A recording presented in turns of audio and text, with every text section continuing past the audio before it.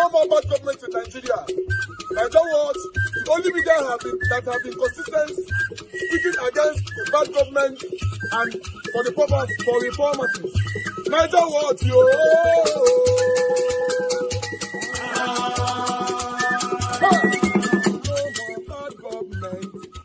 No more bad government. Nigeria what? No more bad government. Nigeria what? No more bad government. The only media that have been speaking. No more bad government. The voice of the voiceless. No more bad government. No more bad government.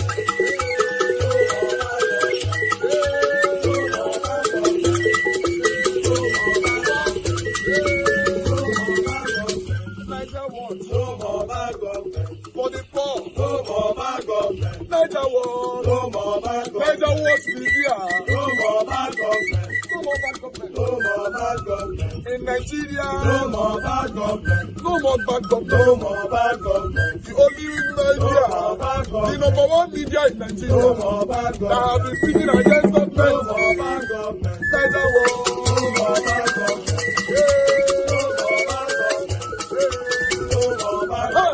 Nigeria what you? The voice of the voiceless. The voice of the voiceless.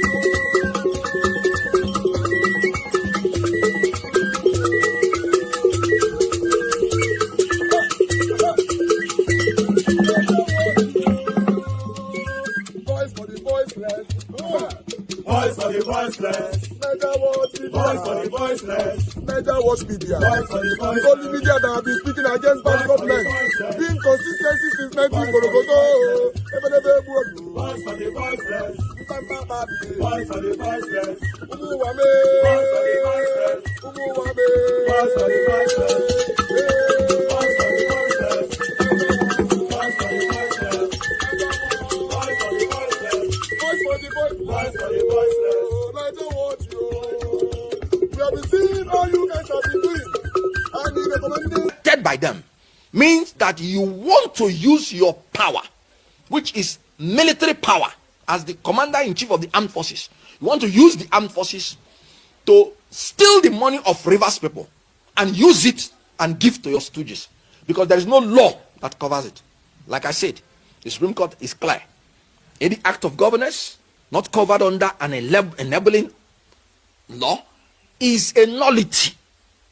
So Tinubu is trying to breach the Supreme Court's judgment. Tinubu is trying to usurp the power of the National Assembly to make law. Tinubu is the executive. So Tinubu now wants to be the legislature, the judiciary, the executive in the issues of Rivers State. If this is not military dictatorship, if this is not a declaration of martial law, tell me what it is. Because rule of law means that government should do everything in accordance with the law. Which law has given Tinubu the rights to appoint a friend of his, or a stooge of his, or a loyalist of his, and overthrow the elected? So what the state of emergency actually is doing is that the president should empower the democratic forces to be able to overcome the danger, even if it means using extraordinary measures. What is the extraordinary measures?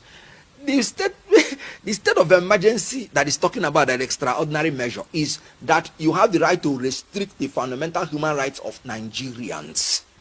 When you are taking away the extraordinary measure, it does not mean removing elected representatives. And this was stated in section 45 of the Constitution, when they say that the provisions of the human rights cannot invalidate any law made by the National Assembly if that law is intended for the defense, public safety, public morality, public order.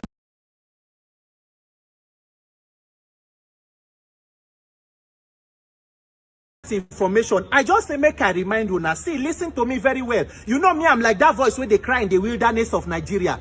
Don't forget, oh, because you see all this issue where they go on for Nigeria, state of emergency, this and that.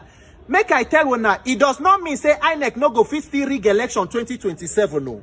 Because say problem there does not mean say INEC no go fit do the thing they know how to do best. Nigeria problem is like Z-word. It's extraordinary every day. Every day you wake up now one calamity. By the way, if you want to hear what I talk about the River State issue, you can watch the video I posted yesterday. But I just say make a remind you now. Nigerian politicians will throw a lot of confusion for your face. Remember, say a few days we start with Senator Natasha and Akpabio. We enter Copper. We enter Fubara. Now that they talk of Dangote Refinery, NNPC. So Nigerian politicians go throw plenty things. As you they struggle to know which one to attend to, the period for election done they draw close. INEC and security go do what they know how to do best. Then judiciary go stamp waiting they don't do. So my fans, they play as they talk so make we now they put eye for INEC because you see that National Assembly, it is either we go now or we go later, but we have to visit National Assembly. You must get electoral reform to end these shenanigans. If not, Nigerian politicians go let push you before you know they consolidate their power. Then you have another 4 years of complaint and lamentation, and everybody life will continue to tumble upside down. May the Lord be with all of us. By the way, National Assembly don't approve President Tinubu's state of emergency where he declare for rivers. But you know the interesting thing, because National Assembly, according to Constitution, supposed to have 2/3 majority. Like in House of Reps, where they have 360 members, they need about 240 votes. For Senate, where they have 109, they need about 73 votes. So since they know say, to vote on an important issue like state of emergency, since they know say opposition fit, they fit no get the number of votes. You know what they do? They decided to use voice votes. The eyes have it, the nails they don't have it. Igbam, and everybody come out. So Nigeria, we know how to use illegality to cure legality. Nigeria, make we shine our eye for those where they talk. Now Fubara, now Wike, now Rivers, now Godfather, now agreement is agreement. The Lord be with you. But even more interesting, President Tinubu himself don't already decide to make himself executive, judiciary, and legislative. Before National Assembly approved the bill where the dating where he sent to them, he don't already call the military administrator, he don't swear him in. And as they follow the news, between 12 o'clock today, before the Senate even approve him, he was already in Port Harcourt Government House. Immediately House passed him, he was on ground there. And then Senate don't also approve him. So Nigerians, those where they talk agreement is agreement, you think say now about River State. Shine your eye very well, before you know, the Lagos templates don't enter national. Every entire state's capture, where everything is controlled by one person or one group of persons. At that time, we don't enter Baba Sokwe. Before anybody do anything, now Baba Sokwe is a political democratic dynasty. May God help Nigeria. This phase we don't enter so. Because as Nigeria does so now, there is no longer line of defense. Now me and you remain to help ourselves. Absolute state's capture, executive, legislative, judiciary, INEC, law enforcement. Imagine contesting election against this block of captured states. Nigeria, we continue. Nigeria does not have strong men. No. We have cowards who are emboldened by the docility of the people. The day a majority say enough, it will be enough. Because now only us we save ourselves. Ask yourself, where Save Nigeria group? Our people, our daddies who have been formed Save Nigeria group under Jonathan. People like Professor Wole Soyinka, Reverend Tunde Bakari, all of them. Where they did, daddy? When our form Save Nigeria, when bag of rice was less than 15,000, they say reach 80,000. We no Save Nigeria again. Now God go help us. May hypocrisy no kill Nigeria before corruption. And our fathers in the Lord, we go the advise us, pray for Nigeria, pray for Nigeria. How far? Our daddies, Islamic cleric, Christian leaders, sure we should still they pray ni? Abi may we add dry fasting on top because we don't pray, see where we reach. When the Oriburuku they go on, we no go hear any of una. Before election, we no go hear from una. After election, una go appear. Pray for Nigeria, pray for Nigeria. The Lord is with us. We thank God. God will help us. So as Nigeria be now, so now we be our own defense. So with the state of emergency, they're very good because they blow pipeline for River State, state of emergency. They don't kill some military men by terrorists for Yobe. I hope they go declare state of emergency. Akure that they protest, say herdsmen kill people. I hope there will be state of emergency. Benue emergency. You know, say Nigeria case is an emergency. Maybe at the end, now ambulance they will use carry everybody because of emergency. That is emergency, emergency. Tell me what you know. Nigeria is emergency. The Lord be with all of us. So, may Nigerians find the wisdom and courage to do what we need to do to liberate ourselves from the hands of these captives where they so, rather than cooperating with your oppressors, because there is no end in sight and there is no benefits for anybody in the long run. God bless you. My name is Peter for Nigeria. Rivers. On that military rule. The nation. Well, it's the nation. I agree with you. The body is not complete when one part of the body hurts. Yeah. And for the fact that it will now be what will now be used all the time As this used to not serve as a precedent. Any small thing, a state you don't like, you slam emergency rule on it because it has not got into that at all. Philip, news moving around that legislators were offered between $15,000 to $25,000. Not all, that some were offered that to be able to vote in support of this state of emergency in Rivers State. You know, they need to, National Assembly need to ratify the decision, otherwise it becomes null and void. I begin to ask, could this be the way to make your decision popular by offering money and even receiving? It's in the open, it's been published. If the decision was really popular. Well, you know, it is no more a rumor. The People Gazette has said that 11 legislators confirmed to them that they will offer up the sum of $25,000 for them to vote in favor of the emergency rule declared by President Ahmed Bola Tinubu on Rivers State. Yes, it is legislative practice and in governance that there's provision for lobbying. But again, in this case, like you rightly pointed out, if this is not issue of trying to push a policy or a bill, this is a declaration that, you know, border on Section 305 of the Constitution, that before you make this decision, this kind of declaration, you have to meet some certain requirement. And one of those requirements is that even if you had made a declaration, it needs to be ratified by the National Assembly within 48 hours if the House is in session. But if the House happen to be on recess, you have up to 10 days to make constitutional, but he said it was impeachable and wondered if the National Assembly had the guts to do its duty. I'm wondering if you are surprised by what has transpired on the floor of the National Assembly. Democracy was murdered in Nigeria yesterday. I cannot publicly say that I come from a country that is a democracy. It is not a democracy. Even the manner of it is so disdainful of the sensitivity of the Nigerian people. You will recall many years ago when there were questions of whether or not the June 12th, the third term thing was going to happen. People wanted to see who voted one way or the other in a matter of profound national importance. To do what they did yesterday was an insult to the Nigerian people. And the National Assembly has become consistent in insulting the Nigerian people. We do not have a democracy anymore. The question is how we proceed from here, recognizing that we don't have a democracy. There is certainly, I mean, I felt like Alan Payton cried the beloved country yesterday. How could they do this to us? After all these years, most of these characters were hiding when people like us put our lives on the line for this democracy. And now they shrivel it. They make it a joke or a measure of pottage. What a tragedy for a country. What a tragedy. Well, yesterday it was a voice vote. But from what we heard and from what we understood, I mean, I think the Senate President, in defense of, you know, their choice of method of voting, said there wasn't one dissenting voice. Yeah, I've heard the Senate President call for a voice vote before, and everybody said nay, and he said the ayes have it. I have it on video. I've seen it before. So the whole thing is a scam on the Nigerian people. Look, let me tell you where this eventually leaves us. Last year, the Nobel Prize for Economics went to 3 gentlemen. On the day it was announced, one of them, James Robinson, was interviewed on one of the global networks. And he said, you know, what it takes to develop, to make progress into this world is now very well known.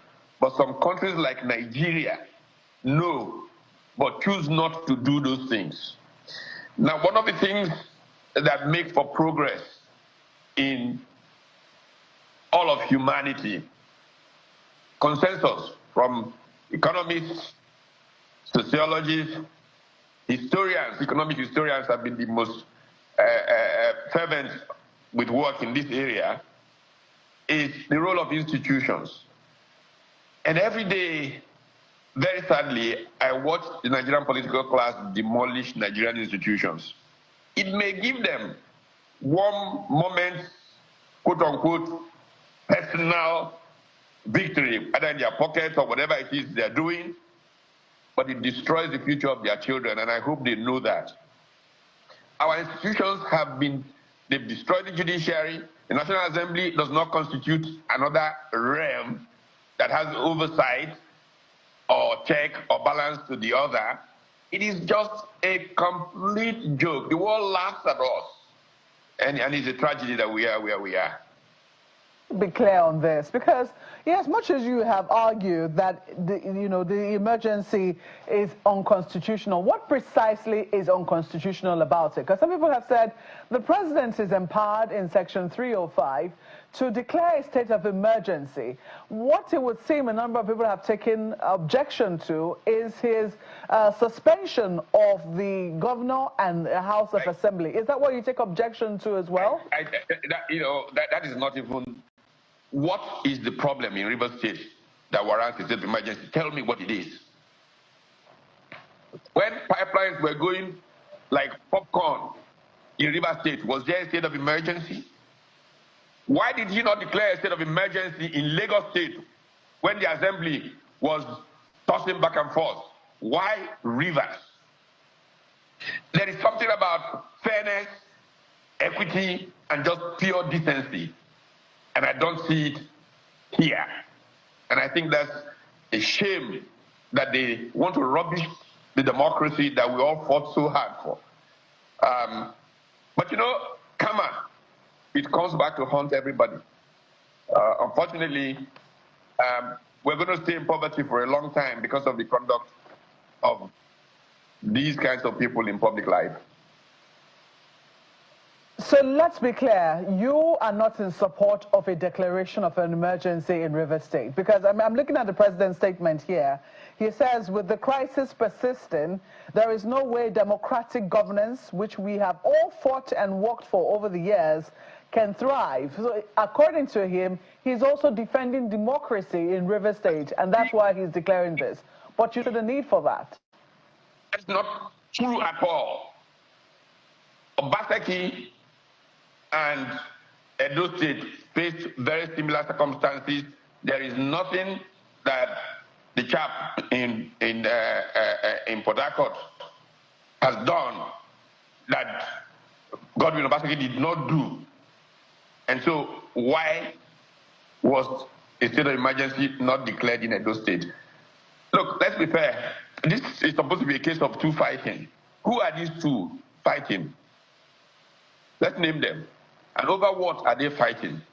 And why do a whole people have to bear the brunt of these outsized egos who are damaging the peace of all for whatever it is they claim they are fighting, which is not in our constitution? We don't know anything about fathers or godfathers in our constitution. And one man can sit in judgment in his own court where he is an active partisan and make these kinds of choices, and the Nigerian people just sit and watch. That's tragedy for our country. Tragedy. I know my colleague Ayo has questions for you. Thank you. Thank you, Markwe. Prof, one of the issues a number of people have wondered is, and I'll ask you as well, because I've asked a few people before, but this is the angle to it with you, Prof. Now, the state of emergency is in place, and the executive and legislature are at variance with each other in very strong, clear, unequivocal terms. They have both flouted the Constitution at various times, and nothing happened to anyone. And then, given the threats, according to the president, of imminent threats of danger he put it in that statement. It was ripe for a state of emergency. The Constitution is silent on what happens when the state of emergency is in place, what happens to the governor, what happens to the legislature. So what, in your opinion, are the options open to the president? Given that the two factions, the executive and the legislature, are at variance in strong terms, and that the reasons for the call for the state of emergency? Well, first of all, I want to ask you to show me. I just said in response to Maokwe, I gave examples. Edo State, Lagos State, and places where executives and legislatures have been at variance. Nobody declared a state of emergency. In state of emergency, there is harm, they say, that can come. From who to who? Let's see those intelligence reports that said this person is going to do that. I've just seen a release by COP, opposition coalition, in which they rebuked the Attorney General for daring to suggest that similarly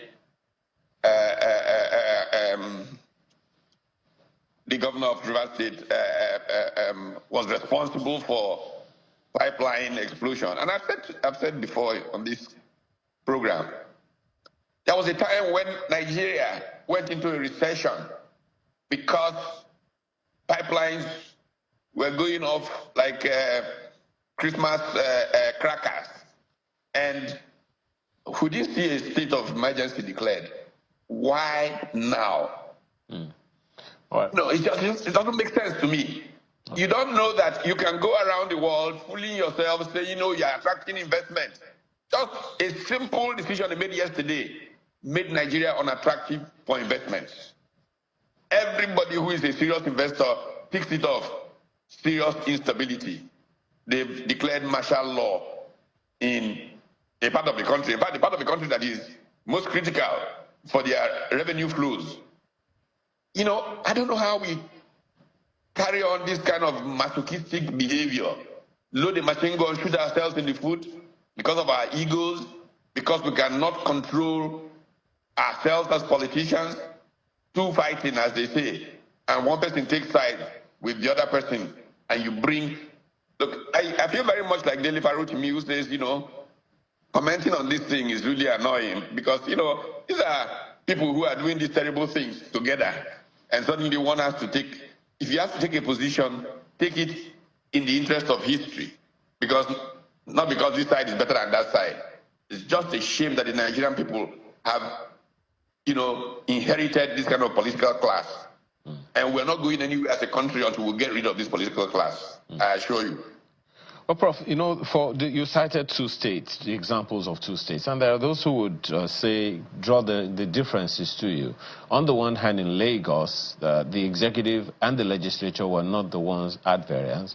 It was the colleagues within the State House of Assembly that were at variance with each other and had nothing to do with the state government per se, the executive arm of government per se. And as for Obaseki, there are those who would ask you, if it happened during the government of Obaseki in Edo State and the president at the time didn't do anything, does that make it right?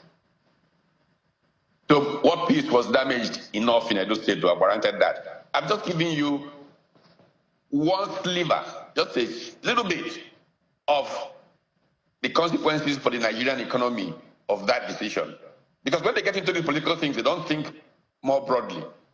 I've told you about a current winner of the Nobel Prize in Economics. I said, look, Nigeria is basically irresponsible. That's why its economy is not growing. And people are suffering, dying of hunger. There's poverty in the land. Instead of focusing on how we can create a developmental state that cares about the people, people go to the National Assembly, take money, and rubbish their country, and make it a place that's not attractive for investment. There will be judgment. I assure you, there will be judgment. Well, the question, one other question that plays, Prof, is, with this situation, exactly what for you is the issue? Is it the fact that the state of emergency was declared, or that the government of the day, except the judiciary, was suspended? There was no basis for declaring one, none whatsoever. It was deliberately contrived. There was no basis for a state of emergency. Look, a good part of Nigeria is in worse situations of emergency. The banditry in the northwest, all the things in the northeast, those are even more challenging reasons that you could use to declare state of emergency. Nobody did. And then the case of true fighting, over what?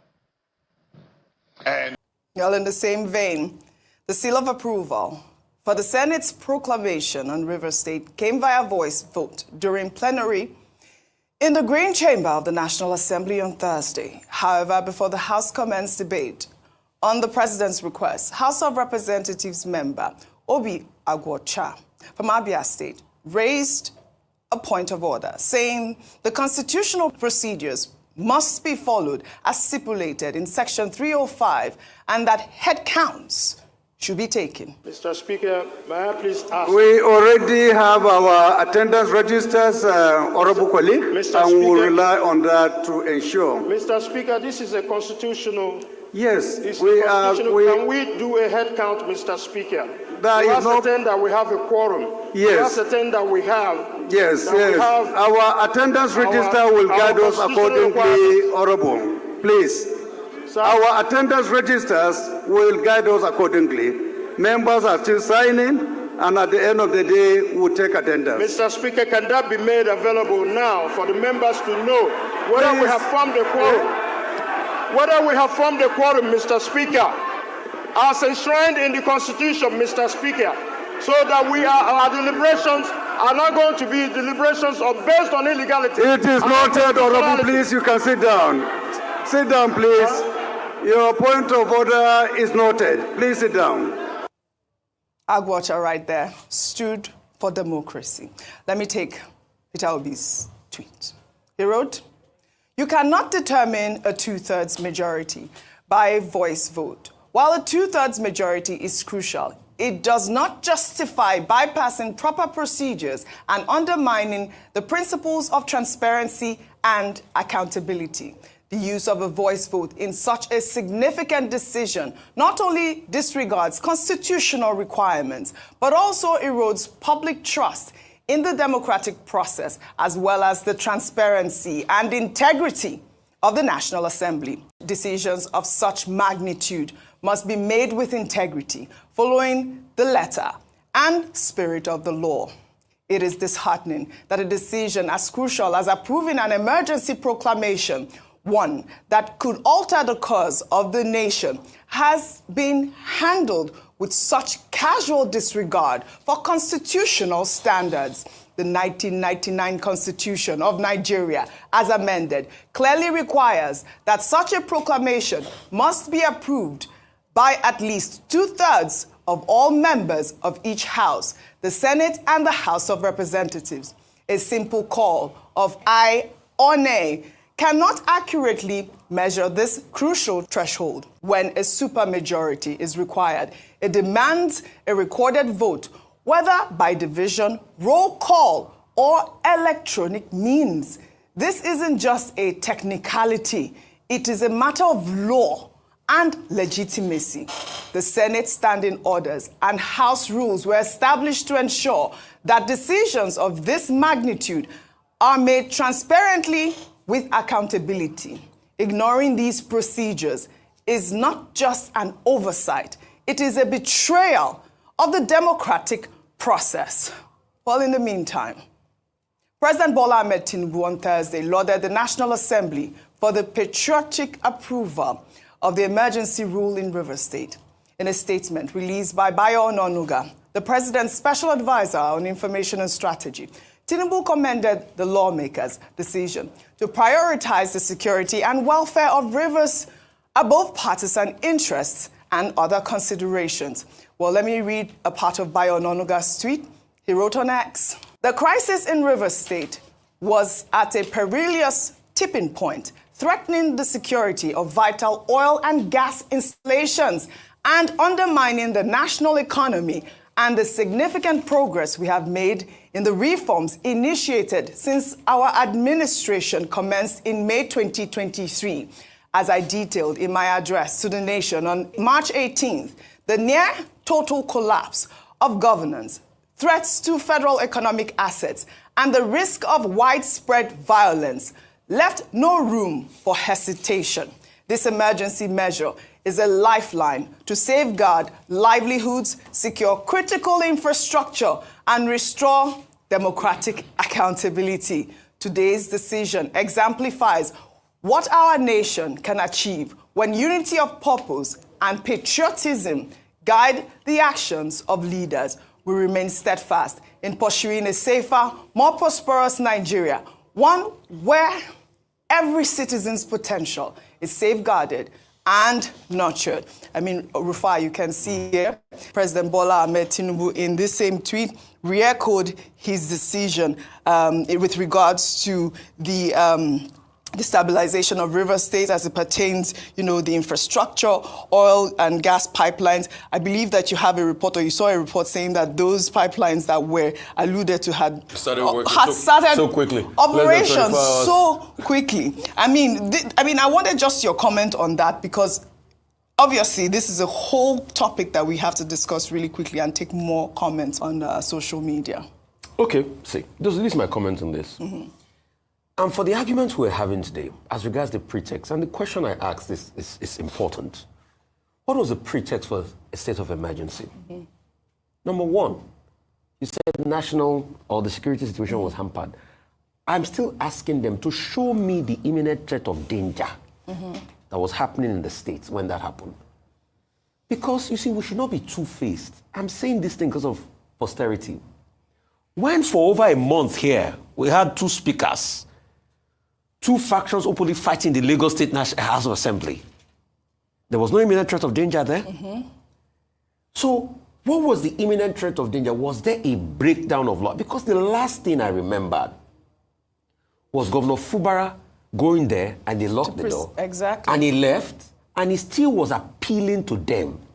A day, the imminent threat of danger that they claim, a day before that thing happened, Arise still had on TV where he went to give some platforms to military officers or the Air Force or something.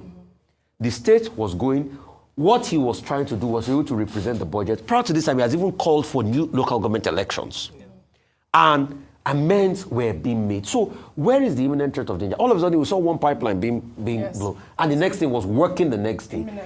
You must be able to tell us that, there was so much imminent threat of danger as regards pipeline being blown up. All right. And you must be able to give us a full investigation as regards what happened. You must be able to tell us, what warranted. See, let me tell you something, Oji. We speak to all sides. All right. Even people within President Tinubu's government knows that the call for state of emergency was high-handed. All right. They know. We speak to everybody. So we are saying this because of posterity of nation. Please. The idea of this imminent threat of danger, and we have to really find ways to educate Nigerians or to let Nigerians know what this imminent threat of danger is, because some of the conversations that we have had is maybe there's some sort of security intel that the National Assembly members know, or the Senate knows. We need to know whether or not this is it, because we don't understand why at this point people in the north have been complaining about threats of danger. We are seeing videos on social media. People are saying, okay, is this River State? We're seeing soldiers were killed. There's no state of emergency. People are being killed on a daily in the north, and there's no state of emergency declared in those areas. So these are the sort of conversations that Nigerians are having at this point because of this decision by the National Assembly. It appears there's no strong opposition. Well, in the meantime, the newly appointed sole administrator of River State, Ibok Ete Ibas, formally assumed office on Thursday. He was welcomed by officers of the Nigerian Army at the Port Harcourt Airport and went straight into a closed-door meeting with senior security officers and state officials. Let's take a look.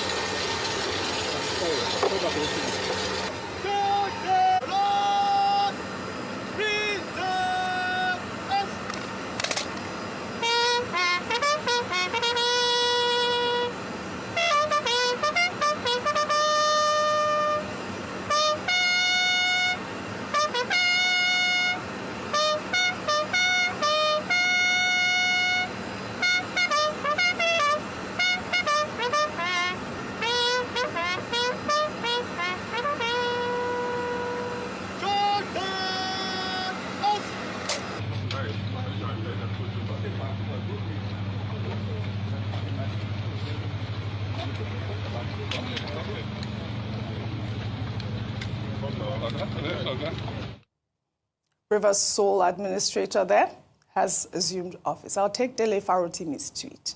He wrote, "Our reality is that the law is now whatever Tinubu says it is, and whatever he wants it to be. Tinubu is the law. A de facto dictatorship has been foisted on us. Many will argue against the truth, but the notorious facts are staring us all in the face. A dictatorship Nigeria." Well, meanwhile, a Rivers State indigene, Daniel Wariboko, has sued President Bola Ahmed Tinubu and the federal government for suspending Governor Sim Fubara, his deputy, and the State House of Assembly.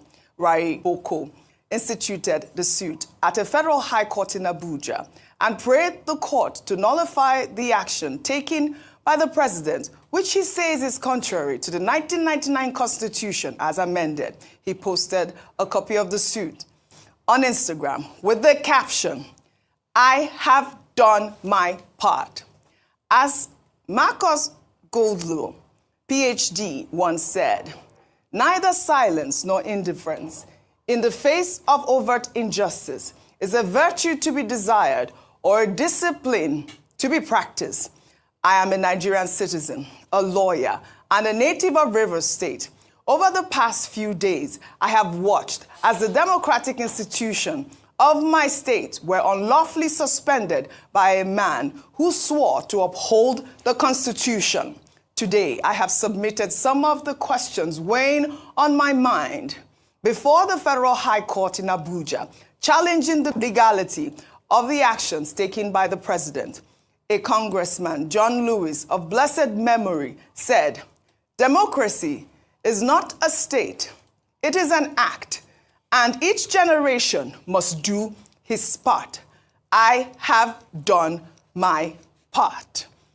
These are people, citizens of Rivers State, people condemning what appears to be an unconstitutional approval of a state of emergency in Rivers State. Dr. Abati, I'd like for you to unpack some of those questions I raised earlier, especially as it has to do with the imminent danger. Okay, Section 305, sub 3, paragraph 2, I think. Paragraph 1 says, when there is when there is threat of war. Paragraph 2 says, when there is imminent threat of an invasion or the possibility of war in the country. Now, Section 2 of that same section, 305 sub 2, says that the president shall declare a state of emergency. Shall, in law, is obligatory. So the president has a primary responsibility to prevent either war or a possible invasion of Nigeria or a possible breakdown of law and order or a possible threat of war in any part of the federation. We do not question his powers in that regard. What is being questioned is how he has exercised that power. However, the contentious issue this morning is 305 sub 2 about imminent threat. Now, the president receives a lot of security reports. He gets the blue paper every morning from the Nigerian Intelligence Agency. He gets the report from the DSS every morning. I don't know what color the DSS is using now. It's a report. It comes in the morning, and the president, will read it and all of that. I don't want to give you, I got to know the various reports. Absolutely. He gets a report from Directorate of Military Intelligence. He gets briefing also from the National Security Advisor. And that is why sometimes, the president having a helicopter view, even if you are a presidential advisor, you tell him certain things, he may rely on those security reports to take a decision. The other part of it to note is that the situation in Rivers State, I hold the view that there was imminent threat of danger. No argument about that. Because we saw that the Ijaw Youth Congress was already saying that they will blow up federal government assets in that region if Fubara was impeached. We saw that the Ijaw National Congress was also on television saying that there will be chaos. Now, I guess no responsible president will fold his arms and say, let them go and do their worst. What I do not agree with is collapsing democratic structures.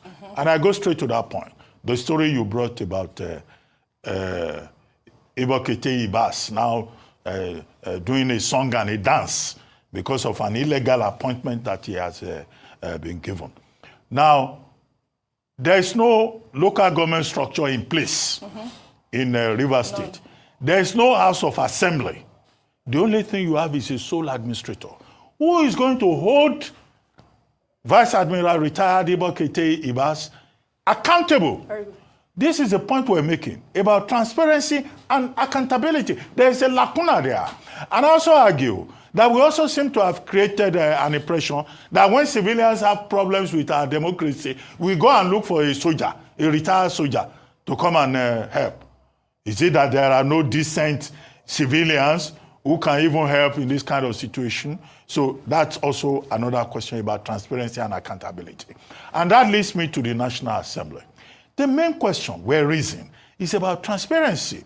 They said they went into a closed session in the Senate.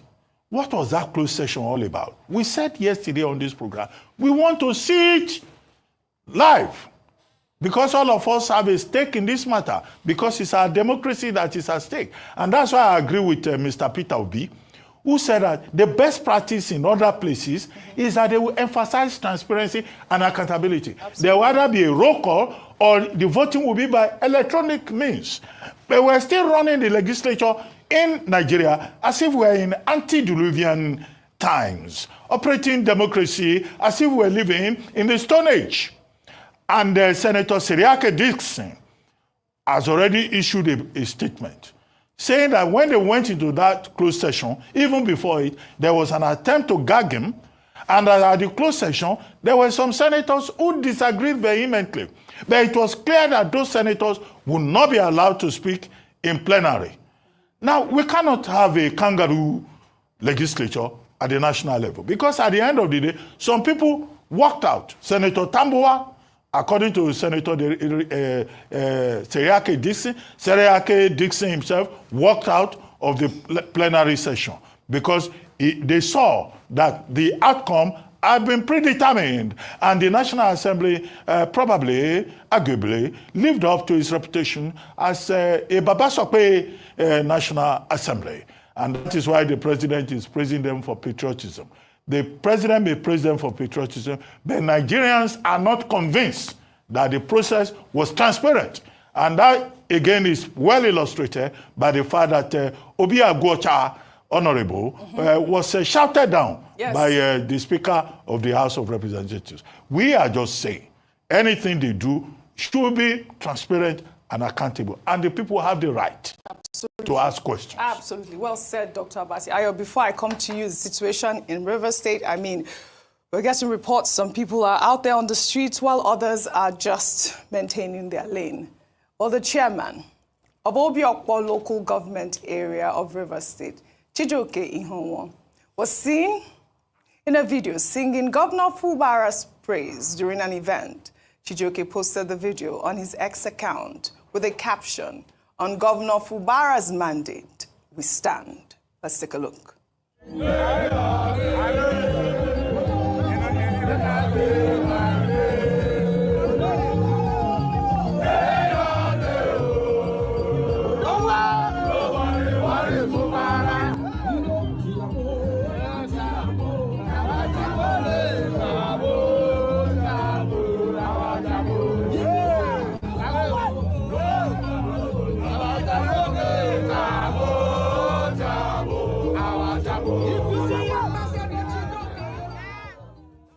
All right, we don't know when this event actually took place, but he posted it yesterday on his X account, sending a signal that they are standing, that they are standing behind a Fubara. I'd like for you to touch on this, as well as the lawyer from Rivers State who sued President Bola Ahmed Tinubu for suspending Governor Fubara. His name is Daniel Wariboko. Yes.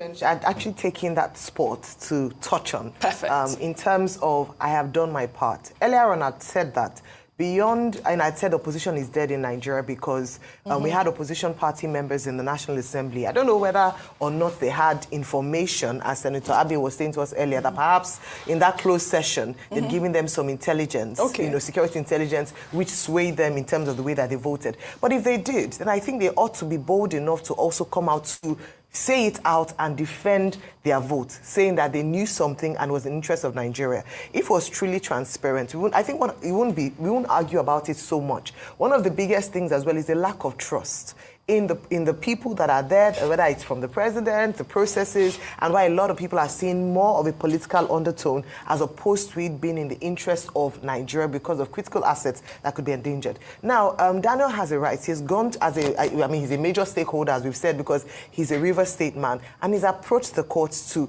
challenge the legality or constitutionality of the president's decision. And this is one citizen who has decided to take his civic responsibility. Absolutely. We cannot just stay as citizens on social media, comment, and not just us. I mean, we are the fourth estate of the realm. We have the opportunity to also hold government to account. But Nigerians have the right to have their voices heard through the representatives in the National Assembly. And there are many ways that can be done. If it seems like they're not representing your views as you voted them in for, then you can recall them. But we know that that's almost now impossible. You can pursue legal opportunities.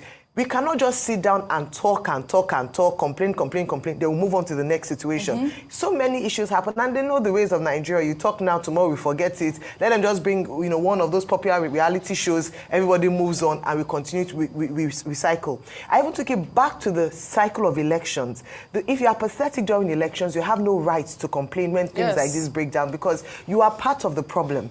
Now, when it comes to politics, yes, we have people who are frontliners, front runners, elected officials, but every single Nigerian has a civic responsibility to protect the integrity of our constitution and the integrity of Nigeria. And if you feel like anything is not working, explore the channels that are available to you. Your voices don't have to be quiet. I think it's very important. But the other man, I don't know if that's his own way of contributing to the discourse. I don't know how that helps anything at all. Yeah. That chairman or suspended chairman of your It's not about any man. Like you said earlier, it's not about Fubara. Yes. It's about Nigeria. Absolutely. It's about the democratic processes in Nigeria that we're all fighting for. All right. A caveat though. Yeah. These people singing day or day, they sound like an Ogogoro squad. So I don't know whether. But he's the executive chairman of. That's what he wrote. Executive chairman of. They were busy drinking. They were busy drinking and carrying cups. So were they making their statements under the influence? But that's by the way. The second thing, the Daniel Wariboko, who is going to court, two issues will come up. Yes. There will be issues about whether he has local standing. There will be issues about jurisdiction, because the basic dispute is between federal government and River State, and then at the end of the day, even if the matter goes to Supreme Court, as we have argued, say, let's test 305 to know the extent. There will be issues about technicalities, as happened in Plateau State government, versus Attorney General of the Federation, which is a decided case. So, but that he has played his part. As a citizen, he has expressed himself. But there will be technical issues that could and that is what I love about the story. And that's the message out there. We all have to do our part to continue to foster democracy in Nigeria. I've had to deal with. And can you explain to us what Senate authorities told you about why they were suspending you? They summed it up to say I was suspended for gross misconduct as against my allegation of sexual harassment. But I believe that I was suspended to silence me from speaking forth, more like punishing me and setting an example so that no other woman would dare speak on such things, especially against powerful men. So they say I was suspended for gross misconduct. And I ask, what exactly amounts to the gross misconduct? Was it because I refused to move my seats? We have, there were videos that popped up whereby the same Senate president in the 8th Assembly years back, he also had a brawl in the chambers because his seat was moved when he was not duly notified. Right. And his countenance, there was actually much more. In the Nigerian Senate, we have had senators gone physical on themselves, shouted, insulted, cursed, and even threw items at themselves. They were not suspended. So why me? I think I am just victimized. And that's the bigger picture of how women are treated in politics in Nigeria. And could I but just let me ask say you, this. Let me say this, very important. I am not the first woman to have accused the same man, Senator Akpabio, of sexual harassment. There is a lady in the corporate arena about 3 years ago. Her name is Joy Nonie. She was the MD of NDDC. She actually spoke that she had to slap him when he tried grabbing her in a hotel. So this is not an isolated case. But again, I'm saying this. I would want the courage that I have gotten to speak about this this societal vice. I want it to be taken serious because there are a lot of women who are suffering, not just in politics, not just in the corporate arena, but in universities and many places. Women are sexually harassed, and there is no safe spaces for us to vent and seek justice. Okay, thank you for that. And of course, God's... In the year 2023, on the 8th of December, we were at his country home. He was taking me around his house. My husband was walking behind us, held my hand. And we got to this particular room where, when he noticed my husband was a few steps away, he then squeezed my hands in a very suggestive way. We're women, we know what it means when a man squeezes his hands, squeezes our hands in a suggestive way. And he went, I'll make an opportunity for us to come here and have a good moment, you know, along that line. And then I just took my hands off and I looked back. I saw my husband was near us. My husband looked at me as if he heard some part of that, but he wasn't so sure. So he looked at him as well. And then the Senate President, of course, sensing the awkward moment, now said, oh, there's a chapel over there as well. Let's go, let me show you the chapel. He had a chapel in his house. So we went there. So my husband asked me a few moments afterwards, what did he tell you? And I didn't want to cause any friction because we were very good friends. My husband respected him a whole lot. So I said, you know what, Natasha, hold this up, resist it. It's going to be fine. You can manage it. What I thought I was going to manage just didn't seem so. Episode after episode, moments after moment. So it was multiple times? Yeah, it was multiple times. Did the Senate President ever make any sort of advances towards you in the chamber or in the Senate? Yes, in front of senators. He's done that. There was a time I forgot to wear my ring. I rushed to work, forgetting to wear my ring. And there were about 5 senators there. And he was, oh, Natasha, you're not wearing your ring. Is this an invitation to treat? And then there was another time he made a statement like, Natasha, your husband is really enjoying. It looks like you'll be able to make good movements with your waist. So the Senate President said this? He says that, yeah. He makes such sexy statements, and then they all laugh. When the Senate President allegedly made this comment to you, there were other senators present? Yeah. They said, in the Senate, we're all men. She should be used to this. How did the other senators respond to that? Just laugh. The culture of shaming a woman who dares speak of something that is like a taboo is real. And that is that culture we must break and shred. So when you presented your petition for sexual harassment, it was dismissed by the Senate on procedural grounds. They said it was inadmissible because you signed it yourself. Were you aware that this was a requirement? No. They said that I had no right to sign the petition myself. I am not supposed to sign my petition because a senator is receiving petitions from her or his constituents. But here, first time in the history of Nigeria, a senator is laying a sexual harassment petition seeking justice. When I submitted the petition on the 5th of March 2025, I was suspended the next day from the Nigerian Senate. The Senate say that you were suspended for, quote, gross misconduct and unruly behaviour, and not because you brought sexual harassment allegations against the Senate President. How would you respond to that? When they say my suspension was as a result of gross misconduct, that is not true.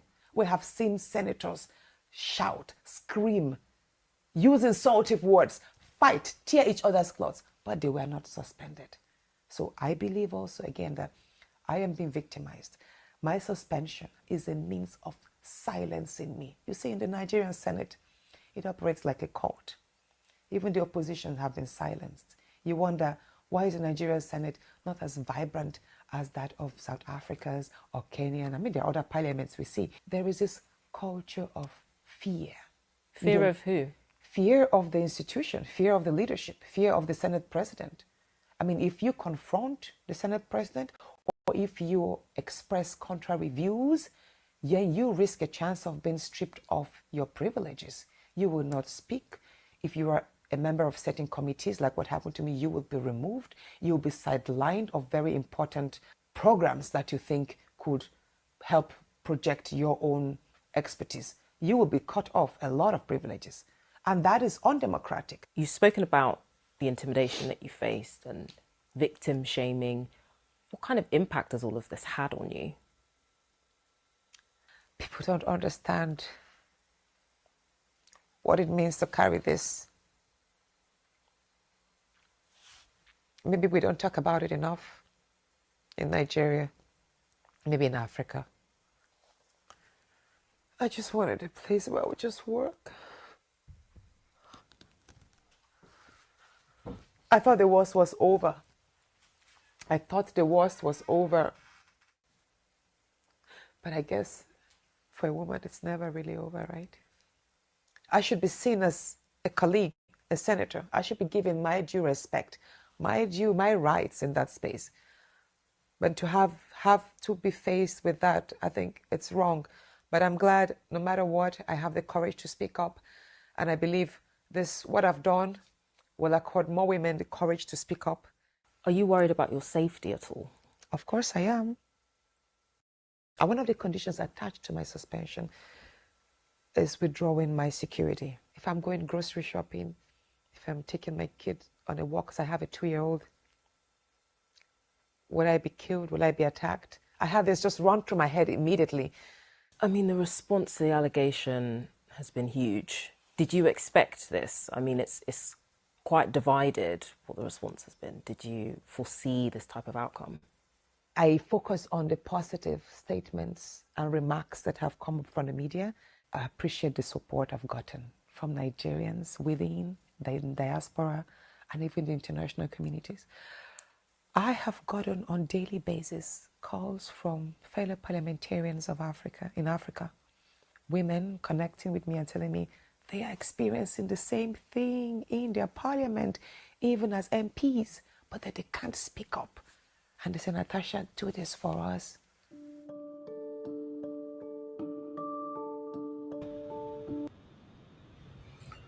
Wow. To be honest, all the time whenever I listen to the Natasha's situation, I'm not just seeing Natasha, I'm seeing more women who are facing this same situation in our country. In fact, since Nigeria was created. Between you and I, we know that a lot of Nigerian women are facing this, in different sectors in Nigeria, from top to bottom. Unfortunately, many of them cannot speak out. If they speak out, some of us listening right now will be the first to castigate them. The government look down on them. The police, in most cases, ask them questions. What were you doing in his house? What were you doing in his office? These kind of questions that will certainly just turn you off. So when you see things like this, because I'll be advocating for this particular area for a while now, because I noticed that many girls, young girls, this is a senator now that is struggling right here. She's struggling. But what about the commoners? Just the commoners, the common girls in the street of Nigeria today? Many of them have been raped. Many of them have been molested, sexually harassed. They can't speak out, because when they speak out, you will see people say, bring the evidence. Bring the evidence will rise. In the UK, you cannot even tap a woman to say, hello, can I have your number? You can't tap her. You can speak with your filthy mouth, but you cannot touch her body. You cannot. You can't dare. It's only in Nigeria you see things like that happen. Then you see satanic Nigerians justify it. Say, oh, maybe it was the way you dressed, I don't know where we're going in the country. Like I've said so many times, the cause is not happening to your sister today, your mother, your family members, your relatives, your loved ones. You might just look down on it and say, oh, okay, what's my problem? Not my problem. It's very unfortunate. This one, a senator, where they struggle to get results, so a senator. You know, it's sad. Maybe some of you that is joining or rather supporting this satanism, maybe you will react more. You will react more prospectively, maybe when it happens to your daughter, to your mother, probably to your wife, to your sister. Maybe you react then. Do you know why? Let's go back. Let's rewind the time back again. Do you know in 2023 when satanic Mahmoud Yakubu ring the election and give it to Tinubu? Are you aware that it was majority of the people who reacted on social media, who cried out, was concerns Nigerians, not the satanic politicians today that are saying that democracy have been murdered? I would like to go back to my own state, Edo State. When Aswan Ighodaro was slapped both back and front on his face, he came out by saying that democracy, you know, if they cannot do this, blah, blah, blah, democracy is gone in Nigeria. Whereas Aswan was, when the election was ringed in 2023 for Peter Obi, Aswan Ighodaro watched it on air. He deliberately did not utter a word at that time. But then, when he reached the body, he can't talk. Abi, then we'd like to move on. Pat Atomy, we talked just now that democracy has been murdered. 2023 general election that was openly ringed in the broader lights. Pat Atomy, we not see him when come on air to say democracy has been murdered. He stays silenced. But today, democracy has been murdered. You see, the evil that you see and you pretentiously ignore it today, don't worry, it will affect you directly or indirectly tomorrow.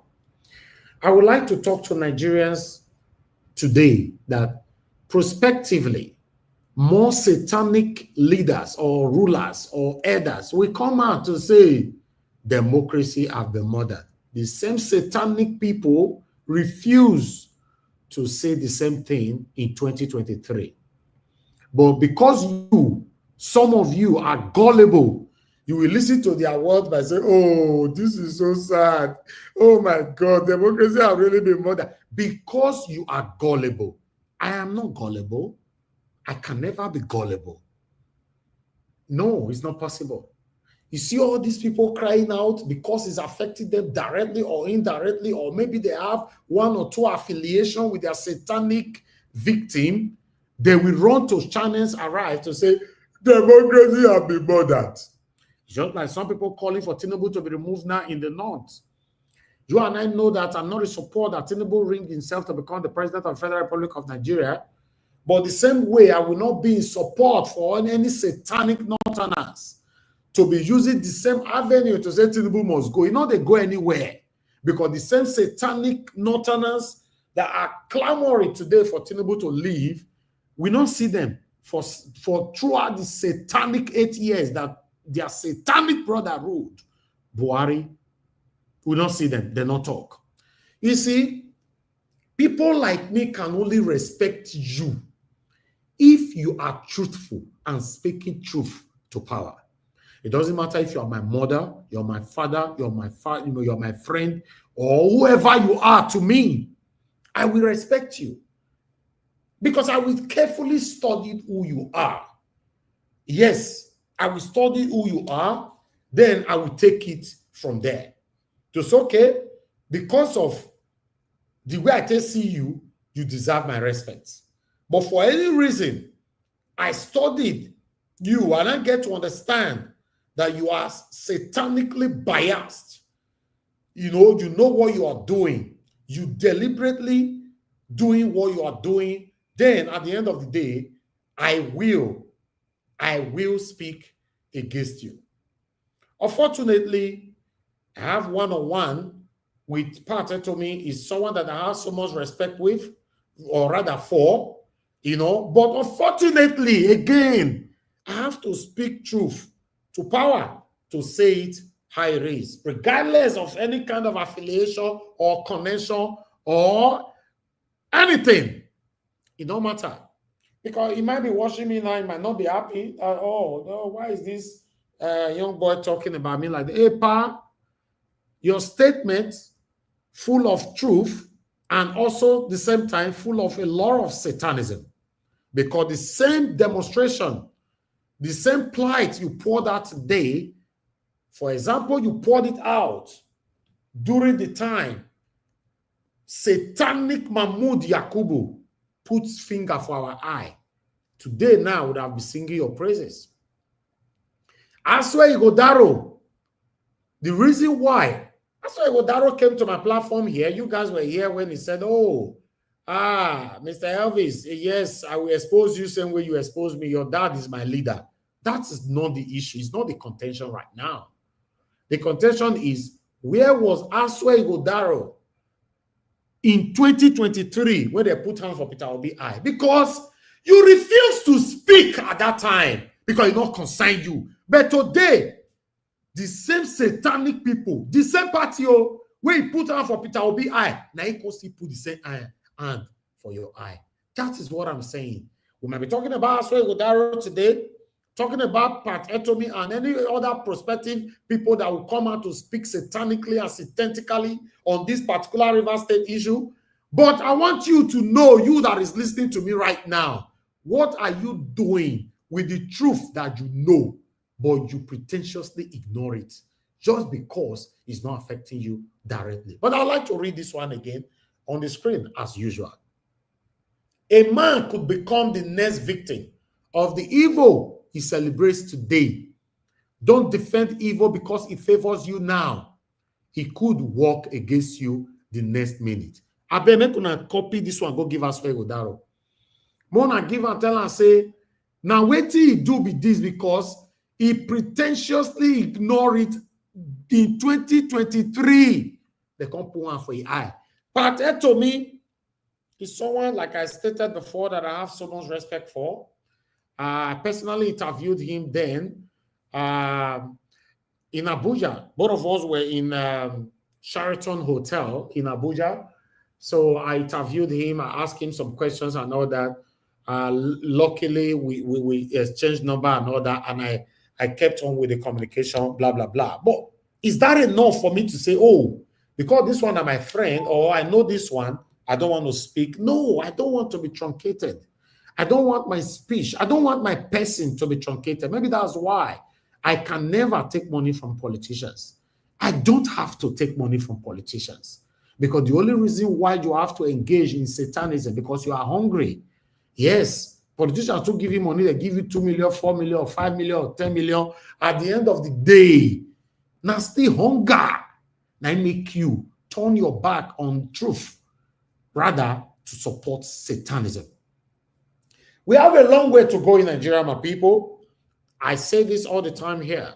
A lot of people don't like people like us because we speak truth to power. We have a long way to go because until we start speaking truth and start standing for what is right, until we start kicking against anything that is wrong in our country, we are not going anywhere. Yes, I know a lot of platforms on social media who have compromised their satanic platform for peanuts. Today, some of them come to our platform here either to attack us directly or in disguise. Go on the comment section to comment rubbish.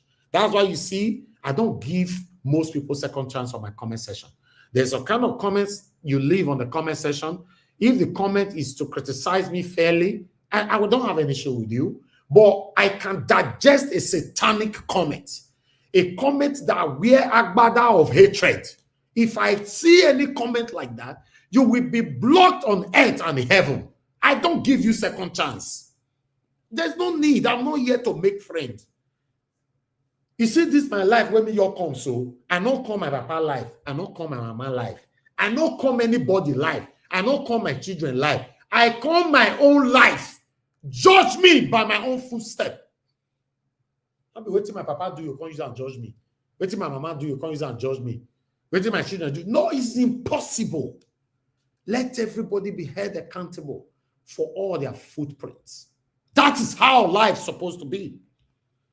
Many of us are silent because sometimes the people that are involved in this satanism are either one way or the other close to you. Because of that, you will stay silent. I don't want to talk, I beg, that now he give me bag of rice for 2,000 so time now. Or now he help me during the time when I enroll my pikin for school. Or now he help us during the time I want to do my wedding. He helped me that time with 500,000 naira. No. They are telling you now that the same EPA that helped you with 500,000 naira just might somebody in your community. Speak out. Say, no. He helped me that time where I did do my wedding. Now he give me hall. Now he buy me cow. That is where we are today in Nigeria. Compromisation, nepotism, favoritism, satanism, all are affecting all of us at the same time. It's very unfortunate. I've seen on social media where people criticizing people like Senator Natasha, insulting her left to right. Madam, you not get proof, I beg, at her house. If you get proof, post them on social media. Just imagine how the level we have reduced ourselves to by asking a senator to post proof on social media. A senator that's supposed to be giving an avenue, a pathway to present her evidence. Threaten her. If you don't provide your evidence, you go to jail. No, the Senate refused to ask her that because they know she will provide something. Now, the gullible Nigerians that have been suppressed and now saying, Madam, enter house, show your evidence on social media. Imagine that. Then the cop, the NYC girl came out to say, I'm hungry. I cannot continue to spend excessively stupidly on nothing. Then the same Nigerians went on social media. They went to bring her videos when this girl was, enjoying her life in club or whatever, making hair or fixing nails. People started saying, "Oh, if you were suffering, you're not going to wear, you don't go club, you don't do this." Just imagine. Just like anybody listening to my voice today now would think, "Oh, Mr. Evans is speaking for himself," not knowing that I'm speaking for us. Tomorrow, you not knowing I'm speaking for you, you will come and criticize me. Until the Amagbadi fought for your mama and your papa head before you come to say, if I know that they are for support Mr. Evans, oh God, they said it did not fall for my mama head. They said it did not fall for my papa head. But when I was talking for us to prevent it in totality, you said no. As for all, it's not affecting you directly. That is why we are where we are today. We are not going anywhere. The unfortunate part of it is I've put in my time into this. I've been doing this now, if I'm not mistaken, over 2 years now. I've not taken a day off from work. And a lot of you can testify to this. A lot of you can testify to this. And I've called more Nigerians to engage the social media, at least just 50 that can be this consistent, dedicated to what is affecting us in Nigeria. 50 alone will put all our satanic government under pressure to do the right thing. But unfortunately, till now, I still never see any platform where you go feel do for us. I don't know whether I don't see, me still never see. I'm still looking, hoping that, yes, I will soon see. I don't see. Some of them coming now, they come out once a week, once in 2 weeks, once a month. We need more people. Yes, if not, we are not going anywhere. It's very, very hard. It's hurtful to know that where we are today, man, I'm speechless. When I interviewed Pat Etomi, I would like to recapitulate to this particular video. Many of you remember this video on Naija Wash. That was introduce yourself, though everybody already know who you are. Well, introduce yourself to my name is Pat Utomi. I'm an academic, I'm also a politician, I'm a social entrepreneur, and an entrepreneur. In case you want to watch that video, it's right there on Naija Watch. I just wanted to reference to that no, it's not enough for me not to speak truth to power. Pat Etomi, I wish at that time, all our leaders, all of them come at that time to say, no, Tinubu cannot be sworn in. This is injustice. This is democracy is about to be damaged permanently. We for not the way we did today, but many people can't hide. Now it's now affecting all of you now, left and right. Left and right. And everybody now they stay silent. They say, oh, if I know I for talk or I for not talk, or I for talk or I for not talk. See, man, we don't get where we they go for Nigeria. To be honest, we don't get where we they go. That's why Ahmed talk at that time. He talk and say, as soon as they sworn Tinubu in, make una know say democracy is gone in Nigeria. Tell me, between you and I today, do we have democracy in Nigeria? Let's be honest to ourselves. Do we? If only you want to be honest to yourself, if you are not satanic, if you not join the people that, wow, I'm speechless. I'm just speechless. What about Wole Soyinka, who tell us, say, I will assess Tinubu's government after 1 year? Abi, Tinubu never still spent 1 year for office as of today. Where is Wole Soyinka? These are our elders that we suppose to look up to. As we talk, so we not see Wole Soyinka. We are still looking for Wole Soyinka everywhere. Anybody know where Wole Soyinka dey? Look whether it dey your area, your estate, where it dey. A part tell us say after 1 year, he go assess Tinubu regime. He never still reach 1 year where a part want to talk. Where is Wole Soyinka? We want to hear from him.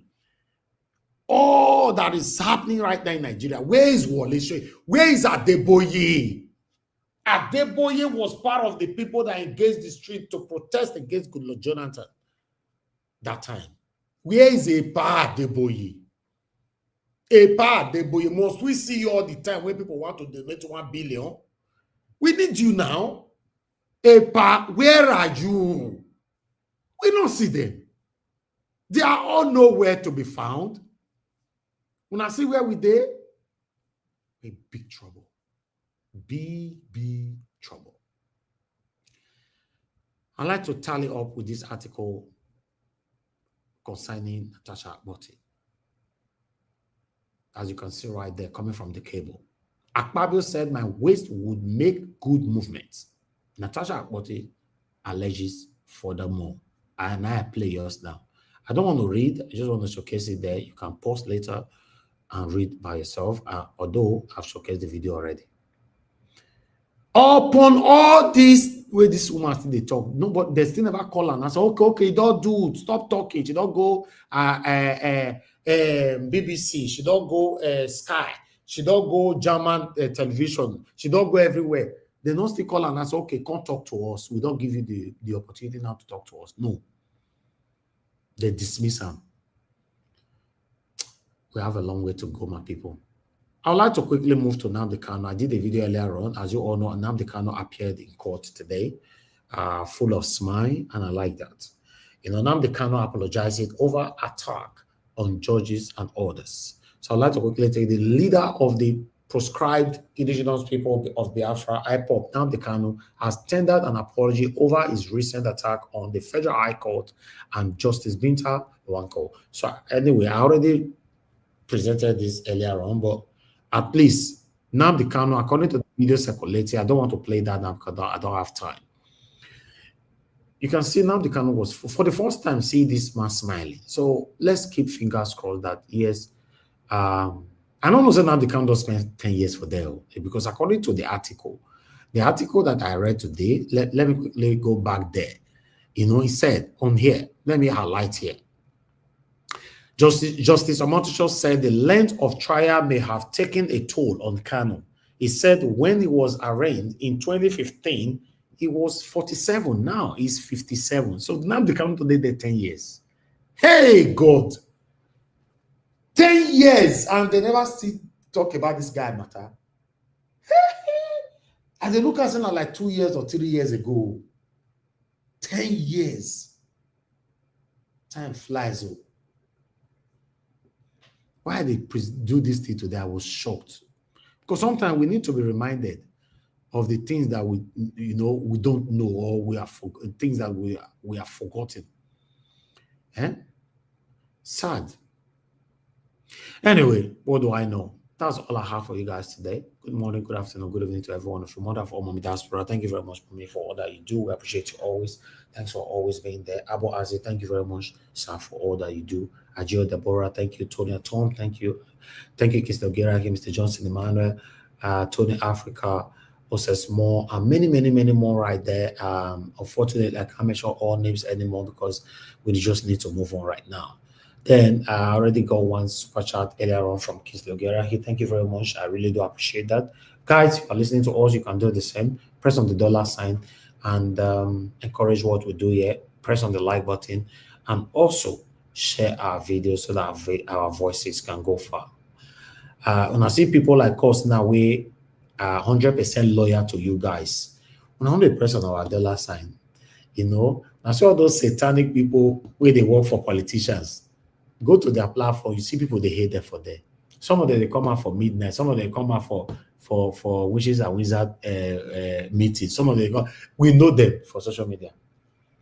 But people that is speaking truth to power, standing for how Nigeria can be better organically, we always support them. It's not right. It's not right. Always support us, encourage us. You know, broadcasting from Nigeria every day is not cheap. It's time consuming and it's not cheap at all.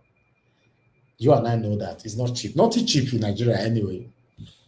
You know, it's not cheap. Internet is not cheap. Light generator fuel is not cheap. Food is not cheap. The hair itself now is not even cheap anymore. Nothing is cheap here in Nigeria.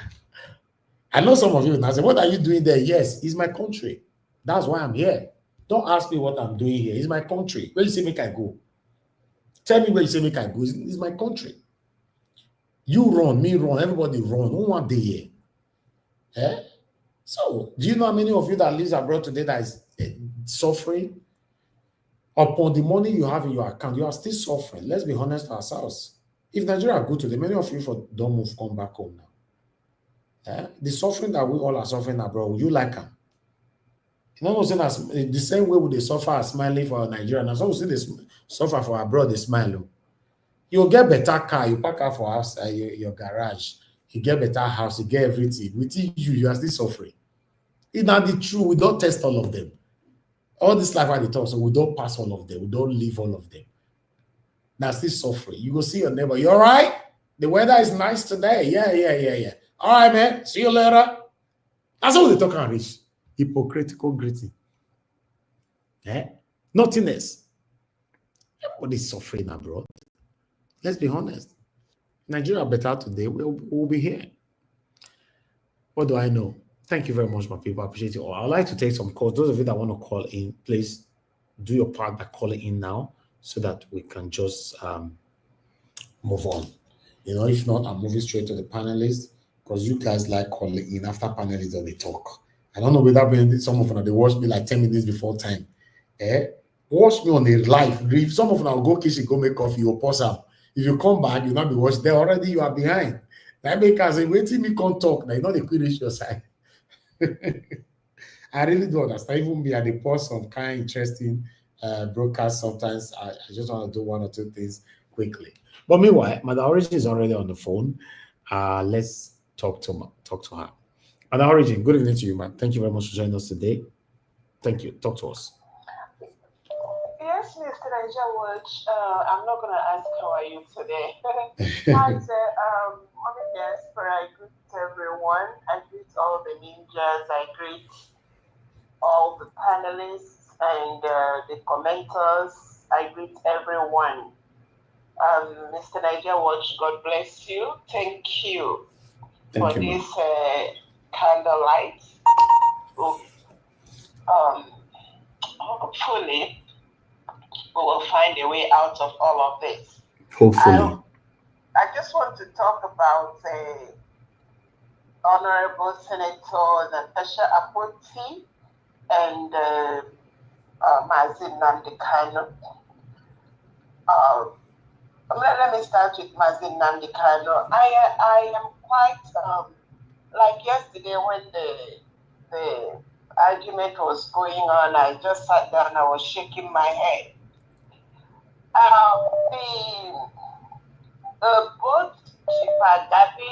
is now his lead counsel, and Justice Motoshan apologized on his behalf for.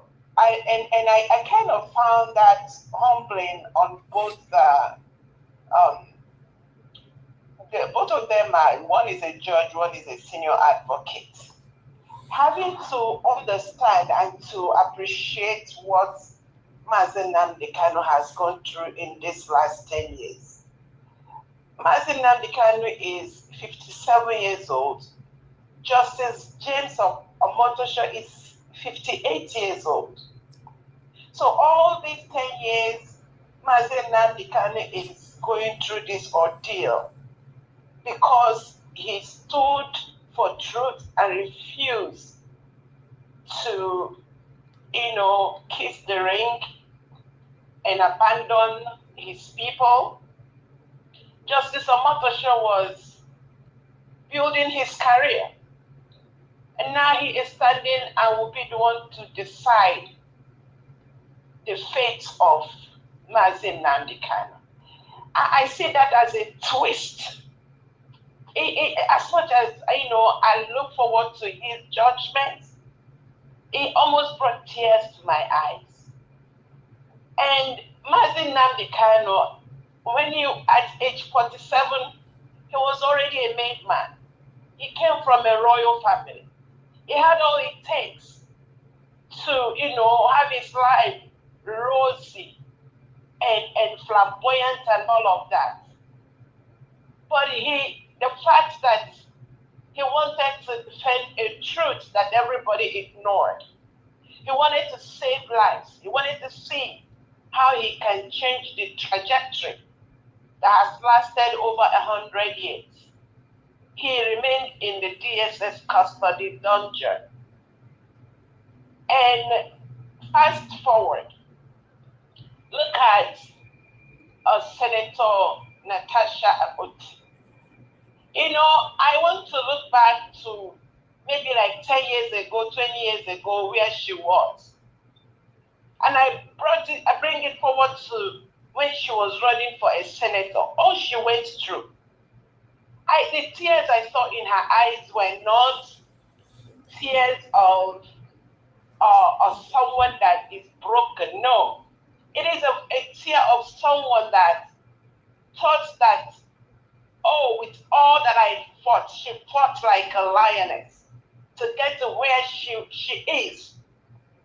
When other men, those men that were persecuting her, got their own from the back door by kissing the ring, giving 50 billion naira, doing all the atrocities, and they are her judge.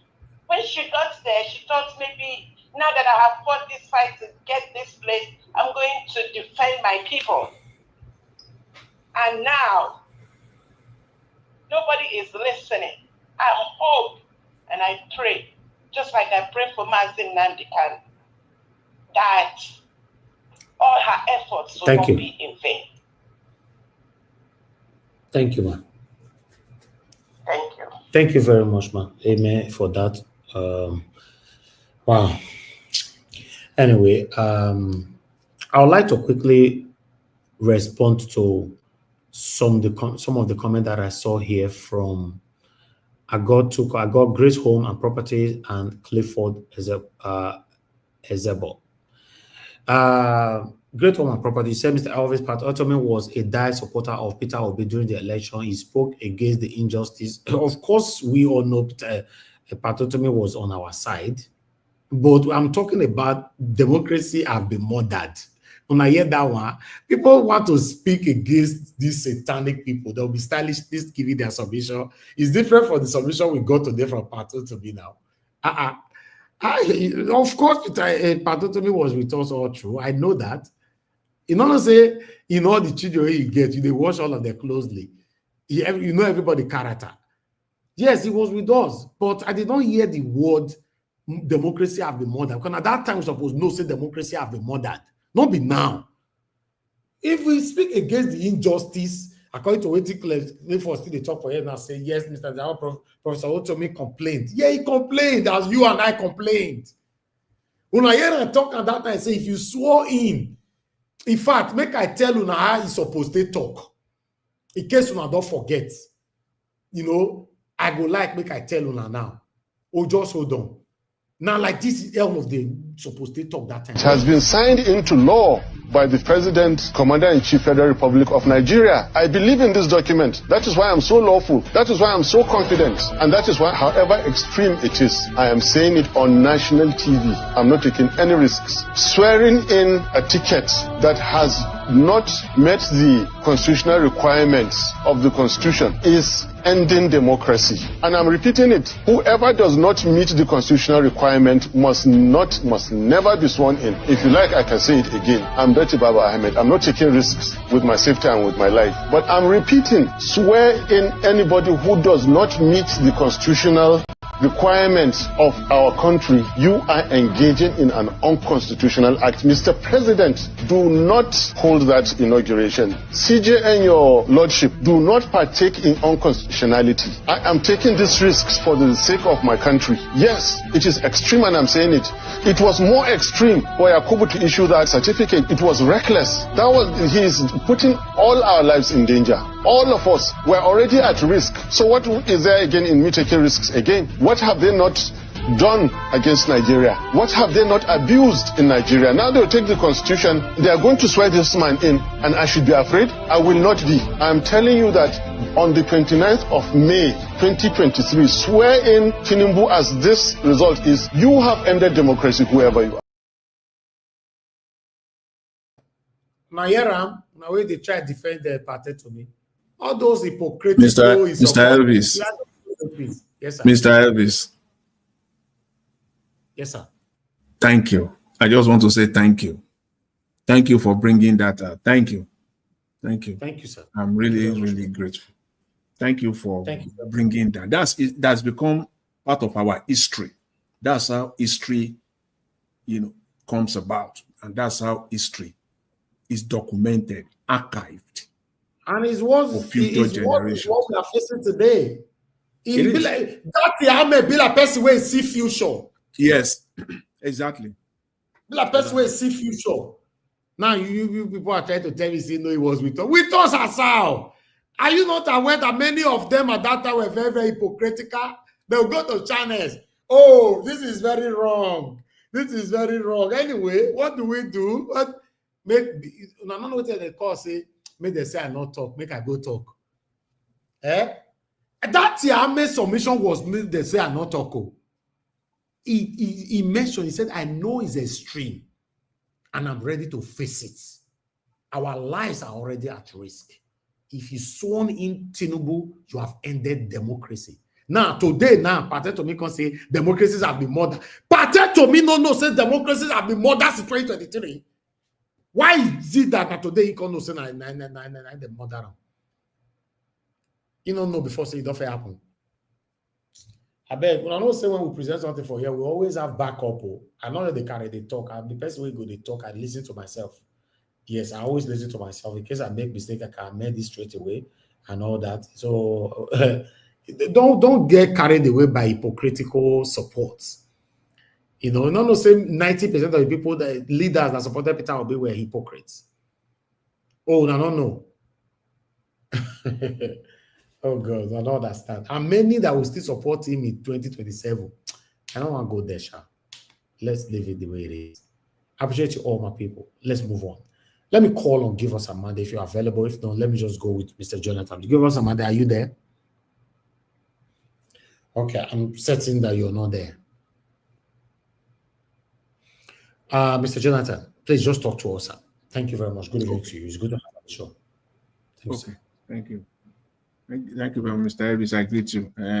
God bless you abundantly. Mr. Give Us a Mandate. I greet you. God bless you. And then I greet Mommy Diaspora.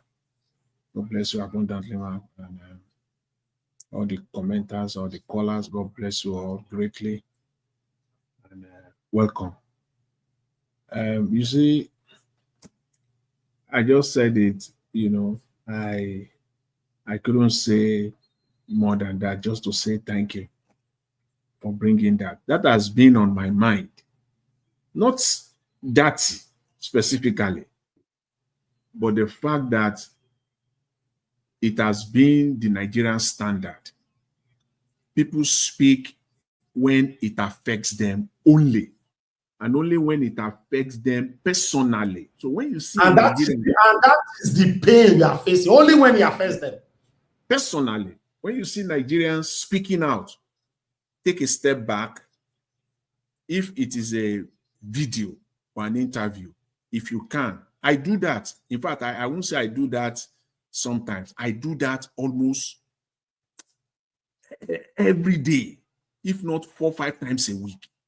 When I listen to someone and I want to make a judgment, I will go back and listen to the person. Then I will forget what he's saying in his mouth because I've already listened to that.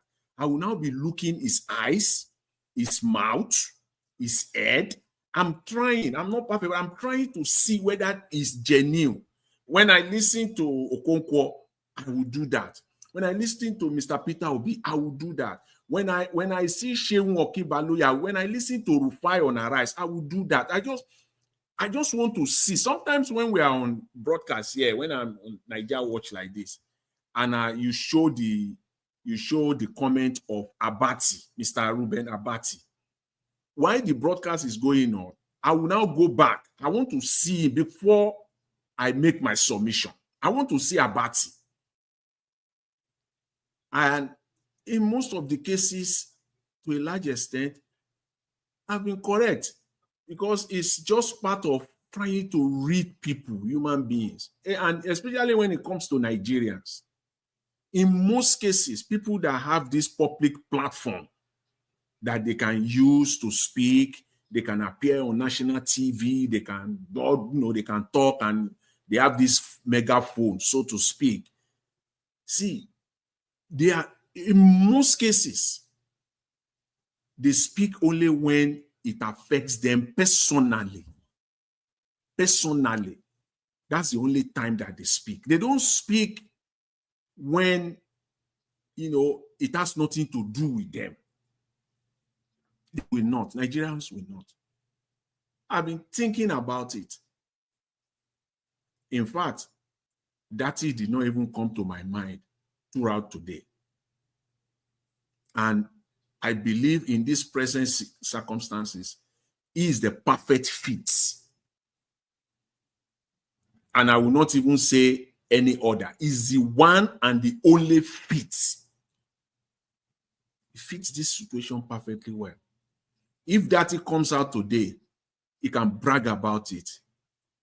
He has the right.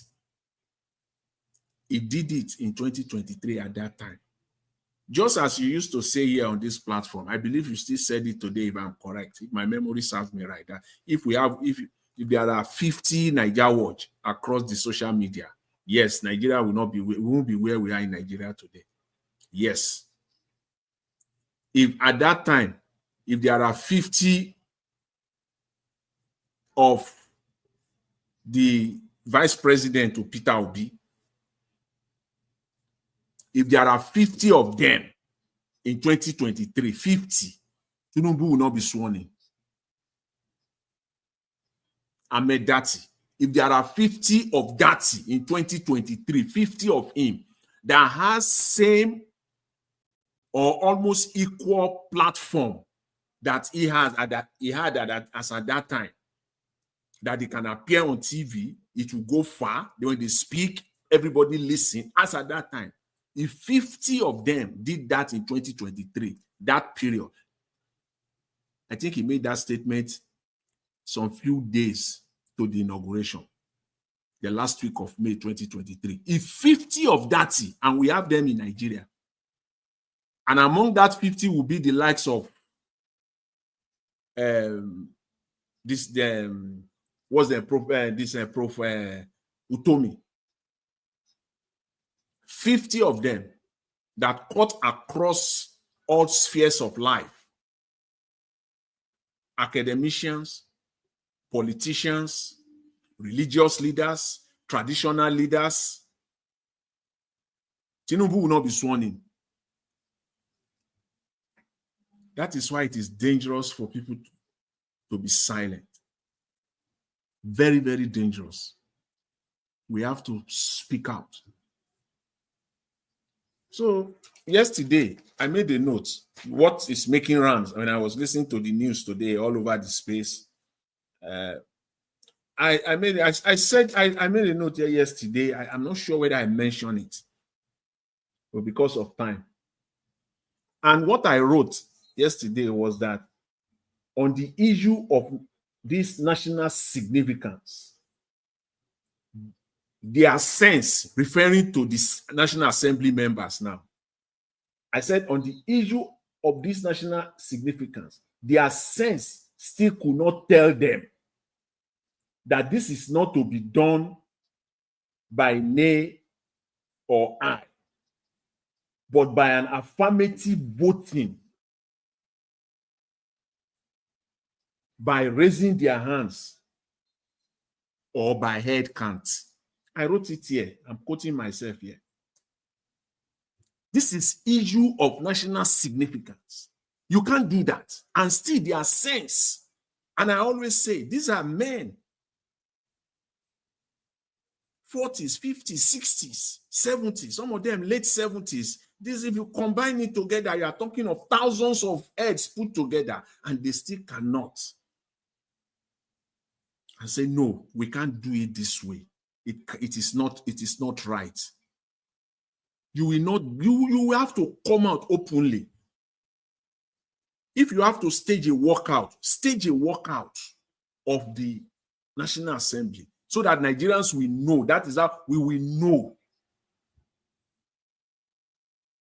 They're scared of the National Assembly leadership. Are they God? The entire of them are combined together. Akpabio and Tajudeen of the speaker, both of them, are they God? And the House leadership, majority leader, Senate House, are they God? I don't understand that we arrogate power just because of selfish interests. We arrogate power to people, not for the good of the nation, but just for each and individual selfish interest only, period. How? Could they not just sit down and just do what is right? That would be so obvious. You are on such an issue. You are voting. You have to take a vote, and all you have to say is how does that even sound or look? Even when they themselves they know the truth. They just refuse to do what is right. I've said 2 days ago, yesterday, I said Mr. Tinubu have just started. Yes, that's what people are saying today. For me, I believe he has just started. He has to declare more and more state of emergency. He must declare more and more state of emergency, especially in the Northwest and the Northeast. He must. He has to. Because he talk about precedents, that he bases his decision on precedent, which means what has happened before. Mr. Tinubu, see, you have not started yet. Just this last year, I'm not going to go to history of what happened when you are not the president of Nigeria. No, I'm not going to do that. So that it will be fair. So that people, because I know people will quickly say that you are not the president, you are not the one that is, you aren't in charge as at that time. We just base it from 2023 to date. Just this last year, the Nigerian army, you always get a report. You get the intelligence report on a daily basis. And this one is, you have it.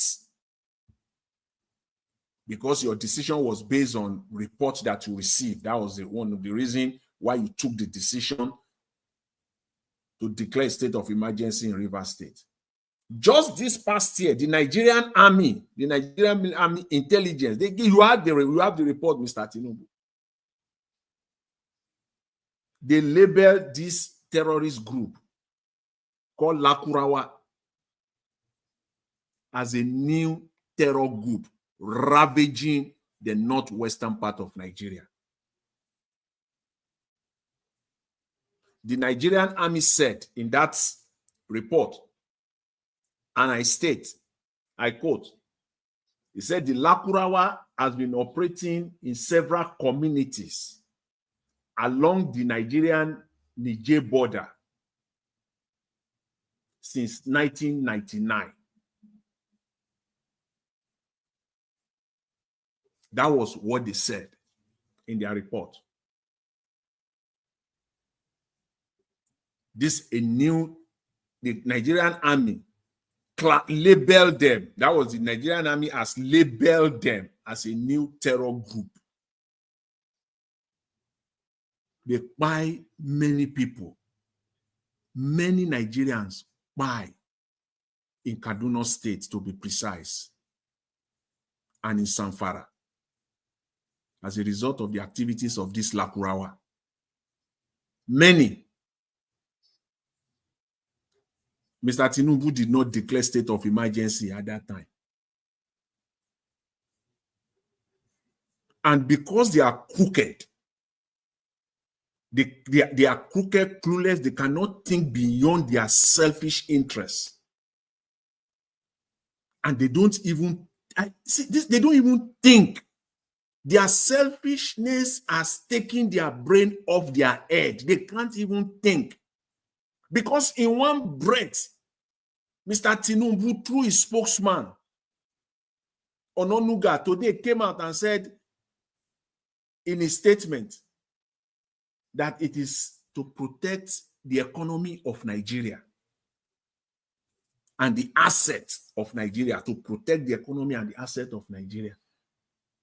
You have done more damage to the economy of Nigeria, because if you think it through, you sat down and if as a president, even if your people comes to you and you deliberate, you still have to go inside your own enclave, your own chamber, inside your bedroom, and you will sit down, even if it is for half hour, and think it through on your head, Mr. Tinubu.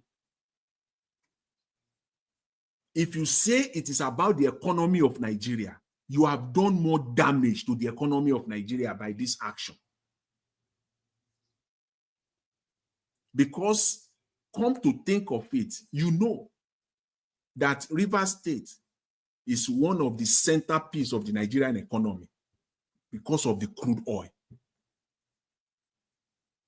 Now, you have scared away even people that will come to improve or to invest in the economy of Nigeria by this action alone. Because we saw today, we claim we are in a democracy. We saw army, they have taken over that state entirely. And those politicians in Abuja, I don't know what they will be thinking now, how they will be feeling now, that they are claiming that they are in a democracy, and in one section of the country, we saw total display of military. Fela said he sang about demonstration of craze. This is talk of demonstration of craze. This is demonstration of craze. We don't have democracy in Nigeria.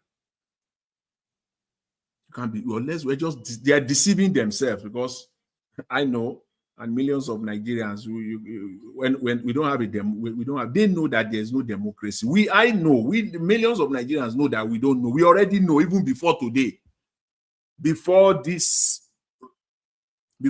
new height of display of disregard to the laws of the land. We already know that we don't have democracy in Nigeria. There is nothing, not even close.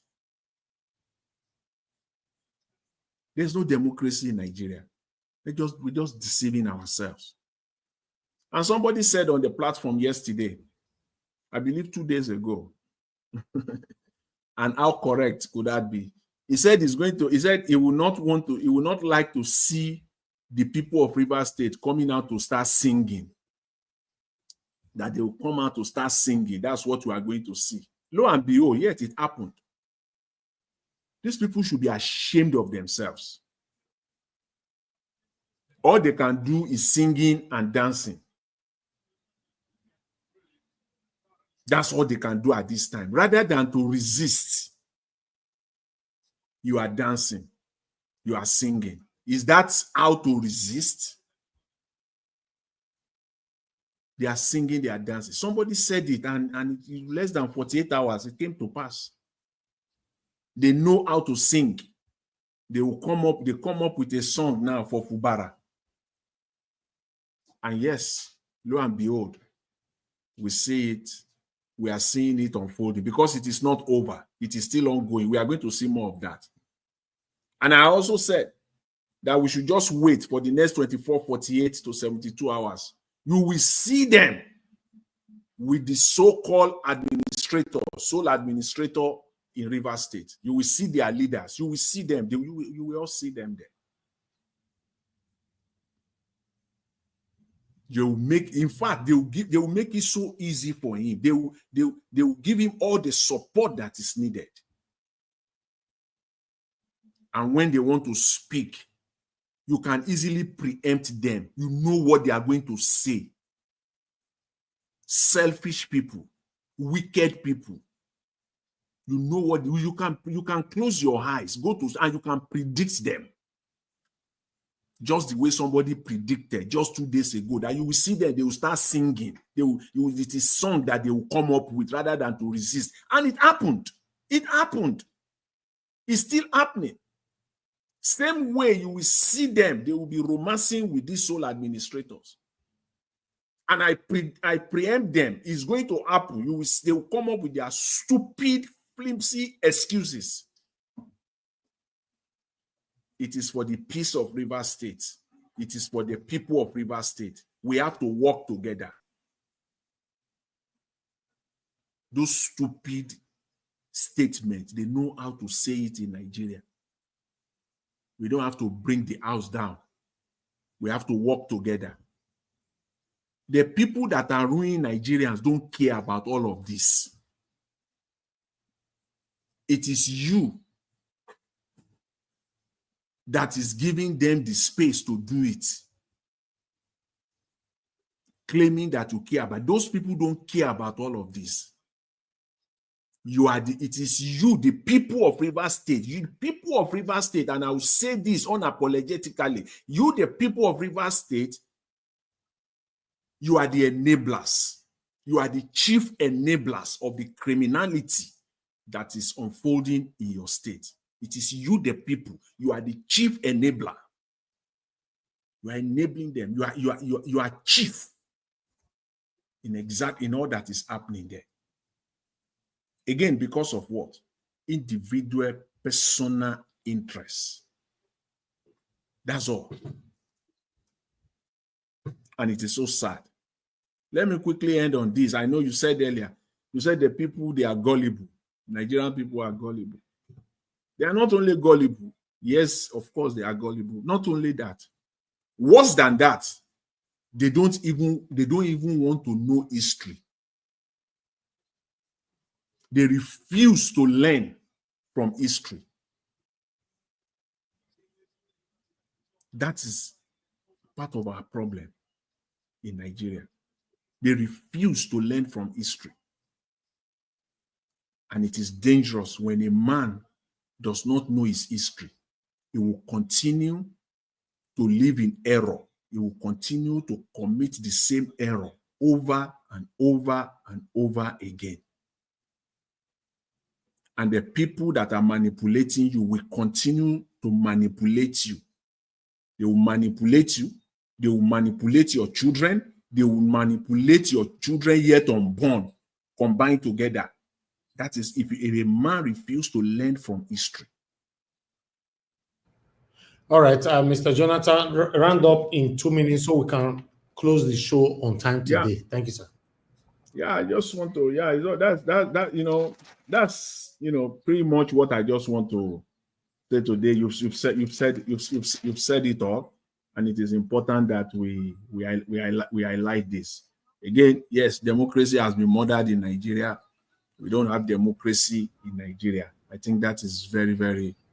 And you have to state it properly. It was murdered back in 2020, not now. Yeah, that 20. Yeah, democracy was murdered then. Not this one. Not 2 days ago. Exactly. When Tinubu declared, or 3 days ago when Tinubu declared. No, anybody that is coming out to say that, just look at them closely.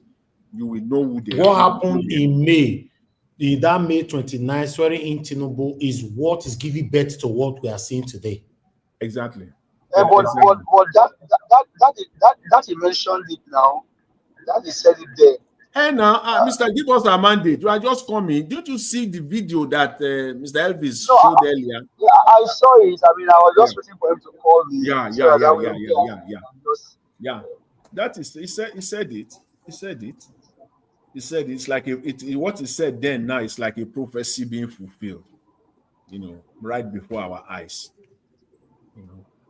Thank you very much, Mr. Elvis. Let me leave the floor to Mr. Give us a mandate. Thank you. Thank you very much, sir. Thank you very much, sir. Greetings to everyone. I greet everyone. Let me just stand on the existing protocol.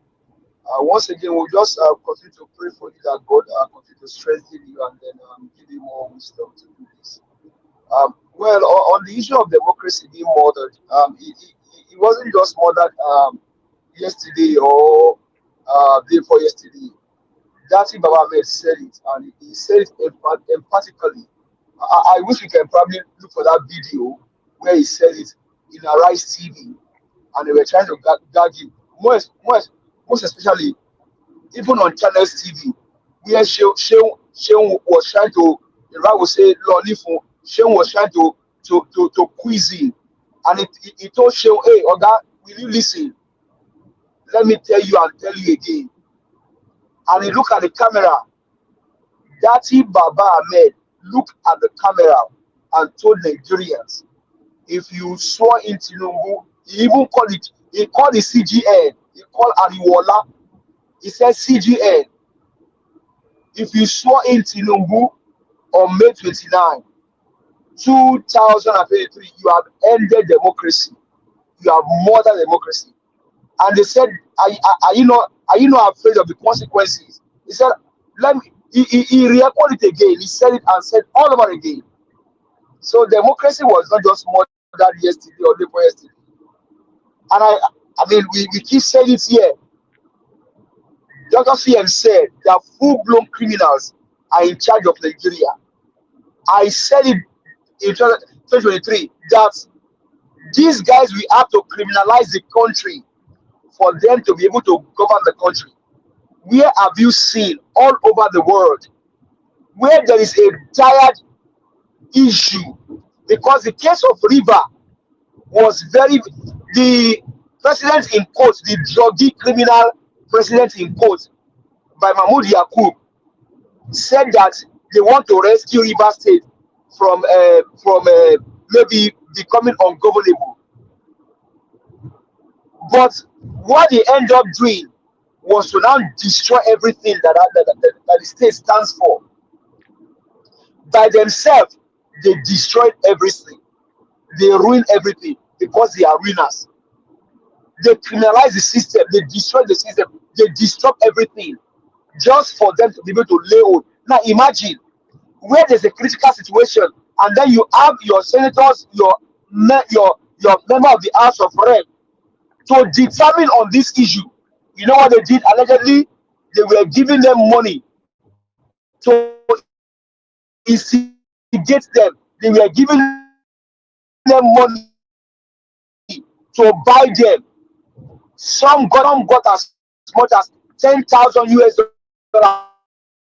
Some got as much. It's high time that we even call on the US government on the way they are bastardizing your currency in Nigeria. Donald Trump, instead of you to be doing the unnecessary, will you talk to the Nigerian government, quiz them on how they are bastardizing your currency, using your currency to commit havoc in Nigeria? Donald Trump, instead of the shenanigans you are doing with Canada and then Mexico and then Ukraine and China, why not look for Nigerian government and question them on what they are using your currency to do in Nigeria. Because all of a sudden now, the US currency is now what they use to bribe lawmakers in Nigeria. When they need to do their shady business, they look for the US dollar to carry out their evil acts. So Donald J. Trump, FBI, CIA, and whoever is concerned, they are using your currency to perpetrate evil in Nigeria.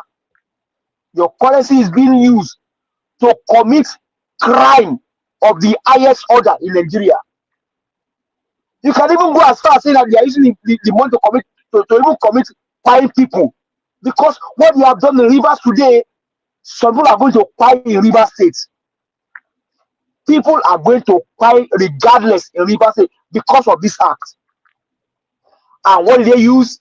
They use the US dollar to induce lawmakers in Nigeria. The question is, US government, what do you have in hand with Nigerian government using your currency to perpetrate evil in their country?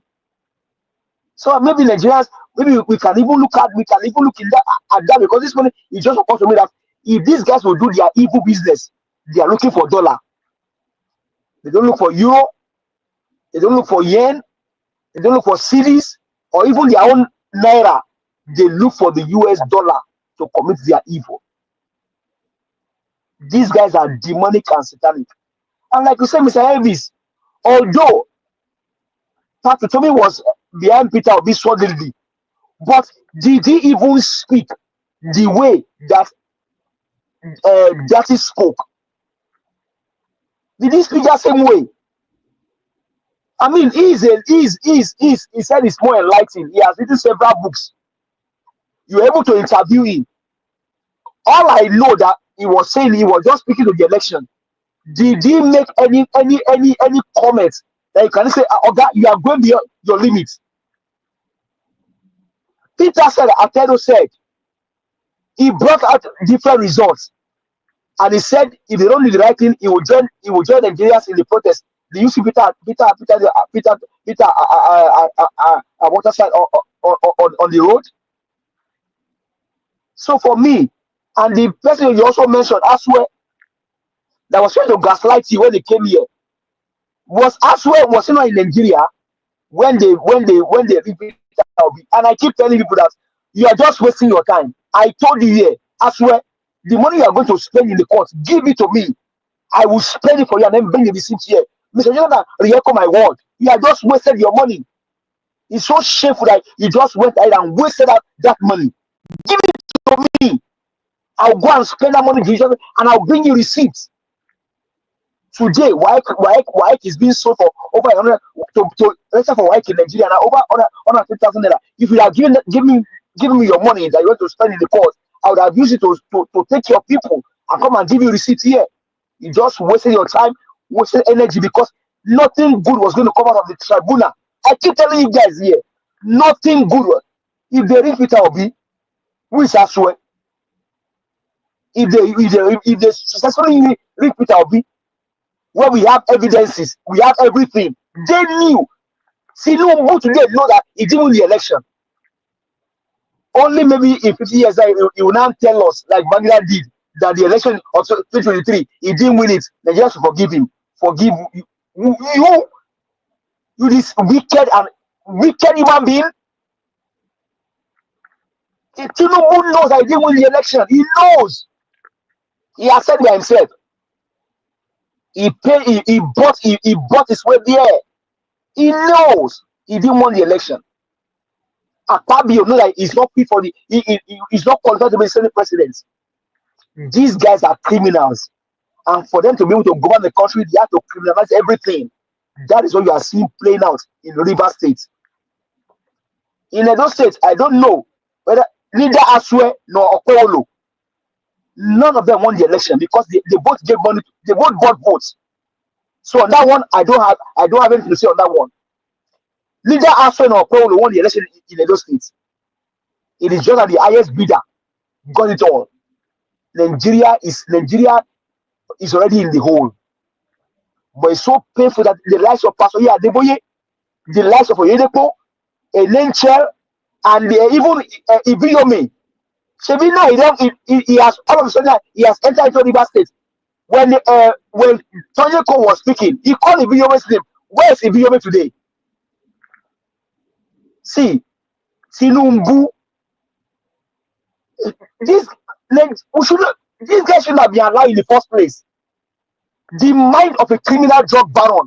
Black Panther used to tell us here. The mind of a criminal works twice as much as faster than yours, because they think of the next move. They think of the next move. They think of the next move. When we are suggesting these guys, they are already ahead. That's who a criminal is. That's who a drug baron is. So for me, Nigerians, these guys, they will destroy everything. They destroy what we have to do to get the country ready, to get the country. I don't know, but this time, I think it's just maybe we should just, because 2027 election, nothing is coming for 2027. Let's forget about it. Let's forget about it. And River State is the part of the country. Tinubu has Orlando. Orlando could not buy a jeep before he became president. When they got to presidency, they bought a jeep. So he knows what he's doing. Thank you very much, sir. I eat the mic. Thank you very much. Give us a mandate for submission. Madam Rita, we can see you on the backstage. August CM, it's good to have you on the show. Good evening to you. Happy weekend to you. Yes, fortunately, now you they talk to us for August CM. Just go ahead, then we'll come to Madam Rita.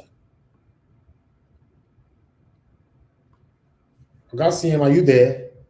Okay, I did. Yay. Good evening, Niger. Yes. Thank you, sir. Good evening. Yeah, thank you. Good evening, Niger Watch. Good evening, everybody. Observe all protocols today. It's been a while. I said I must join this evening, though in a hurry. I think there's quite a lot to say. I know I've missed a lot. Talking points. The River State issue. Natasha is like another thing is taking over, and then now the kind of case cropped up again. There are quite a lot to say, and then bad governance and the insecurity, so many. But let me quickly say something about the River State issue. You see,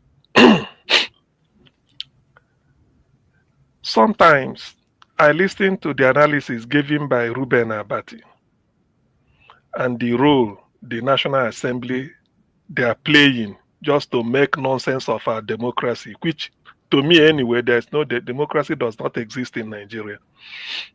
You don't do a voice vote in the Senate. If you agree, say aye, you don't do it. You divide the House, those that want to support, or you use electronic, what is it called? This is the electronic voting, in which you press yes. We should be able to know who voted for in support of the presidential proclamation and who said no. At the crucial time during Obasanjo's era, when they are talking of third term, Senate President Ken Nnamani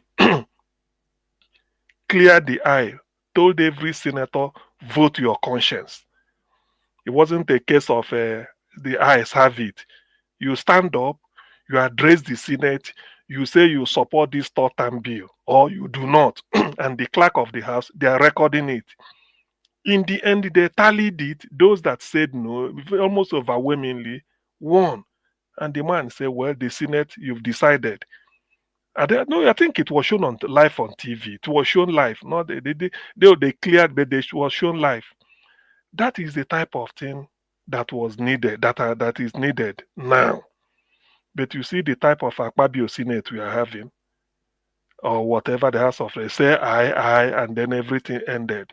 It's a shame, really. Regarding Sorry, sir, can I ask a question on that? Can I ask a question, sir? Are we hoping that Akpabio was going to do what you just analyzed now, knowing who Akpabio is? But then you give somebody the benefit of the doubt until the person misbehaves. So, I mean, there's a precedent. When I said Akpabio stepped down for proper investigation, it's not because it's not a novel idea. Chubo Kadibo stepped down, and I think give us a mandate. You reminded us that Saraki also stepped down for investigation.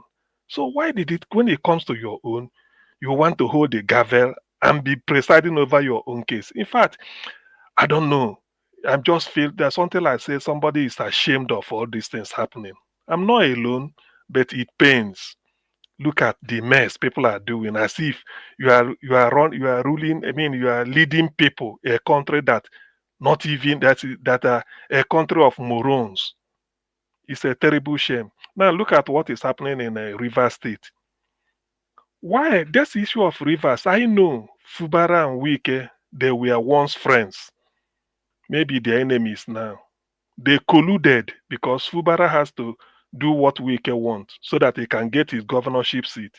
He must have told him House of Assembly PDP, House of Reps PDP, Senate PDP, governorships PDP. When it comes to presidential, we give it to Tinubu. I know the man must have. They are partners in crime to rig out P2B in River State. I know. Not that I'm not, and it's not that I'm not pained about it.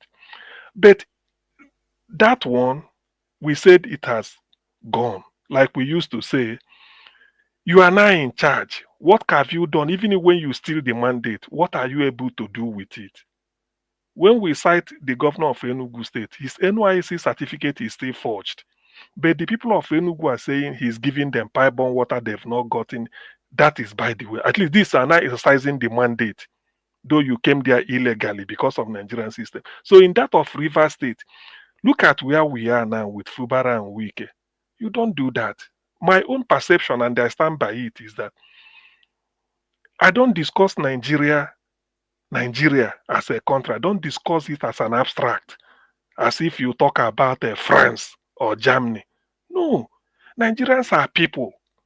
We came together. We must have to observe our historical antecedent. I mean, historical background. We came together by force of colonial force, and because of that, we find it difficult to mesh into one identity.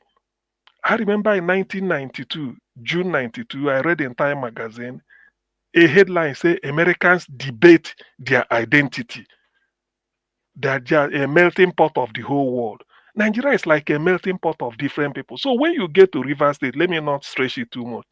There are Ijos, there are Ogonis, there are Igbos. Why should the Igbo speaking be ruling since 1999? I don't like that. I don't. Even if the Ijos are one, the Igbos are 98, Ogoni one. It does. I don't. The fact that they are part of River State, they must be part of the leadership.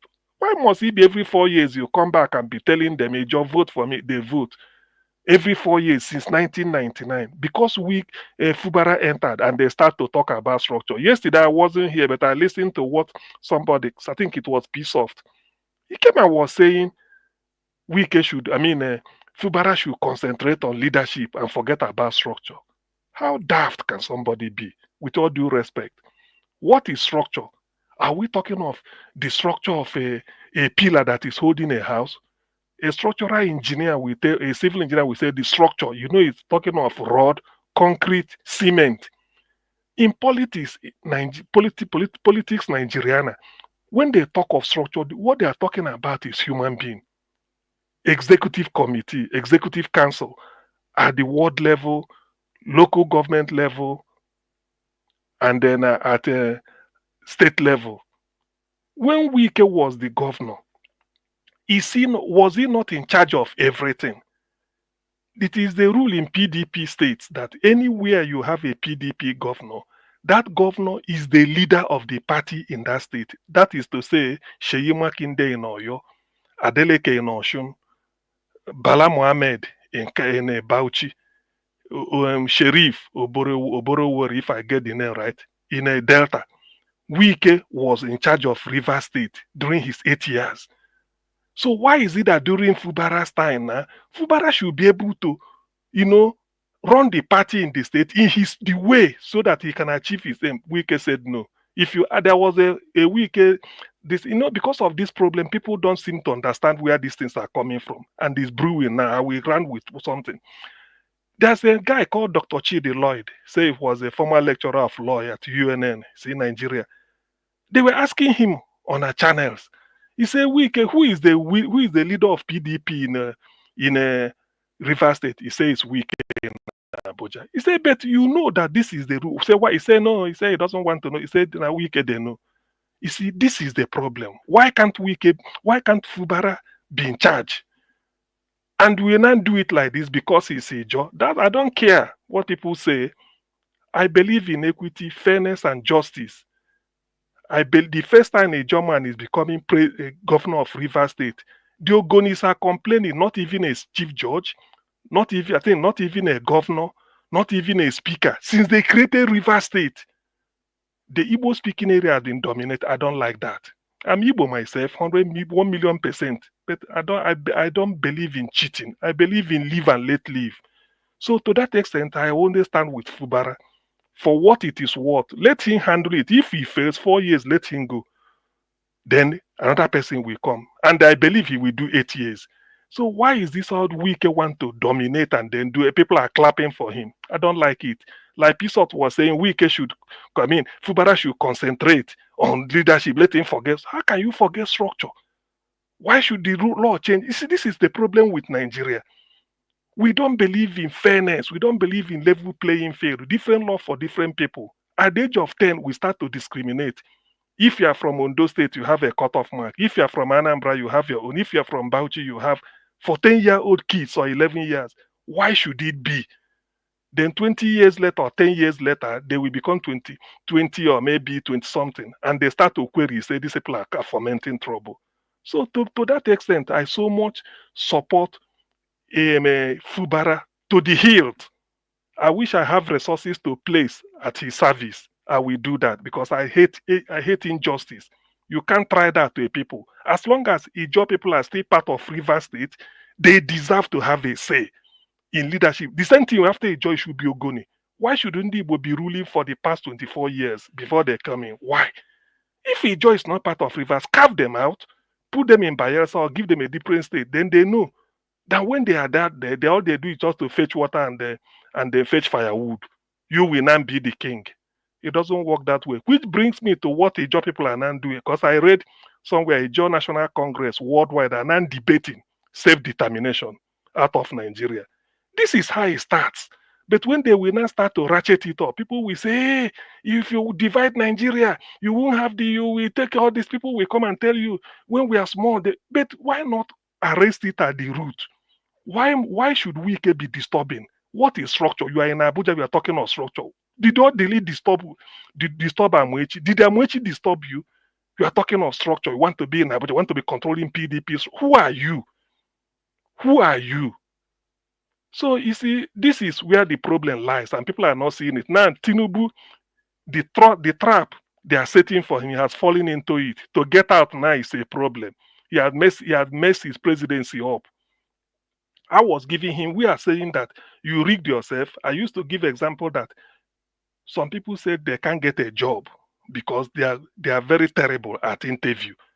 Either they're stage fright or they can't be able to, they fidget. He said, or they don't know how to write a good letter. Now they've told you, no more interview, come and take the job. It means that if you can't do it, it means that even if you pass the interview, you can't do it. So Tinubu, you rigged yourself.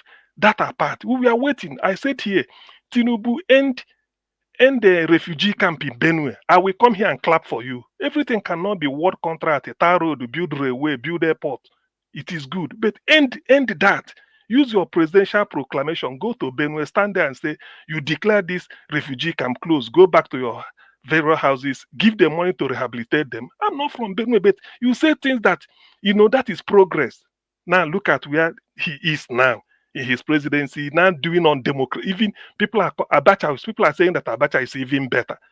Behaving like a military man. How can you now go and bring somebody from Cross River? Is there nobody who is apolitical, even if he's a university professor, that will handle it from the River State? Maybe the man might be in one university, but or Soka or Benin. Exactly. Bring somebody. Then you go and bring somebody from Cross River. And then you release money. By the way, why should you withhold In fact, Nigeria has been messed up, to be honest. And I don't really, okay, what is the strategy? Tinubu do this, Tinubu do. The man is even behaving like illiterate, although he didn't go to school because no certificate, no classmate, no school to show. The one he claimed is forged, which brings me to a question people always say, Tinubu for 2027, and they ask, which certificate will he give to INEC this time? Because you only register for 4 years. After 4 years, you have to renew your mandate and you have to go and indicate maybe APC will return him, say no vacancy. We support him for second time. So which certificate will he now give? The school cert he didn't bring 4 years or in 2023 when he was registering. Everywhere was vacant. Or the Chicago that Atiku has devalued. Which one is it? Or has he written WAEC in Aso Rock? We didn't know. So you see, there are a lot of things that when I look at this thing, it worries me. I don't feel happy about it. Schoolboy errors, we can't move forward due to wickedness, evil thought, the way wicked talks, as if you own River State. Look at the way they are descending on Fubara, army, everything, everywhere, militarize the River State. For what? A young man became a governor. That's all. That is just what is the cause. You must obey me. Obey you for what? You've done your time, so you get out. And Tinubu is supporting him because of 2027. That they are not even sure it will come. It's a shame now. To be honest with you, I feel so much disappointed that the thing has come to this level. Now we are talking of military regime in River State. No legislature. Mind you, what makes a democracy is not the executive or the judiciary, is the legislature, because that gives you the representative of the people, and that is the most powerful organ of government, because that is the organ that says what the people are telling them to say. Judiciary is a career. You can be a judge even under anything. Executive, you can be a military, you can be anything, and it's only two people are elected in the executive arm, the governor and the deputy. Judiciary, no election. But the whole of House of Assembly or House of the Legislature, all of them are elected for a fixed term. So that is where the power lies. Now you dismiss them. There's no more democracy in River State. So for these 6 months, who will be making law? Military administrator. Sole administrator will sit down and then decide what to do in a regime that we are supposed to be democratic. If the House of Reps really, they are up to their what they call themselves, they should start the impeachment process for Tinubu. The man has been so reckless with power that sometimes you wonder whether he's alive to his responsibility, whether he really knows what is happening around him. It's so shameful. You are sending, okay, Pat Otomi said, what of Lagos State with your Obasa? Because that is one to protect them. Now the judges are now reading ethnic meaning into it. You are dealing with them. For what? It's uncalled for. Very, very, very much uncalled for. Why not tell Wike to get out? Remove Wike from FCT ministry. Allow Fubara to run the government. You said no. You just want to do what Wike do, as if the government, we are now in a military dictatorship. Well, I want people to look at that thing very well, but where we think we end, I don't know. He doesn't even think about Baba Femi Ojudu was writing an article. He said, who advised Tinubu? What of the economic consequences of what he did, he's doing? What, even if it's for a day you stop oil flow, you know what it means in Nigeria? I mean, well, that is the oil you are tendering as collateral. When they say Nigeria is borrowing money, people think that you can just go to World Bank or IMF, say, I need $2 billion. They say, hey, okay, come tomorrow and take it. You have to tender collateral, just like any other bank. What is that collateral Nigeria is tendering? Oil and gas. From where?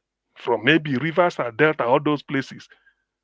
So if with this type of uprising, they just are trying to bring up now, if they haven't started, how then do you want to survive?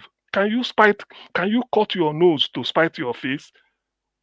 There's nobody advising Tinubu. I thought the man, he could have used tact, but he's just acting like a buffon, bumbling buffon, just doing things. I don't know. Look at Wike is controlling you, telling you what to do. As a president, you don't know you are the commander-in-chief. You tell him off. You want peace, but you are not getting it. You are dealing with Ijaw people because Ijaw man is there. You feel Wike calling them minority of minorities. I don't like that.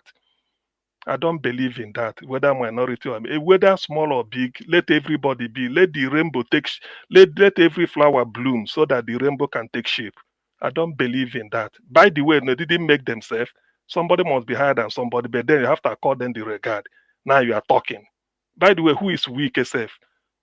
It's a shame Niger watch, to be honest. When I some of these things, when I look at it, I shake it. And some people All will right. come here and be making stupid, illogical analysis that he must obey weak. For what? Let's hear from Margarita. Thank you. Thank you. Give us a mandate. Let's hear. Thank you. Good evening, Thank Mr. you very much, Elvis. Thank you, Margarita. Talk to us. Good evening to you. Okay, Wesley. Thank you very much, Mr. Elvis. Good evening, sir. My lovely mommy, Obota mommy, Lamehi. And give us our mandate. Greetings, sir. And Mr. Jonathan, sir, good evening. And Dr. CM, good evening. And everybody in the comment section, I greet you all. And those watching from home. Mr. Elvis, I think I was off for a while, so I think I missed maybe some of the stuff that was spoken about. I don't know. I just wanted to respond to, first of all, I want to respond to what Givers Ahmadi was speaking about the kind of use of the United States US dollars. Of course, we all know that the US dollars is a universal tender for, you can use anywhere in the world. Well, maybe some countries now who are kind of going out of the NATO, but that's a universal currency, and that is what is part of making the United States one of the greatest countries in the world, and nobody can take it from them. So coming, on social media now, and then you're lamenting that, Trump should do something about the use of the US dollars, you should say something. Trump will be very, very happy if they are using his country's currency, in exchange of illegality. So you cannot really blame Trump per se about the use of his currency, as long as they are not misusing the money, in terms of how the spraying of the money, we all know the things that you're not supposed to do with currency anyway, but if they're using it in these kinds of means, Donald Trump has nothing to do with it. And please, that does not even disturb Donald Trump about the use of his currency. He will be very, very happy, because we are the ones who are fooling ourselves. We are the country who have devalued our naira. So it got nothing to do with Trump, seriously. And, funny enough, I was, okay, I don't know if to start with Natasha or, first of all, Mr. Elvis, I just want to say thank you very much. Thank you so much. I think I left the program when you were talking about, I think you made a last statement talking about one of your quotes that says the evil you support today will turn back, and hunt you, something of that nature. That was when I was off. And I was so happy that you mentioned a lot of names and you mentioned the history of what we have been talking about, what a lot of us have been seeing, and what, some of us have been going through. I'm very, very happy about that. And I dare say here, listen, I supported Olumide Akpata, yes, for governorship of Edo State. And he didn't make any comments in the 2023 election, whether as a Labour Party man or as a non-party person or just a bystander. He didn't make any comments about that, about, the democratic process, and I'm disappointed. But one of the reasons why I kind of respect Olumide Akpata is the fact that his presence and his actions and his support during the NSAS issue in Nigeria. I mean, he was the NBA president at that time, if I'm correct. And then he made an announcement that every person, this was post-NSAS, every person who needed some sort of, who are going through some sort of litigation, he said they will all get legal representation pro bono. I mean, that is something, that's a responsibility. That is kind of going against the government in a subtle way, because he knows that these people are fighting the government. And then he said, you know what? If they take you to court, don't worry about the lawyer fees. We will have representation pro bono. That's one thing I respect about him that he did against the Nigerian government. What about democracy, Madam Rita? Sorry? What about democracy? Yes. What about democracy? I just explained myself, sir. I just said something. I was quite disappointed when he didn't speak about anything after, post 2023 presidential election. I'm disappointed. And I said one of the reasons why I respect him was about this support for the people who went through the brutality of the NSAS issue. I just said it, Mr. Jonathan. So that aside, I just want to thank Mr. Elvis, because sometimes we really need to call out these names, and we really need to see that, you know what, sometimes, not just sometimes, when you see something is wrong, say something. Even if they don't listen to you, even if you get insulted, but just say something. It means that you are not such of a coward that you kept quiet and you decided to be a bystander. And there's one thing Mr. Elvis also said in the past. Mr. Elvis, you have so many quotes, in case you don't know, it's not just satanic. You said something, you said, when the elites go through any sort of process in the society, any process, for example, elections, when it favors the elites, they will give you reasons why their actions were legitimate. However, when it doesn't favor the elite, do you know what happens? Mr. Elvis, in case you cannot remember the quote, I will tell you now. You said they will use gullible, poor Nigerians to go and protest and fight for them. In that protest, you will not see their wife, you will not see their children, you will not see their close allies. In fact, if you trickle down the pyramid, they will use one of their boys as the headliner. You will never see any of their relatives there. And a typical example is when you talk about Aswe Godalo not speaking. If I say something about, kind of supporting that, okay, we have a president now, everybody suck it up. But however, when that issue happened, the election happened in Edo State, what did we see? Who did we see? Representation, in fact, a manifestation of Mr. Elvis' quote. We saw people carrying placards going to court. We saw people from his village shouting, "Wolf, wolf." But we didn't see his wife. We didn't see his kids. We didn't see his close friends. We didn't even see Governor Obaseki, his best friend of over 40 years. So that is the system in Nigeria. Even Patutemi that you mentioned, with all due respect to him, I mean, that man tries to educate us, about, things about, politics, how the system works, but sometimes he's quiet. You also called him out too. A lot of them were silent during the 2023 presidential election for various reasons best known to them. Pa Adebanjo, may God bless his soul, that man still spoke. Pre-election, post-election. God bless that man. I pray that he's on the other side with the Almighty God. God bless that man. May God rest his soul.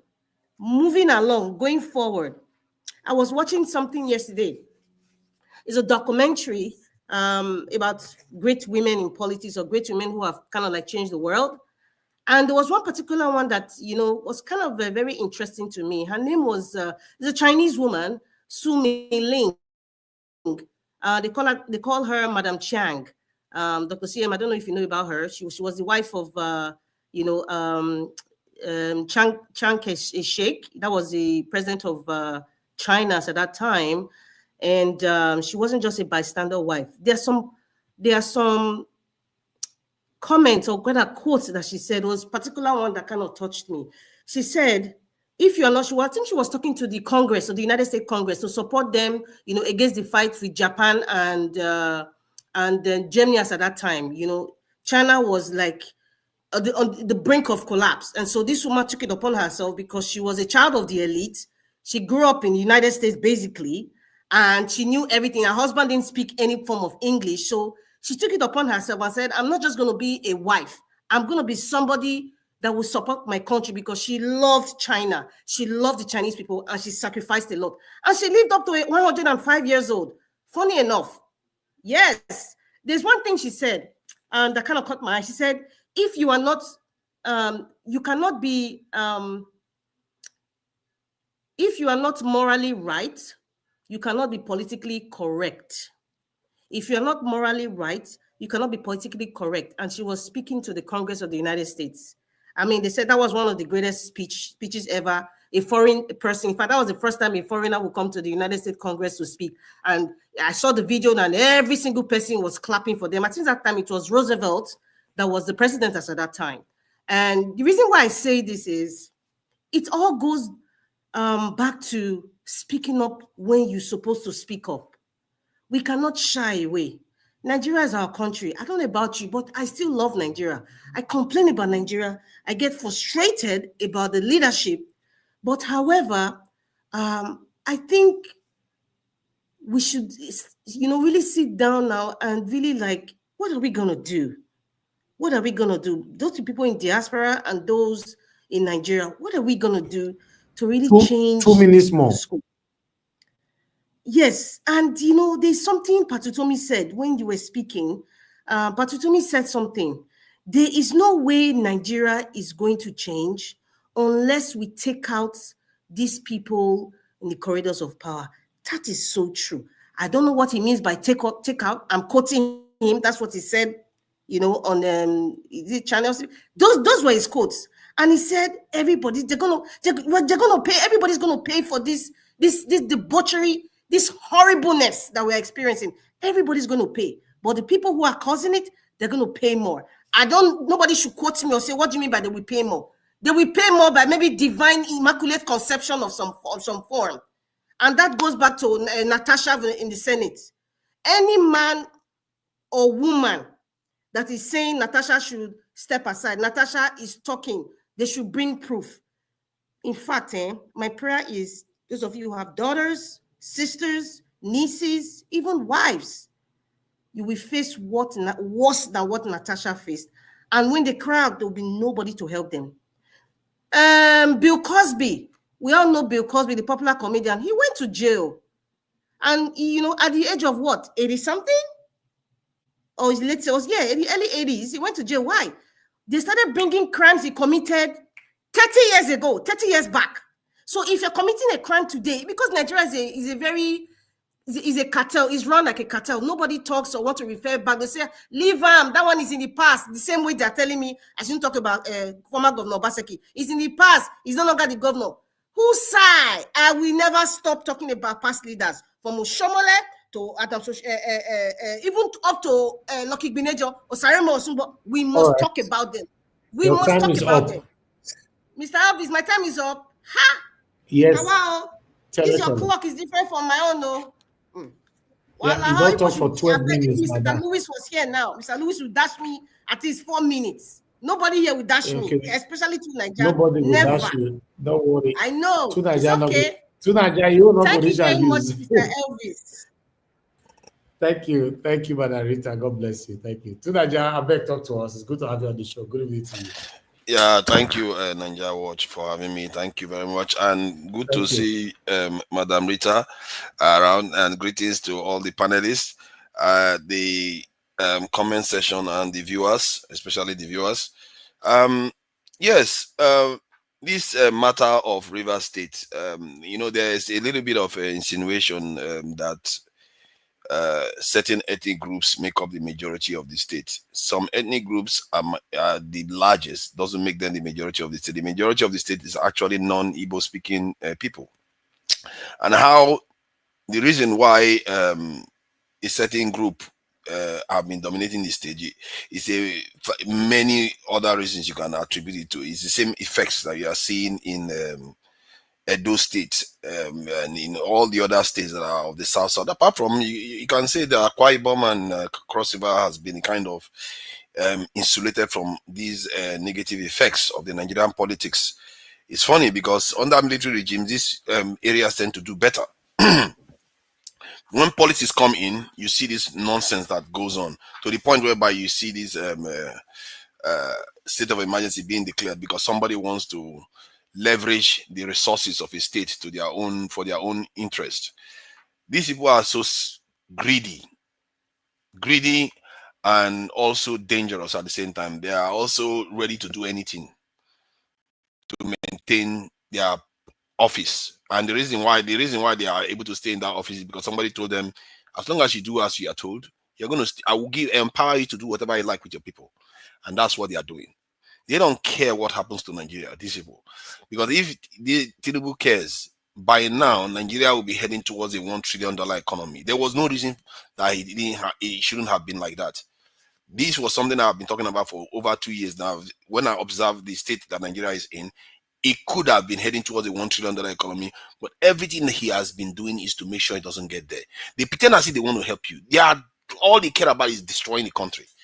And Tinubu has figured out a way at last. And you know, I was wondering last year, how is he going to find a way to destroy this momentum Nigeria is getting? Dangote refineries coming on stream. How is he going to find a way to destroy it? He's invented it. He's caused chaos in that region now. The area, the spot where where oil is supposed to come through, the only source of our revenue, the oil that they were supposed to give to Dangote, if they disrupt it now, what happens? He has sabotaged the economy again, sabotaged the state again. And we are going to be arguing here left and right, and they'll keep us in the same location where we are. If it was somebody that cared about Nigeria, from the very first day they started arguing, he would have brought those people back and say, hey, we don't need this at all. We need that place to be as quiet and as prosperous as possible. We want to invite people in to come and invest in leveraging all our natural resources so that we can start manufacturing, building refineries, building these pharmaceuticals and all the rest. Why would you not do that? Instead, you maintain the shenanigans of games, all this stuff. They play these games with us in so many ways that they do it. I don't know whether all of them are even that organized. I think in the case of Tinubu, they are more organized than before. Because if you see what is happening with the House of Assembly and Senate, and you see what the governors are doing, the politicians, the way they are behaving, people without integrity. Integrity is completely missing in Nigeria. It's very difficult to find in Nigeria. Everybody is just looking for a way to earn a living. That's all that is in politics right now. They pretend as if they don't see what is wrong. They just march in line and pretend as if everything is okay as long as they get money in their pocket. That short-sightedness that Nigerians have, I don't know whether it's a black man thing. We are so short-sighted. And our ancestors, and even before now, I remember when I was growing up, people used to frown at certain things that people do. We are losing it. It wasn't as bad as now. Now people will steal money and they'll proudly walk around showing it. Or before, if you do it, you're not very proud of it. It's not something people will be looking at you with a side eye all the time. Now they do it. Shame. There's no shame in being a corrupt politician right now. There's no shame in selling your people out. Look at what Wike is doing. If he cares about Rivers State, look at what he's causing in Rivers State.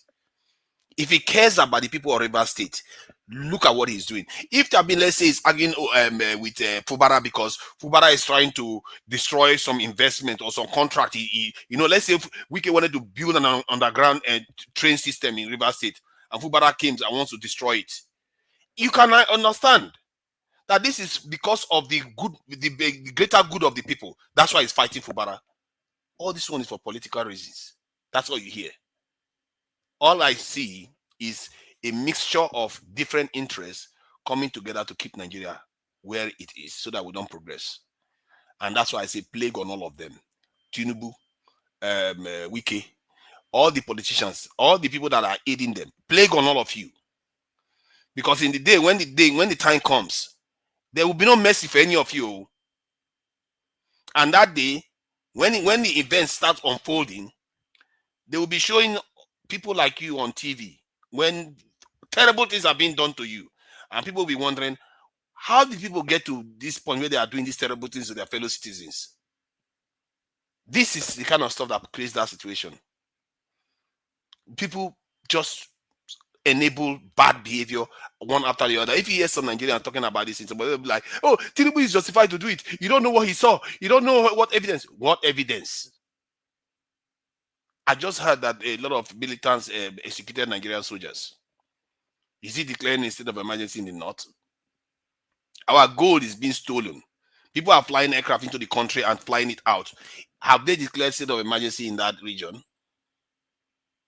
Because no proof that anybody relating to Fubara did this thing. You go and depose him as a governor. The entire thing is politically motivated. It's clear as day. They are not even that clever about it. They are not even that clever about it. This is the trap they set. Now they said it. Oh, he went and said something. Oh, they will use it.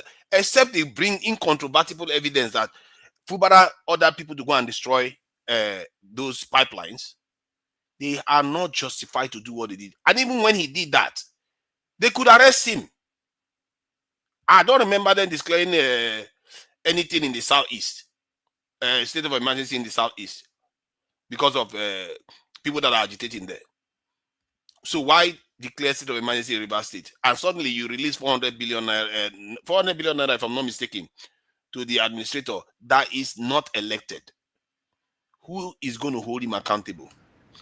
They will just reverse 1 minute back. more. Yeah. They are going to just reverse the money back to this in Aso Rock.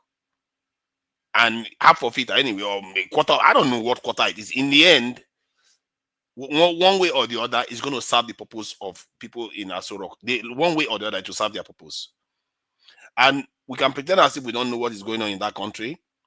We can pretend as if we don't see what these leaders are doing. Or some of us will pretend as if we know. But in time, all will be made clear that these leaders are there. And our people too. They kind of become these leaders, because some of them, they've not changed now. They are hating these leaders, but the moment they get there, they start doing the same thing. Just go and play Wike's video from how many years ago? Barely 2 years ago or 3 years ago. You hear some of the things he's saying then versus now. Totally different person. And that is Nigerians for you. The moment they sit on that chair, they become the people that they hate. We have to be asking ourselves some serious questions. Thank you. Unfortunately, to Nigeria, that questions, even though me and you ask from now till next year, nobody will answer our questions. You know, it's a serious question. Yes, I support you, but who is going to answer us?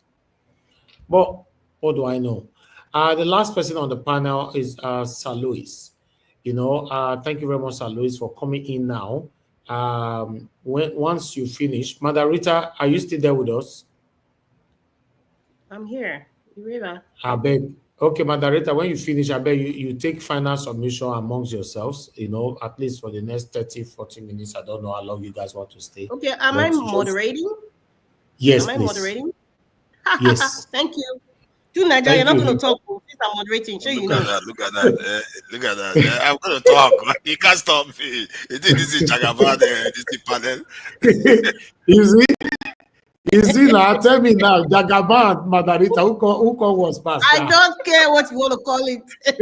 Sir Louis, I better talk to us, then you guys can now have Louis, keep talking. Until you are tired. Good evening, everyone. Good evening. I think I don't have much to say, but you know, it's not going to be as long as the time will permit me anyway. But okay, yesterday I think I joined yesterday. You know, something came up. So an emergency, I had to quickly attend to it. So I was unable to bring in, to join you guys. Also a day before. You know, I've been following what is happening in Nigeria, and we'll be having a conversation with my folks back home and also some Nigerians here. It's troubling. It's extremely troubling that many Nigerians here, you know, who some in the UK, I spoke to a particular friend of mine who happens to be a friend to Shay. You know, he's a friend, so he's like a friend to my friend. That one doesn't see anything wrong with what he's doing. So when he make reference to Tinubu, he keep making reference as Baba know what he's doing. So because of that, I feel so irritated when I speak to him. So I just had to go because I see the high level of primitive, you know, I just feel like, you know, this is the kind of person I should be talking to right now. And the reason why I'm saying this is I remember years ago when Goodluck Jonathan was campaigning for his re-election and Buhari was, you know, campaigning to become the president of Nigeria. This same young man said Buhari was the Messiah. Buhari was coming to change Nigeria and everything. And after the election, I asked him years after, I said, what happened? You know, so, you know, I think Nigerians, if you look at what is happening right now, see the Nigerian people, we are divided. Why we have some of us who come down here to speak against the injustice and the high level of lawlessness that is happening in our country. I listened to Patu Tommy this evening. He said he's ashamed. I've also listened to so many other people. I watched them on television. You'll be so shocked that on the other side, there are Nigerians that don't see anything wrong. Some people who actually thought we were so educated. I mean, based on how I assess them, someone like Fani Kayode, this other young guy, Dancy Kokera, on social media that also I said Natasha has accused him. What's his name again? The one young guy that is always, I think he's following Tinubu now. He used to speak against him some time ago. Reno Amokri. So many of them. So I'm highly disappointed. I don't know. I think this just brings one thing to the table, that Nigeria, as we see it, it's not. We don't have democracy now. They've made it clear, even though some issues in the past demonstrated that, but now they've made it open that it's a game of power. It's a game of power, and for Nigerians right now, for those Nigerians who still think straight, who maybe they think that, okay, we're going to wait till 2027 to cast our vote. Yes, I'll keep encouraging everyone to vote, to register, to have the voter's card. But let's just know that INEC is still going to come and do their game. I don't know. I've been thinking since yesterday. I said, how are we actually going to change the country, Nigeria? How? And with all this happening, how? Because we are talking, so many Nigerians, millions of Nigerians out there are happy. And the worst part of it is people who are happy, they're not happy because they are benefiting. You check, they're actually in poverty. So they've become so comfortable. Their life has been built around that poverty. So even though because it's the Stockholm syndrome where these people just worship their oppressors and they love it that way. And some of them, I think this guy always use the word Dele Farotimi. Say many of them, say Nigerians, so many of them have this reprobate mind. You always use that word when you speak, and that's true, because I've been in situations with many Nigerians, worked with them on so many years in the UK, where the environment almost made me disingenuous. Almost made me disingenuous, because you see a person who, just by going close to them. I remember at Olympic Village when I was working at Unit 26, Soil Mechanics, that's ESGL, Environmental Services Group Limited. There were some other Nigerians working there. I was in charge of the cars that were going, because they had vans then. So we had cards for people to go and buy diesel to top up, to feed each van that they were driving within the park, the site. The Nigerians working there were the first to be accused of corruption.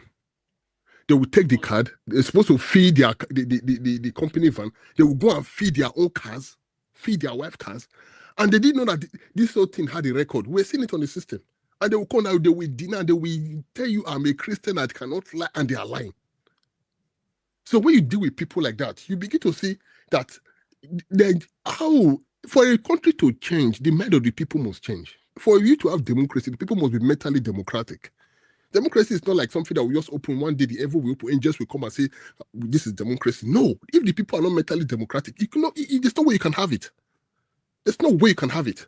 So right now, I think what we have is, we have a system of strong men. We have a strong man right now that want to stamp his feet. He wants to stamp his feet to all states in Nigeria. Yes, dear. Louis, you have 1 minute, 1 minute more. 1 minute more. All right. Okay, dear. He wants to make sure that he rules every part of the country. The daughter is the Aloja, one rubbish she calls herself.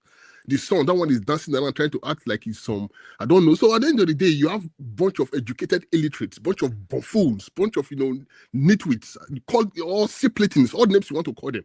People who tell you they are from Cambridge, Harvard, wherever, who don't see what is right. They cannot even tell you what is right. State of emergency declared in a state, even when the constitution does not even allow it, and they will tell you the president has done the perfect thing. But Tommy said, why was this state of emergency not declared previously? Why is Rivers State so particular right now? It's a simple question, not because he's saying that they should have done it before, also break the law before. No, he just say, why right now? Two adults are fighting. Can't you call Wike to order? Time is up, sir. Your time is up. Mr. Lewis. The time is up. This 5 seconds. Oh, salute boy. 5 seconds and you're done. My dear, I'm done. No worry. I'll come back later. Okay. Thank you very much. I think Abdul Malik just came in now. Welcome, sir. Abdul Malik, you have 5 minutes because you came at this time, so I'm giving you 5 minutes. So take it away, Mr. Abdul Malik. Yeah, good evening, Mrs. Rita. Good evening, Mr. Nanjawa. Good evening, everyone in the panel. Good evening, Nigeria. You see, Nigeria matter is somehow It's a very difficult situation. But it's like most of us, we don't really know what Nigeria is going through now, understand? Because you see what they are doing now in Nigeria is like they are a set of people that decide what is going to be happening in Nigeria. That is what we are seeing now. I see no reason why this House of Rep and House of Senate, why can't they declare state of emergency in where people are buying people? That is my surprise. And why can't they declare state of emergency like food, like inflation? Why is it that something that is not essential, something that is not necessary in our country, we value it and we celebrate criminals? I don't really understand the kind of mindset Africa we have. Because if you take a look, Africa, they are different people. Yeah, they are anywhere they are different. They are reasoning, their mindset, their behavior, everything. Because I see no reason why. Okay, now you have the constitution said that president can declare state of emergency, right? If there's anything happen in another state, he can intervene just to secure the place. If the governor cannot perform, yes, okay, but there is nowhere written in the constitution that you can suspend a sitting governor. It's not written anywhere. Why is it that House of Rep and House of Senate they pass the bill? How? That is my shock. And those people, most of them, they are fasting. We're in month of Ramadan. After, you are kidding me. Are you playing with God or you are playing with me? It's like I don't really understand. Thanks for bringing that up, Mr. Abdul Malik. This is the month of Ramadan. Sometimes, if sometimes I'm surprised, we are fasting, only month. But look at what they are judging. We will look at what they are doing. It's not normal. It's not normal something. And they are putting people somewhere. You don't value human being. Why can't you declare state of emergency there? We have military. There is nothing happening in a River State. Yeah, there is nothing happen there. People are dying somewhere. Why can't they declare state of emergency there?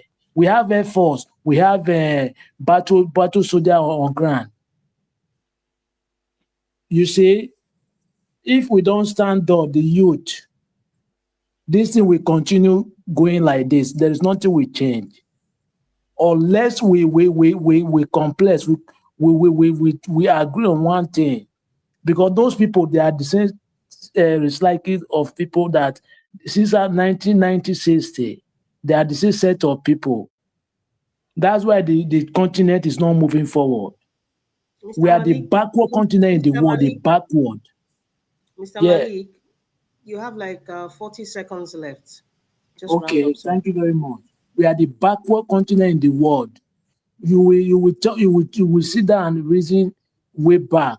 As far as that is 80 something, Nigeria was little good. But today, every day Nigeria is declining, it's going down. Every blessed day. We need to come together and drive those people away from that place because they don't mean well for me and you. How can we have schools? No, it's not working. There is nothing working in Nigeria that will take their children abroad to go and school. Is it not a shame? Thank you very much. Thank you very much, Mr. Abdul Malik. You always keep the time. Yes, you know what? We don't have to be in Lent season or Ramadan season for us to do the right thing. You know, it should be a way of life to just do the right thing, whether you're fasting or not. Anyway, Mr. Jonathan, I'm just going to start according to what I see to my screen. Mr. Jonathan, 3 minutes, please. I'm going to give everybody 3 minutes. So, Mr. Jonathan, sir, it's your turn. 3 minutes. Thank you very much, Madam Rita. I greet panelists. I greet you again. You see, you guys have said it all. The issue there is that there is no accountability in Nigeria. We have none. And I heard people talk about, the economy. Is part of the problem that we have in Nigeria. In fact, it's our major problem. And one of the reasons given by Mr. Tinubu was that they are trying, it is an attempt to protect the economy of the country. And these are things that are coming from people who don't even know, they know nothing about economy, nothing. They don't have it. They have. So sometimes, or you get to a point where you don't even need to talk about economy in Nigeria anymore. It doesn't make any sense. The people you are talking to, it is crystal clear, unarguably clear that they don't understand economy, period. They don't have a clue of what economy is. They don't. Because if you do, this decision will not even come. How you arrive at this and you're talking about protecting the economy says a lot about your state of mind. So when people call them stark illiterates, they are very mild in their description of these people. These are bandits. 1 minute more, sir. Mr. Jonathan, you have 1 minute more. These are bandits, as described by Madam Ezekwesili. These are bandits. These are robbers. They steal openly, in a brazen manner, with reckless abandon. They don't care about anybody anymore. When people do something openly, when people steal, you take things that does not belong to you, or you take it by force. You threaten people. You do it the way you want to, in a brazen manner. You are nothing but a bandit. This is what we have in Nigeria. We have my fellow panelists here, Dr. CM, we say full-blown criminals. We have full-blown bandits running the affairs of the country. And that's being mild. That's just being conservative. Thank you very much, sir. These are the people that we have. We'll leave it there for now. Thank you very much. Unfortunately. Thank you very much. I appreciate it. I appreciate it, sir. Thank you very much. The next person is Dr. CM. Dr. CM, it's your turn, sir. 3 minutes. Okay, thank you, Madam Rita. Dr. CM, you look very worried. What is the problem? No, not that. You see, sometimes. Not that. Wait, Madam Rita, how did you know that Dr. CM is worried? You are looking in his face. You are a psychologist.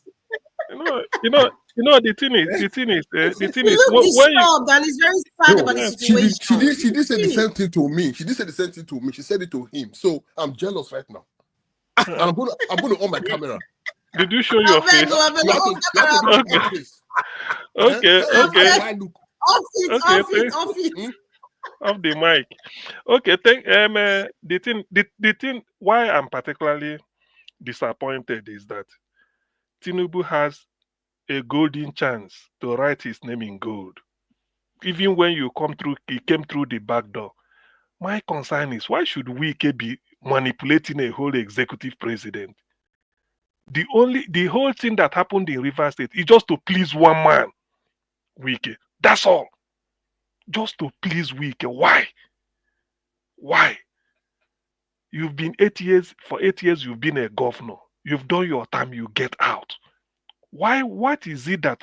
What is the offense of Fubara? Of a gross misconduct? What is misconduct? Supreme Court. Wike is in charge of Supreme Court. Akpabio legislature. Tinubu in the executive. Supreme Court handed a judgment, and the 27 lawmakers should be allowed to take their seats, represent the budget, and then take it on. Fubara is willing to do all this. Yet from nowhere, he just decide to say, what is it called? The state of emergency. Emergency in what? You see, sometimes why I say this is that, in Nigeria, we don't know where things will lead. Somebody said it here that Nigeria never recover from June 12th election. And it's true. We don't know. We don't learn a lesson. We want to repeat the same thing again. What will it cost to the economy? The treasure base of Nigeria, Rivers State. oil and gas, that is where it is. Now look at the mess that this man want to drag Nigeria into now. What are you gonna tell? Ijaw people are holding meeting. Everybody's, if in fact people are now divided because they are terribly disappointed. A president should act presidential. Who advised you? This is not like removing a oil subsidy is gone. You float the naira. You don't act out of, brainwave. You just decide to act. You don't do things like this. You have to put it down. What is the economic consequence? What if I do this? How will it be? You didn't just think about that. All you wanted was just to please Wike. You remove Fubara. You started doing all these things. And then the Yemen, they even gave the come and take over. He ran quickly to come take over. What are you going to do for 6 months? You just be there consuming money. No law will be passed. Nothing. You sack. No, I don't think the president has the right to sack elected people in the House of Parliament, like House of Assembly. I don't think so. You are in Abuja, you are sacking them. And then the Mumu National Assembly we are having have to do voice vote. Say aye, the ayes have it. Say nay, everybody quiet. Why not let us know who voted for who? Because this is a crucial vote. It's a shame, really. When you look at it, like Pat Tommy say he's disappointed. Is he? At this point, people should not be happy that they are Nigerian. Unless you don't see the way things happen. Unless you don't see the way things happen. Yes, thank you, Madam Rita. Unless you don't see, because it's painful. I know there are other things to touch, but this River State own, to me, is much more important than any other thing happening in Nigeria today. Yes, we are used to insecurity. It's every dimension, taking shape every day. Maybe the way it is. If you hear strike tomorrow, you complain. But this one is just from nowhere. You decide to sack elected governor just to please Wike. Has they found the Fubara stealing money? Or maybe they level everything, nothing. You just come from nowhere and remove him. Well, I don't know what it will lead to tomorrow, but it's a developing news. Whatever we see, we take. But I'm not happy the way it happened. So it's like Nigeria belongs to some people. Tinubu is just behaving. And they say he's a Democrat. He was in Nadek, he was this. The man is a disgrace to me. He has not even, I won't even give him any iota of what is the benefit of the doubt in anything. He's just behaving like a tout. How can we be controlling you? Thank you. Thank you very much. It's annoying, Dr. CM. It's really annoying. It's making it seem as if maybe their pubic hairs are tied together. There's something that is really tying them. It's not even the fact that Wike, sold Port Harcourt, Rivers people's votes, to the man from Bordelon. It's very obvious. Anyway, the next person will be Naija. Naija, I hope you're there. But before you speak, I would like to make a comment, and this is not any way an attack. It's just a reminder, because you kind of reminded me, well, some of us too, when you said, by this time, Nigeria should have been a multi-billion-dollar country, as in Tinubu will have, multiplied, our income and value. The devaluation in Naira won't be as bad as it is now. He didn't take advantage. But however, I know pre-election 2023, you were supporting the man from Bordelon. And then you had several reasons and said, oh, a man that has succeeded in securing Lagos State for the past, number since 1999, that kind of person, could also transform Nigeria. And you gave your various reasons why he's a better candidate. Even if you refuse to admit where you come from. I know, like you say you're from Port Harcourt, but your accent tells you that maybe you're definitely from the South, either from the Southeast or from the South. But it really doesn't matter. You're a Nigerian, period. So I'm very happy that you're saying that he's not able to do it. Just like how we were telling you, as at that time, the man from Bordelon has nothing to offer Nigeria. He didn't build Lagos. I repeat, the man from Bordelon, the one you guys know as BAT, Bola Ahmed Tinubu, did not build Lagos. Lagos was the federal capital before Abuja. So that's why it seems like Lagos is kind of like developed. The man from Bordelon, Bola Ahmed Tinubu, did not, I repeat, did not build Lagos. Moderator, I think that's an extremely shallow statement most Nigerians, because when I hear they say it, I just laugh. Lagos was it's one of those things. You cannot blame people for being very shallow, Sir Louis, because it's the information they got. Many of them are not exposed to the internet or discussions like this. So whatever their local people tell them, or their local ballet, or likes of MC Oluomo tell them, they take it. as that's what it is. It's just the way, that's the framework of Nigeria. Now, to Nigeria, I will give you 3.5. Please, nobody ask me why I'm giving him 3.5. I'm the moderator here, so it's my choice. I'm giving you 3 minutes and 3.5 minutes. So take it along to Nigeria. Thank you for that. You're very welcome. The characterizations you made, I don't know who you are talking about, but I can assure you it wasn't me. All the cases that you made, my case against Tinubu has always been established that I see all our leaders as caretaker governments for the masters they serve overseas. And they are there to ensure Nigeria doesn't collapse. So they keep us strong enough so we don't collapse, and definitely we cannot never to truly develop. And that is, I remain with that position. And I remember actually making the argument that Tinubu didn't build Lagos, because I was in Lagos when Tinubu was in London running away from Abacha. I went to Abiola's burial the day he was buried. After everybody left, I was there. I don't know, I was just in the area, so I went to this because it was the thing to do that day. I was there. So I knew Lagos. I knew Computer Village before it became Computer Village. So the fact that people keep saying he built Lagos, I didn't even recognize that at all. I dispute that with them all the time. And let me go back to the River State issue. The River State matter is that I think the idea that Tinubu is doing it for Wike, I think is a little bit, you are not looking closely enough to understand that Tinubu may be using it as a second route to ensuring that he remains in power. And not to mention the money. He gets the money from River State too. It's not about only Wike, it's also about himself. Remember, Wike is the one that just made sacrifice for him. Wike sacrificed River State for him. And so it's about Tinubu, not necessarily about Wike. And when we say it's Wike, we are not looking at the person truly responsible for what is going on. He's the one that actually declared the state of emergency, not Wike. He is the one that didn't settle the issue when he had the power to, not Wike. Wike doesn't have the power to settle the issue. He did, but he didn't do it. Why? Who appointed this unelected ex-military official to rule the state? Is it not Tinubu? Tinubu is neck deep in this. He knows how to settle problems. We know Tinubu knows how to settle problems if he wants to settle problems between politicians. But this one, he didn't do it because he really wants something that cannot be given to him by this simple politician. He wants River State. He doesn't know what is going to happen in the north.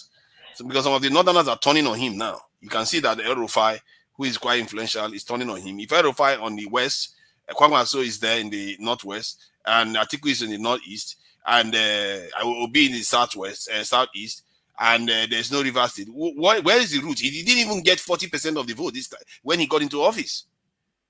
All these things is why probably River State is very important for the money and for the extra possible vote he may lose in North. That's why he's doing what he's doing.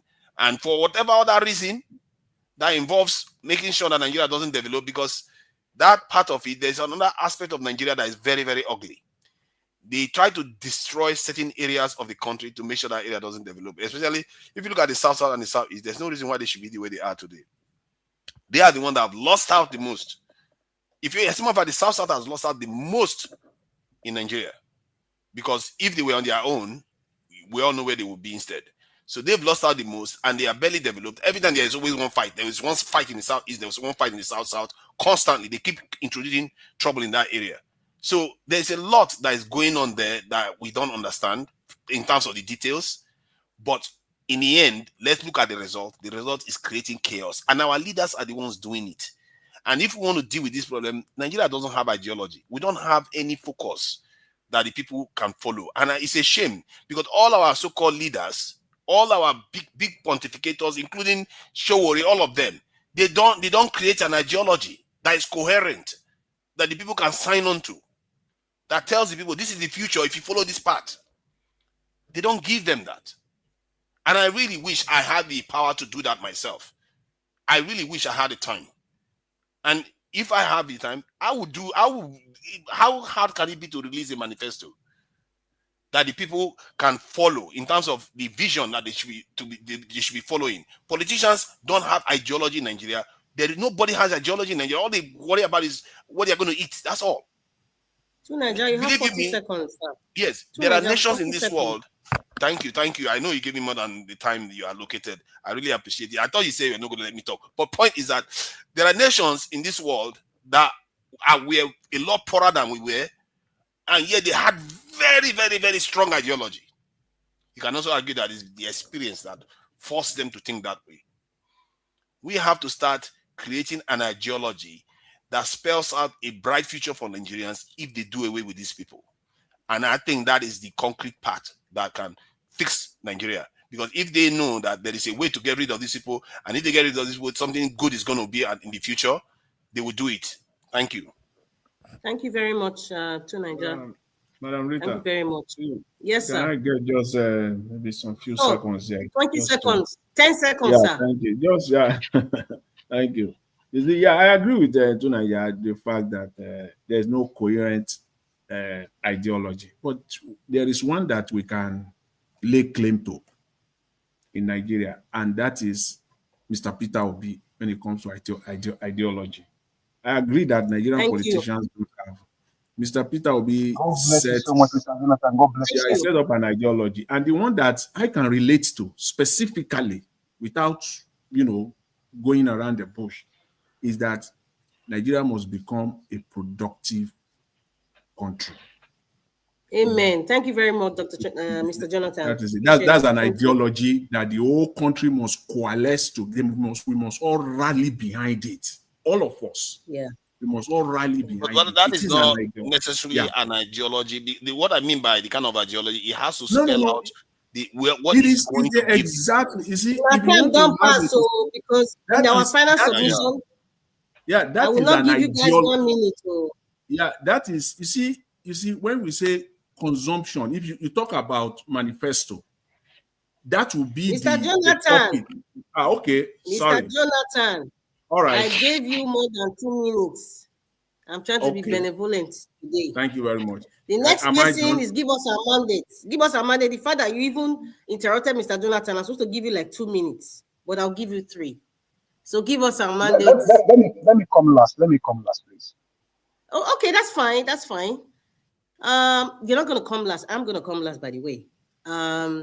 So Mr. Malik, Abdul Malik, I give you 3 minutes and 3 minutes. Are you there? Yeah, good evening once again. Thank you very much.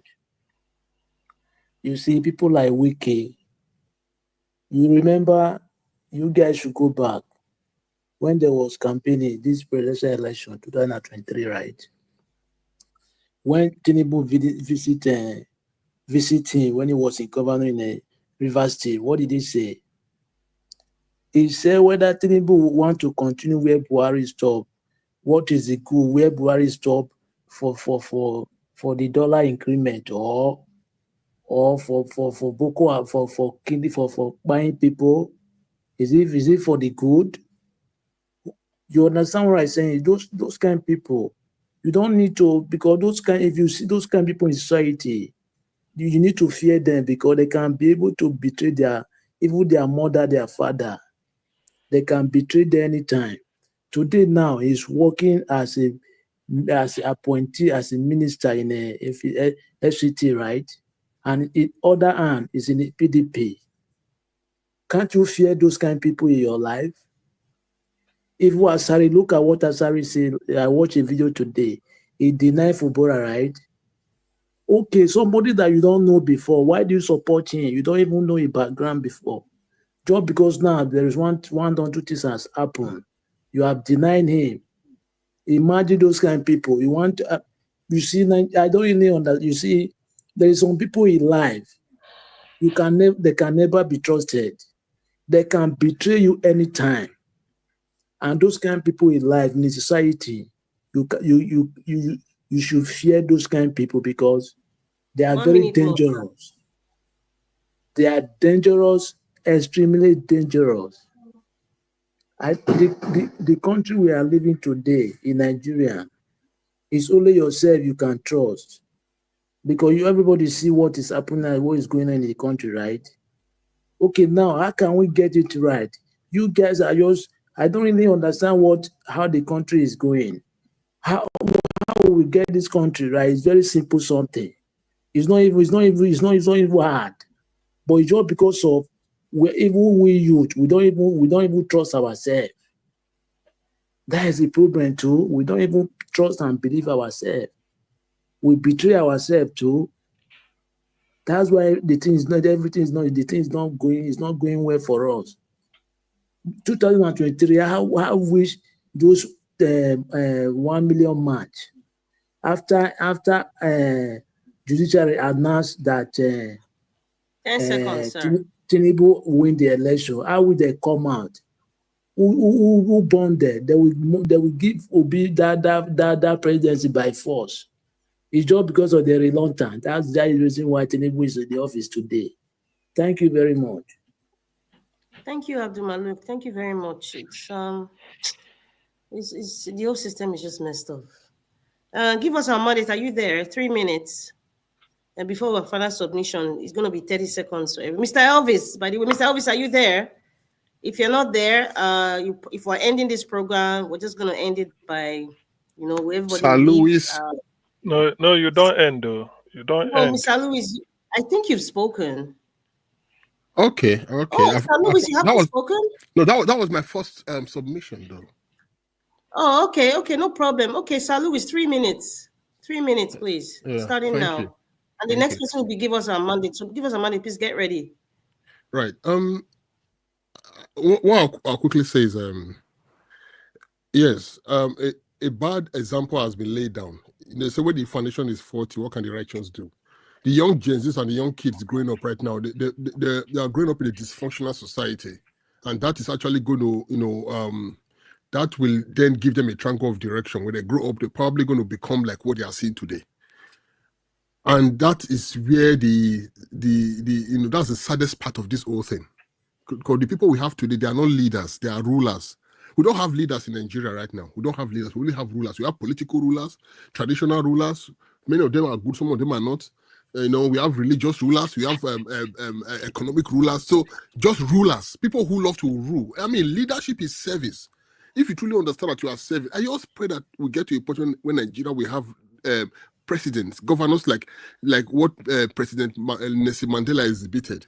After he got out of prison, he was a president, and it just handed over. That was what that man actually did. Was it displayed a man that was bigger than office. Once you are bigger than office, you understand that it's service, all about the people. It's all about you. It's all about the people. I pray we get to that point where we will have leaders, no rulers. Right now, what we have is rulers. So imagine a senator will go to Aso Rock, kneel down to address the president. These are rulers. These are not leaders. So at the end of the day, there are a bunch of principalities all over the place. These are a bunch of rulers all over the place. So this whole thing is going to continue until there's a change where we'll then elect. Excuse me, we'll have a president who will redefine leadership in the country. And when we get to that point, then the youth can then learn from that person. Because at the moment, you don't have an inspiring leaders. All we have are rulers, people who come, they display power. You have what's happening, see what's happening in Rivers State right now. They are saying Dokuba, don't listen to that guy because that guy speaks for both sides of his mouth. Today is here, tomorrow is there. So people like that, and I think Nigerians should begin to see themselves as Nigerians. Yes, we all know where we are from. Yes, we all have our roots and our ancestral ties, but we should see ourselves as Nigerians. If the Jaws in Port Harcourt they've been there for all their lives, Port Harcourt is their home. I don't see the reason why the Jaws from Bayelsa should begin to interfere with the Jaws in Port Harcourt, saying the Jaw Nation, and that is what is even intensifying most of all these problems happening. Why the Queries people are saying the Jaws from Port Harcourt, from Bayelsa, they want to build an Jaw Nation Port Harcourt. What of all this nation nonsense? Can't we just be Nigerians? Can you? Sorry, I don't understand what is happening with this Asara Dokubo angle. I don't fully understand. Can you elaborate? I cannot. Because I'm sure the viewers don't even know. Like I said, Asari Dokubo speaks for both sides of his mouth, so it's not a man that can be taken seriously. That's what I'm saying. Because a man that when he speaks, most times he talks about threat and violence. If this doesn't happen, that will happen. So for me, that's not the kind of a man that a civilized person should take seriously. I think that ends it. Nigerians should see themselves as Nigerians, and going forward, I just pray that soon we'll have inspiring leaders, not rulers who are rulers of darkness. Thank you. Thank you very much. Satanic rulers, you mean? To Nigeria, what you're referring to about Asari Dokubo. I always call him the overfed orangutan. Yesterday, I think if you watch Nigeria Watch played his recent comments about what happened to Fubara. He's now claiming that Fubara is not an Ijaw man. He said agreement is agreement.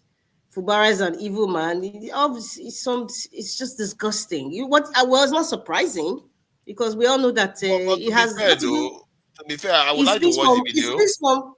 He speaks from five sides of his stomach, not 2 sides of his mouth. His stomach. To be fair, one fact is that Fubara and Wiki, they are cut from the same cloth. This is was it not part of Fubara that went and destroyed the thank you very much. We have not reached that side, Mr. Tuneja. Thank you very much. Give us a mandate. Are you ready to speak now? Yeah, can you hear me? I can hear you, so it's your turn. 3 minutes, please. Okay. Thank you very much. Well, based on what you said earlier about the American currency, right? I mean, I know that America is a world power. That's why their currency is number one. But what we are saying here is that when your currency is being used to commit atrocity in a country where there's lawless country, I think you can call them out. They can be called out if the country is so which to do, because I mean, what they are doing in that country is flawless, and they are doing it because they believe that America dollar it can be used for any atrocity. So that's why I made that call.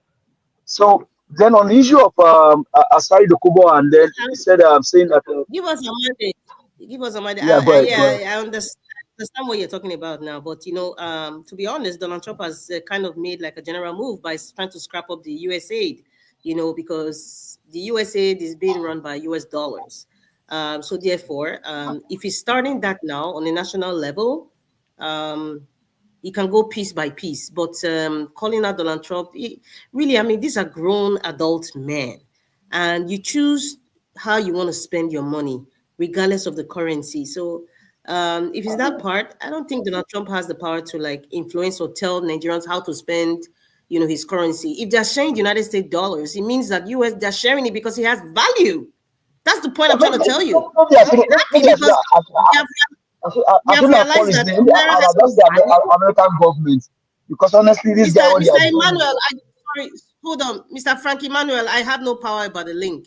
You can just put it out there. I don't know if Mr. Nigeria Watch is still here, but you are kind of like late anyway because we're closing very soon.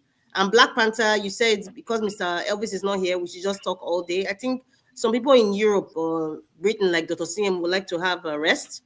So we can't just be here all day. Did CM ask for rest? Why are you resting for CM? CM asked for rest. Oh, look at that. You are already military regime now. Nobody can talk now. You know you can't even do it. You don't even have the ability. I'll give you your time. Tunaja, please stop taking the time. I am making a statement here. Black Panther, you should have been here, but I guess you are drinking your ginger and turmeric, and maybe you shouldn't talk for like a week, and your voice will come back. But Godspeed for you. Give us a minute. I'll give you 2 minutes. Sorry for interrupting. I just wanted to make it clear. Okay, thank you very much. Then on the issue of Asari Dokubo saying that Wiki and Fubara, the enter agreement. I think some people are saying that video is an old video that maybe Wiki's guys are the one that actually pick that thing and then make it. So, but on that one, let them know their situation. Now, my concern is, where is Fubara? That's another question I'll be asking for. I think on what is Bayelsa State. Give us a mandate in case you don't know. Is it Bayelsa State Govt House, according to the publication? Okay. So why is he in Bayelsa? Are they sending him on exile now? And I think Mr. Lewis and then some other panelists said something that is very, very profound here. If you think that Tinubu is doing this for just Wiki's aggrandizement, well, you may be deceiving yourself. Ohando is owned by Tinubu. Ohando made a move to buy a jeep before Tinubu became president in court, the criminal drug baron president. He couldn't buy it. As soon as he was sworn in, maybe 2-3 weeks or later, they bought a jeep. There was a situation of oil drilling of oils. I think it's I forget the name of that now. Maybe Mr. Jenna can remember that. Tinubu was also in that. So if you think that Tinubu is doing this just to please Wiki alone, we may actually be seeing ourselves. This guy is doing this for his own selfish interest. Now, Tinubu grabbed Lagos for how long? If we are not, it's just encouraging Wiki. Wiki can do this because he knows what Tinubu did in Lagos. And so he knows that this same person is a criminal. I can leverage on him to also put River State in my pocket. That's what that's in what Fubara, Wiki is doing. Because during the election, we know what he said about Tinubu. We know what he said about the election. And all of a sudden, this guy end up changing the will of the Rivers people. Turn their will. They voted for Peter Obi. This evil man, this, I don't know what to call him. So, Mr. When you say Dr. CM, why it's like how do you say it? Who is there a reasonable Nigeria that should not be sorry what is happening in that country? Is there a reasonable Nigeria? I tell you that an average Nigeria is a millionaire in whatever currency you can think about in the world. An average Nigeria is a millionaire. But this wicked and crazy human being turn everything upside down, destroy the country. And so because they leverage, because they see one hard currency, they can use that hard currency to change the will of the people. And for Natasha saying that, thank you very much. So Natasha, now, what Akpabio told Natasha that our waste is good for movement. Is that not enough to be a sexual harassment? Is that not enough in the first place? Chris Andrew Cuomo of New York did at some point didn't do up to that. They drag him. You are telling a married woman that our waste is good for. Is that not enough to be a sexual harassment in the first place? Is that not enough? And men, some crazy men, they're asking for evidence. You must be crazy. Thank you very much. Thank you very much, Okuyaki. You're a man. Thank you very much. Give us our mandate. You know, I love to see fathers who are speaking like this because I know you have a daughter. And when you speak the truth and you speak out like this, you know, there's some level of understanding what women go through on a daily basis. I'm sure every other woman here would know. If you're not a woman, you will never understand. You can be with a recalcitrant person, a man of authority, and perhaps you work for him. When he shakes your hand, there's a certain way a man shakes a woman. The woman gets a signal and is very suggestive. But people would never, ever believe or say it's just a shake of hand. What does she mean? They not feel shake you again. Those are the normal words. But as a woman, that's why I say sometimes you need to be wear the cloak, try. You can't be a woman, but try and wear the cloak of a woman to really understand what they do, what they really go through. Even some certain words a man says, it gives us a signal to a woman that you guys would never understand. And if this person constantly does that, that is a form of harassment. It pains me that some people still talk about, let her bring evidence. Are you guys so disgusting? What evidence do you want? You want to see them in the hotel room, unclad? Like, seriously? Hold on, we shouldn't be mixing things up. No. Please don't interrupt me. I beg. You have moderated. It doesn't mean that we shouldn't talk. This is a free period. Tunanja, with all due respect, allow people to talk now. Allow me to speak because I'm a moderator here. Let's do to and fro. It's not a monologue. Let's do to and fro. You talk, we talk. So you can exchange ideas. Please allow her now. Just allow her. She's not moderating. Let her moderate. I know. I'm just asking that I am speaking about something that's very, very important here. Please, Tunanja, do not interrupt me. Yeah, it's important, but it's good that other people add to it too. What's your point? Let me speak, for crying out loud. Or are you a participant of such things? Because I can any man that wants to interrupt me or going against what I'm saying, you are a participant. I'm not going against you. Sometimes you go on sometimes you go on and you don't let people to exchange because there are aspects to what was just said that I wanted to say something about too. Well, you could have just allow her to finish, and then you can come after her. What if But I'm going to finish and allow her to finish. Let's not destroy. We have had a wonderful. Allow her to finish. You can come after her, please. Let her finish her thought. Allow her to finish her thought. Do Nigeria.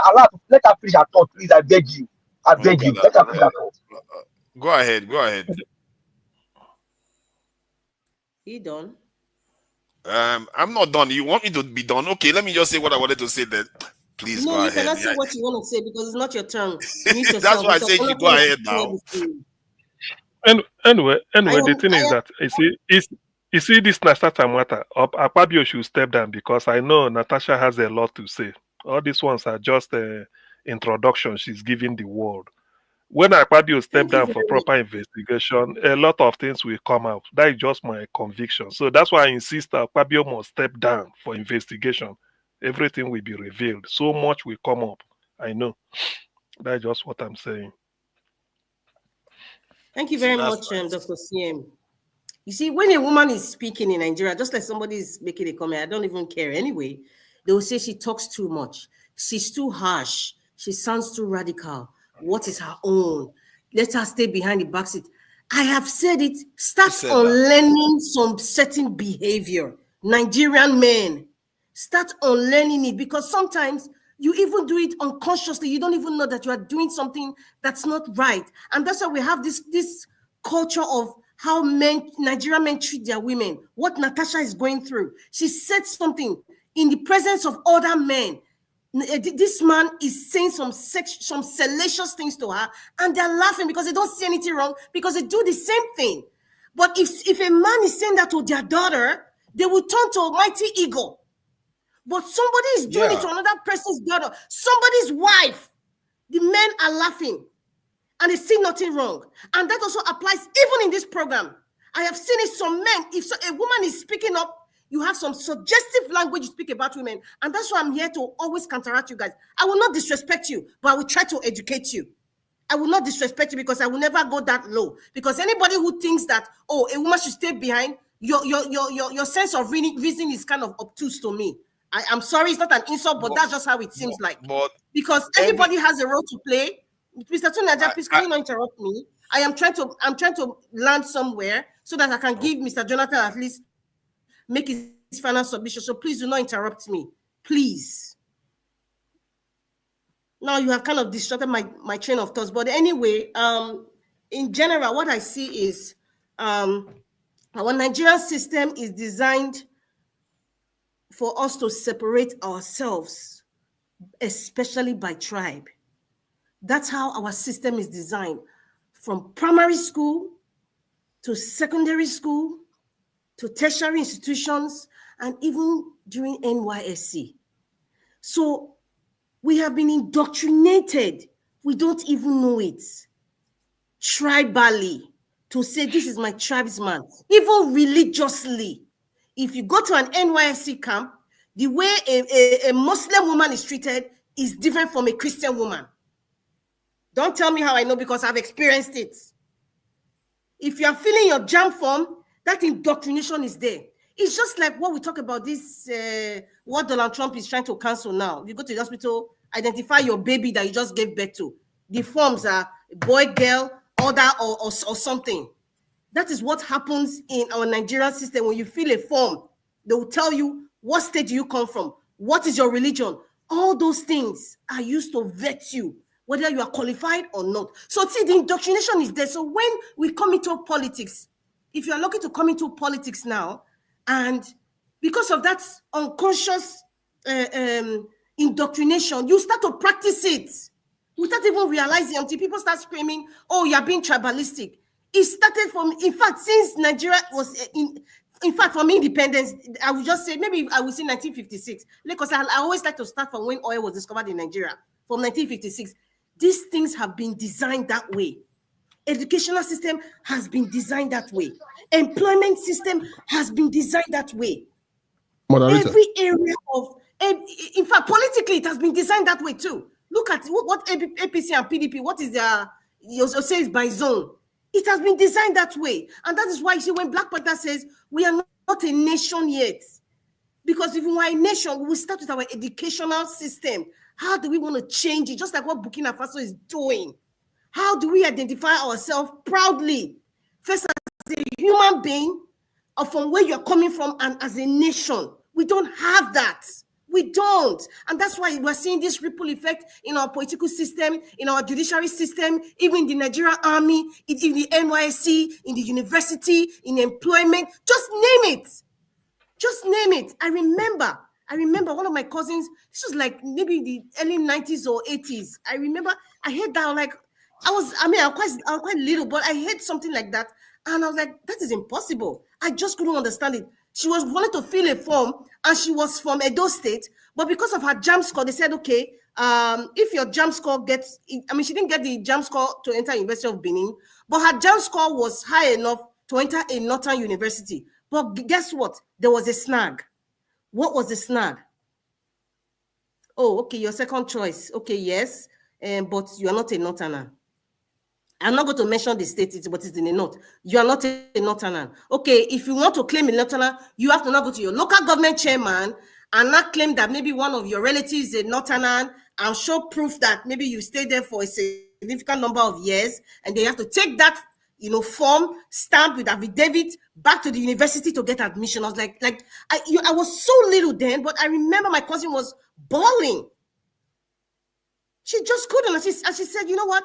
I'm not going to change my identity just because I want to school. I must use this JAMB score to enter school. She rewrote the JAMB again, and she entered Uniben, and she did very, very well in the medical field.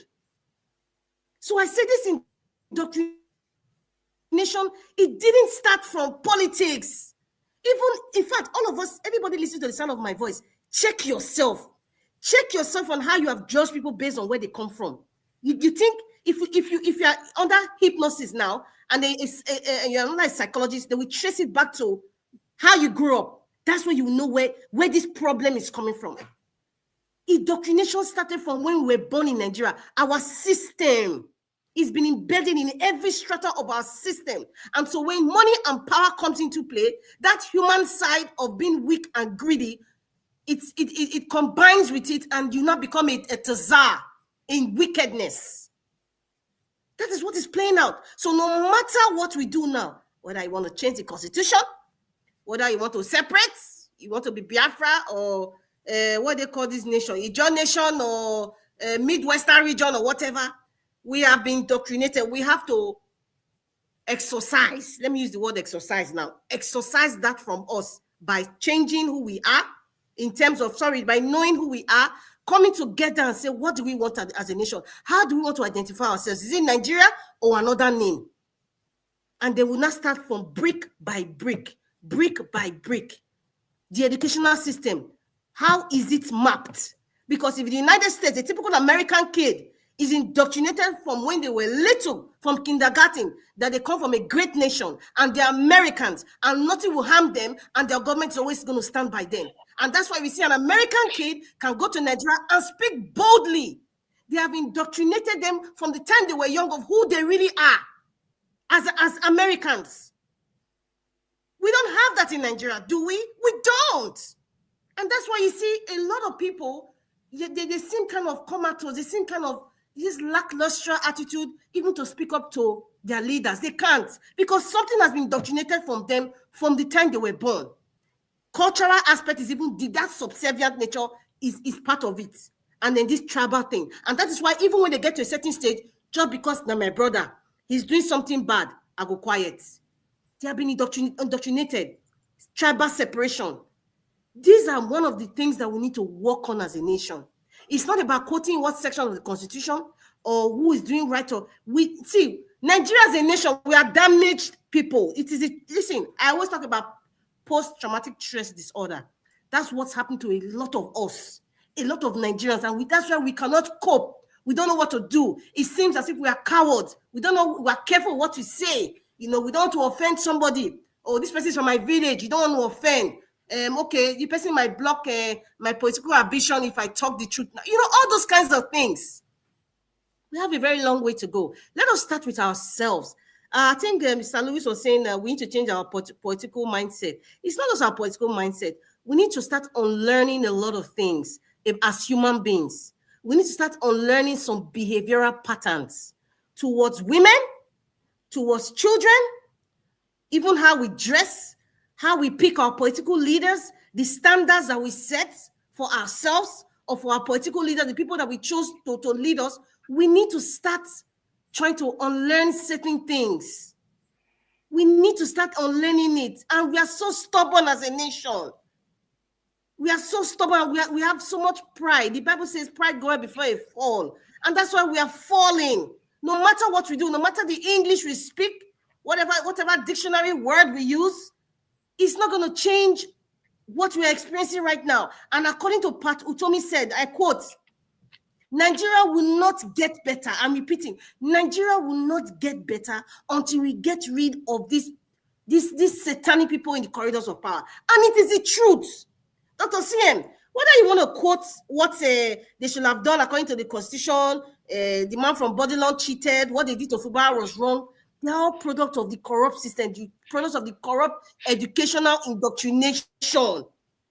That is the fact, Dr. CM. And you see, Peter Obi said something. That man is a great man. He said the process in which you get political office matters a lot. It matters a lot. Because if the process is not honorable, you are not supposed to be called honorable in any format at all. The process in which Fubara became governor, the process in which Wike became governor, even minister, the process in which the man from Bodilon became president, even from the primary level, let me even go to Edo State. Let me go to my house. Charity begins at home. The process in which Model Pebolo came, we saw what happened now with the APC now. How it was Idausa, and then somehow everything was twisted. All of a sudden we saw Model Pebolo as the leading man for APC, and then going to the Labour Party now. You know, there was some kind of conflicting issues with Olumide Akpata and the other people, and then some grievant people came out and said, he used money to set up, which, I mean, to today, no proof. I haven't seen anybody come out and say, okay, this is it. And then we now go to PDP. We had the faction of Philly Shaibu. How did Aswa Godalo emerge? So you see, they are all products of the corrupt system. Nobody should come and be talking sense here to us. And that's why I love Dele Farotimi. I love that man for his intellect, his insights, and his truth, and his simplicity. So is there, are you going to look to end this thing? You will not fight in their war. Is this how I am when I'm hosting a channel? Is that because people say I talk to when I'm hosting a channel? Is that how I am? We have responsible men here. They are not speaking. Come on, man. You can't just be talking over people and say because you can't make this about feminist stuff. You are just talking over people. And Jawa was also do this to people. Come on, man. I'm talking about something serious here. So, Nanja, it is not funny. I'm talking about something very serious. Actually, it's a little bit funny because you are saying that men are oppressing women, but you won't let men talk.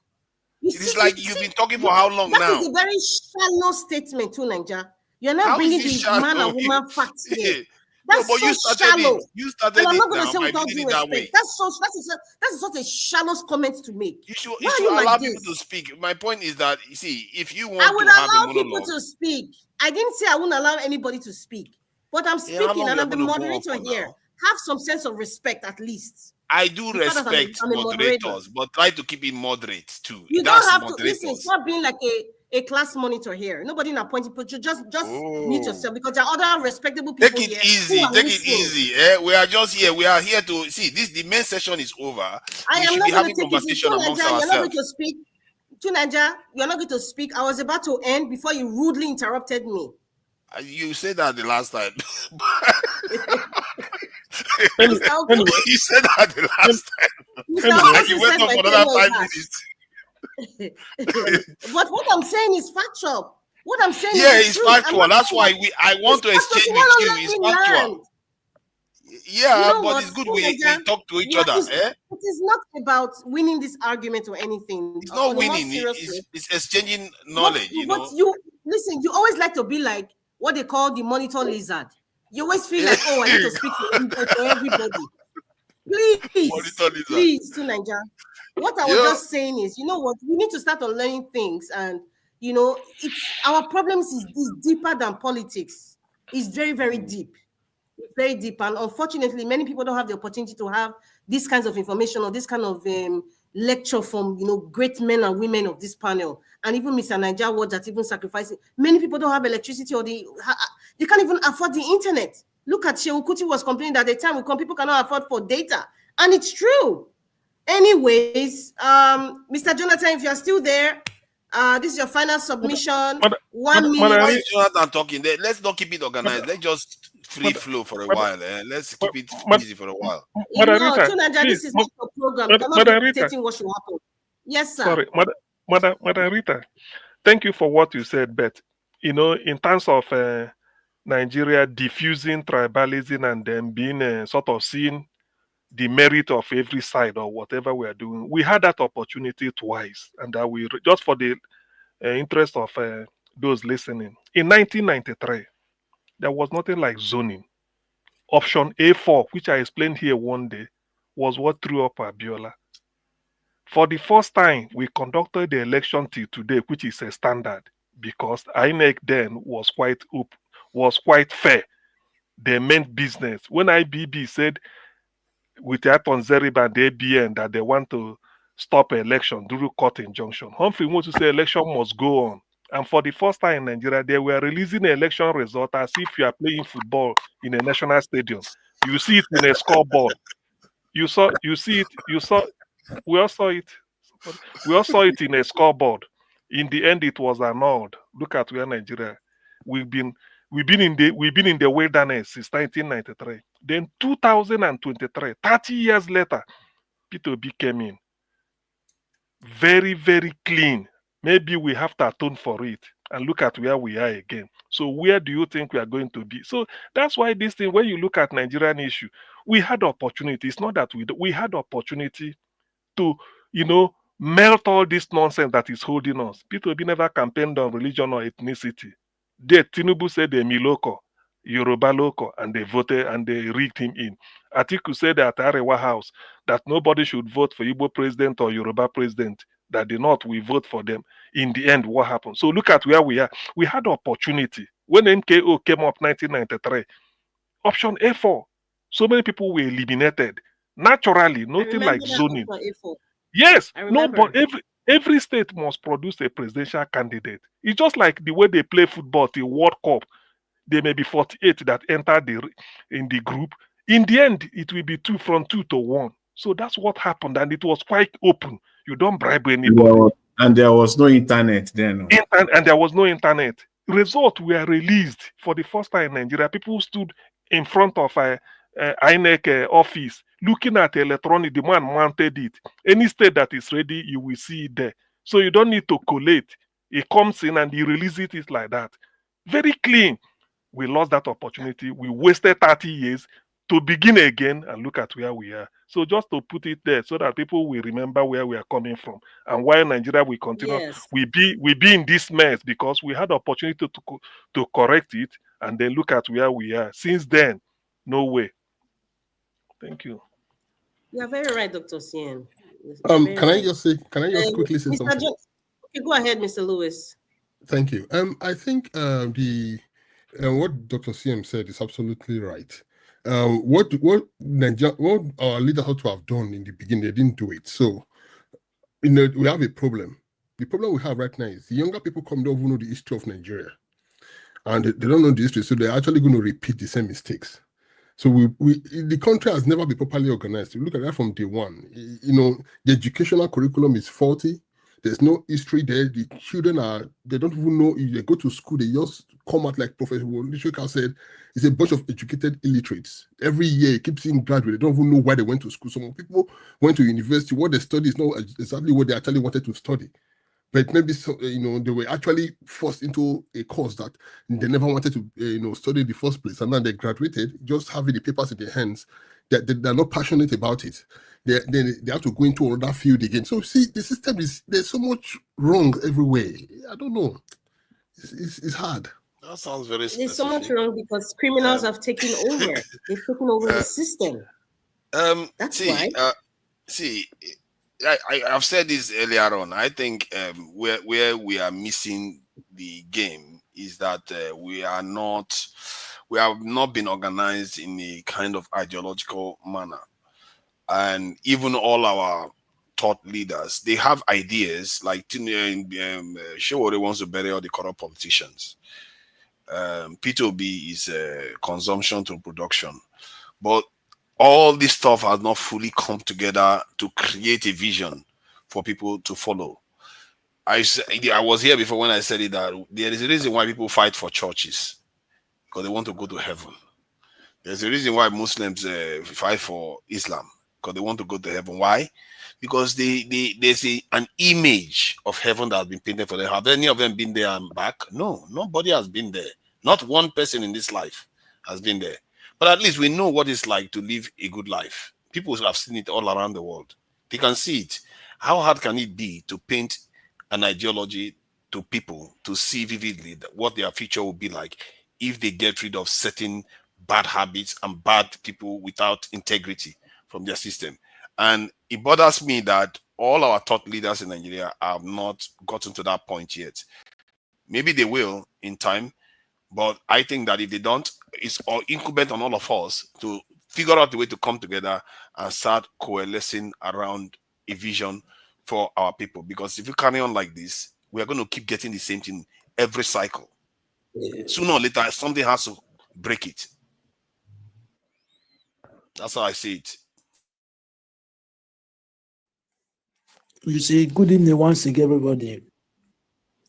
You see, 1993 till now, many years back, every day the world is developing more technology, new technology. It's just because we have bad leaders, evil people that's leading us. Look at how much they spend in beavers. 300 to 400 billion, right? Okay, why can't they do this like this? From polling unit, from beaver to IRED direct, so that everybody have access. You will see how the result goes. Why can't they do it like this? Very easy something. Look at the way they do in an advanced country. It's not hard. It's nothing hard there. It's just because we have bad people that are leading us. That's why the country is not moving forward. Direct from Viva, from Viva to IRED, direct. So that everybody to see how the thing is going. It's not, you see, Nigeria, it's just like we don't really serious for something that is very important. That is the problem we have. All this electoral reform, they need to talk about the before 2027 ahead. Those are the issues. We don't serious for something. After small time, we leave. If you look at Natasha issue now, Akpabio today, in the Senate. Imagine a country that work. Akpabio now supposed to step down. That matter is supposed to be investigated by now. But today, nothing is going on. Akpabio is still there. Is that a country? Is it how are we going to move the country forward? The answer is no. Look what happened in Rivers State. A city governor, nobody have the right to suspend city governor. But you have the right to deploy a state of emergency. Is it how we're going to move the country? Democracy is, I mean that I have said it before. They have truncated democracy in Nigeria. We're in dictatorship now, right now. We don't have democracy. Criminals, bandits are ruining us. If you look at their face, they are criminals. They are not, no. Thank you very much. Yeah, let me finally on my part, let me just submit. You see, Professor Otomi, earlier today in that interview on channels, quoting one of the Nobel laureates, the one of the winners of the last year Nobel laureate, he was talking about Nigeria, and he said Nigeria should be one of the greatest countries in the world, but the country is not, because the leaders know what to do, but they are not doing it. Doing it, exactly, yeah, it's true. So when you take that statement is so profound, when you put it side by side with what the panel you guys are talking earlier, Dr. CM, about 1993. I can say, I don't need anybody to tell me or to analyze it for me, that if the right thing were to be done in Nigeria today, 99% of those that are in positions of power, from councillor to the presidency, they will not be there. Using option A4, for example, because you know this. You know what is right. You know what is right.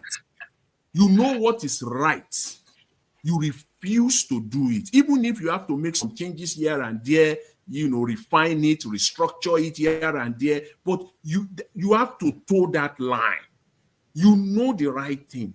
You refuse to do it. Why? Because you know quite well that if the right thing is actually done, I'm talking of them now, they will not be there. And the only way to continue to perpetrate themselves is to continue to rig the system. That's the only way. Are you telling me we'll be running a fair system in Nigeria? Somebody like Akpabio will be there? Of course not. There is no way. Somebody like Wike Nigeria will not know someone like Wike today. Or go to the House of Rep. Let's name it them one by one. There's the Senate. Many of them, the so-called Senate leader who is there now, Bamidele, that one will not even be close. That one is that's a side of the man from Bodinona. He was the one speaking for him when he came from France now during the election. And he was saying stuff, and the man from Bodinona was also speaking it. And later he pretended like he was talking to somebody when we realized that the cameras were showing him. And if you look at the history of Bamidele, there's a lot of them that have criminal records abroad. A lot of them. Because the other thing is that the other benefit of that system is that if the people from a particular constituency or state happens to make a mistake for the first time, maybe by error, for whatever reason, they elected someone get someone from their constituency to represent them, they won't repeat that mistake the second time, because that process is there waiting. All it just takes is that you can even pack your bags here from wherever you are in any part of the world. Just go back home and say, yes, I'm here, I want to run. Right from your streets. Because in 1993, in Nigeria, I was there. In my own area alone, we already know the result of about 24 polling units. Nobody can take it away. That is my street, the other street, and friends calling each other. We already know the result ourselves. So nobody can come and change it for us. You don't need to put it out. We already know. It's just to call your friend, you and your friend, because the day was declared as a public holiday. Everybody was coming. Oh, in my own polling unit, we had 24 votes. In my own, all we need to do was just adding it up. Just adding it up. It was very straightforward. You see, Jonathan, the good thing about that option, the good thing about that option A4 was, at the time IBB was doing an election and cancelling, banning and unbanning, they called INEC to tell them a way forward. Because I followed all this. Most was saying, let them do it like, America do their own, like what they call it, primaries, New Hampshire primary, Iowa, there may be 50 that started it. In the end, they will be dropping. So there's nothing to zone. You have to go to your ward and win. You represent your ward, which is option A1. You represent your ward at the, at the local government unit. At the local government unit, if you win, that is option A2. You represent your local government unit at the state level, which at the state level is option A3. If you win, still in your state, then you come to federal. All those federal, every state will produce a presidential candidate. They will be competing among themselves round by round until they keep voting. People will be voting. Then it will make like two, or each party will now have one representative. So it's very clean. It's very clean. Dr. CM, let me bring this in just to shock people. In that 1993 process, Abiola won his ward. Or Abiola won his ward by less than 15 votes. You see, it's tough. Because the Abiola won his Abiola had to use, let's just stay the way it is. He had to use money and connection and everything to win that war. Because the guy that came up from that ward was a no-brainer. He's someone like from house to house. People already know him.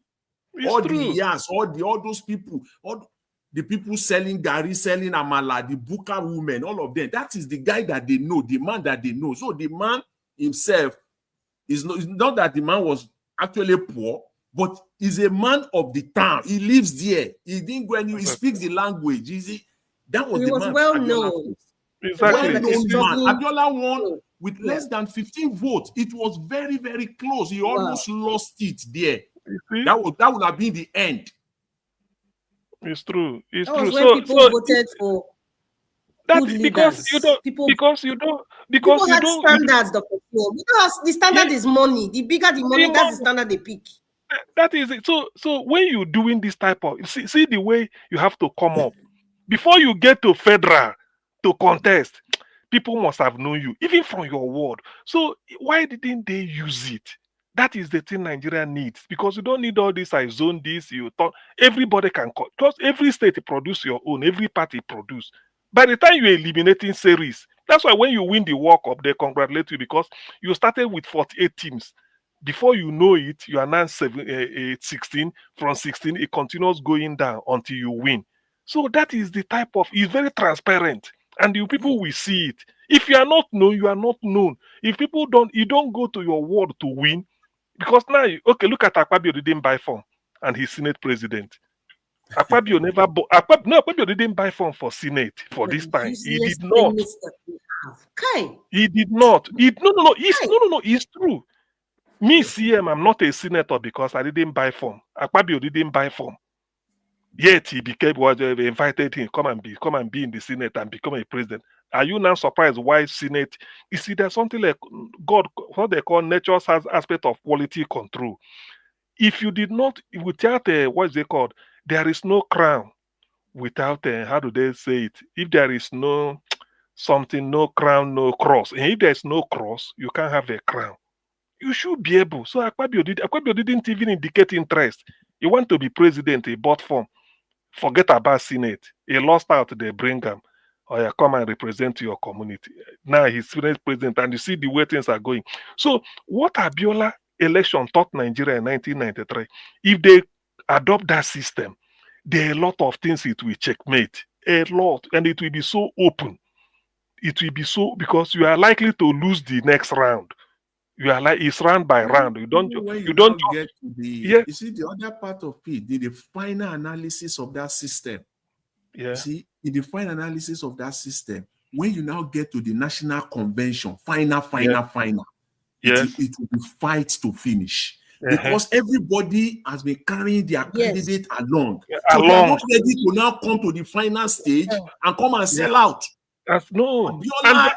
Abiola, when you go to Jos, it was fights to finish. Nothing like a bragging delegate or anything.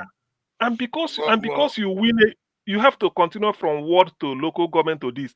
Any secret of if they miss it in the ward, at local government it will come up. If you don't get disqualified or you didn't drop out, at the state level it will come up, and every party will do the same thing. That is option A4. It doesn't require all this nonsense. Go this party you go bring. It must come from this zone. No, go and compete. Is there a little bit of an element of when man plans, the gods laugh, that is going on in our context, the way we have our conversation? Because yes, all these things we talked about are true when we look at it from the level we are looking at it. But when we look at it from the point of view, from that statement where it says the gods laugh, in other words, he would have the final say. You can rattle all you want, they still get their way. And until we turn ourselves in the context of what I said to the gods, at the level of the gods, we are not going to get anywhere. And this is where my idea that What is if we the don't what have is the level of the gods? To Nigeria, the what level do you of mean the by level of gods, yeah, now let me explain yes? what I mean now. The level of the gods simply means that the final deciders, the people that decide the shape of the world as it is, if we don't become like them, if we don't get to that level, all we are doing here is navel-gazing, and they will just sabotage the system. Because if you look at the Abiola election, it wasn't perfect. They restricted a lot of people from joining that election, and it was the military regime that put it forward. Yes, it would have moved the nation forward if the Abiola had come into office. Definitely, it would have. But it would never have if you look at it from the point of view that there are gods out there that can decide our fate. You see what I mean? It was always meant to be that way. We were never going to progress. I appreciate if you don't use the word gods, because everybody's a man. Wait, let me come in there. Let me come in there. You see, Babangida himself, one of his primary intention of coming up with that option A4 was that people like Abiola will not eventually, he planned it, that Abiola will have been completely eliminated during that process. Along the road. Along the road. So it was like Abiola was scaling through every step from ward to local to the local government to the state level. So the military were surprised. So they are waiting. They knew their plan from the get-go. So option A4 was to eliminate everyone. Because how would you? How? You think somebody who has lived all his life in Lagos, yes, his career, everything, and then when it comes to election, he will just pack his bag and go to Edo, Benin and say he wants to become governor. And then he goes to Calabar and say he wants to become the governor of Cross River. It cannot happen because the people don't know you. It's what we are talking about here. And maybe, remember when you are competing at the ward, you people can be 100 competing for SDP ticket or APC ticket. Maybe those people you are competing are local champions. Where the people know at that ward level, where they come from, United States or Abuja, you come they say they don't know you. It go difficult for you to dislodge them because at that level in the ward, they know themselves in the world. They say, now this man, we know where to do the thing. So if you can't defeat the man, you've lost, whether with all your billions. If you don't defeat them, you are out. You are out completely. You can't even make it to Abuja to become president. So people didn't just call Babangida Maradona for nothing's sake. He planned it from the scratch. They knew what they were doing. I think Babangida was a coward, if you ask me. He was just a coward and a greedy man. So that issue of we like to mystify human beings as if they're untouchable, but in the actual fact, they really don't have powers. And to Nigeria, I don't want to use the term, God for men, because that's not what they are. They're not God. It is an analogy. You can use an analogy. I understand you use that as an analogy, but we all know that in this world there are certain people that make certain decisions. But you know what? Those people got to those positions by virtue of the fact that they had people supporting them. So we shouldn't look at them as gods or people that are untouchable. They are not, because everybody goes 6 feet at the end of the day. So we that are the son, we shouldn't be like we are the one giving them power when we have the power. So if you have people who making decisions like IBB and they call Maradona, he's a coward. IBB is a coward. Just look at what happened with the book. The recent book he put out there. Just look at the reasons why he nullified a democratically elected person. Just look at the reasons. That's a misunderstand coward. what I said. You misunderstand what I said. I understood what you said. I understood where you're coming from. Now break it down now, because I didn't describe our leaders. I'm not saying what you're saying. I'm not referring to our leaders. I wasn't referring to our leaders. I was referring to people that decide for our leaders. The people that actually come and decide what. Listen, British colonization, let me put it that way, right? And when they so-called left, and which I know they didn't leave because Unilever is still existing, right? We all know that it is the greedy leaders in that country that allowed these people to continually control and make decisions, political decisions for Nigeria. That is why you see people like Thomas Sankara, Patrice Lumumba were taken down because they refused to cower. Peter Obi said it, that these same people called him and he said he couldn't believe that they're talking about his country. And he refused. He refused said it. it. He refused the demands we were making for him. So see, we need people like the Burkina Faso, what's his name? Captain Traore. We need people like that. They can stand up to France, the so-called superpower France. France is not any superpower. It is Africa that made them look like the superpower. The same thing with Britain. What natural resources do Britain produce? So please let us not mystify. Let us start demystifying them. Because we have weak leaders. I think we have to be to these wicked entities that are not even in Nigeria. We have to be realistic about these I things. understand what he's talking about, please. They have a technological edge against us. They have a military edge against us. They have an organizational edge against us. And they are advancing even. Yeah, that's true. That's what I'm saying. That's what. Let me finish what I'm saying now before you see.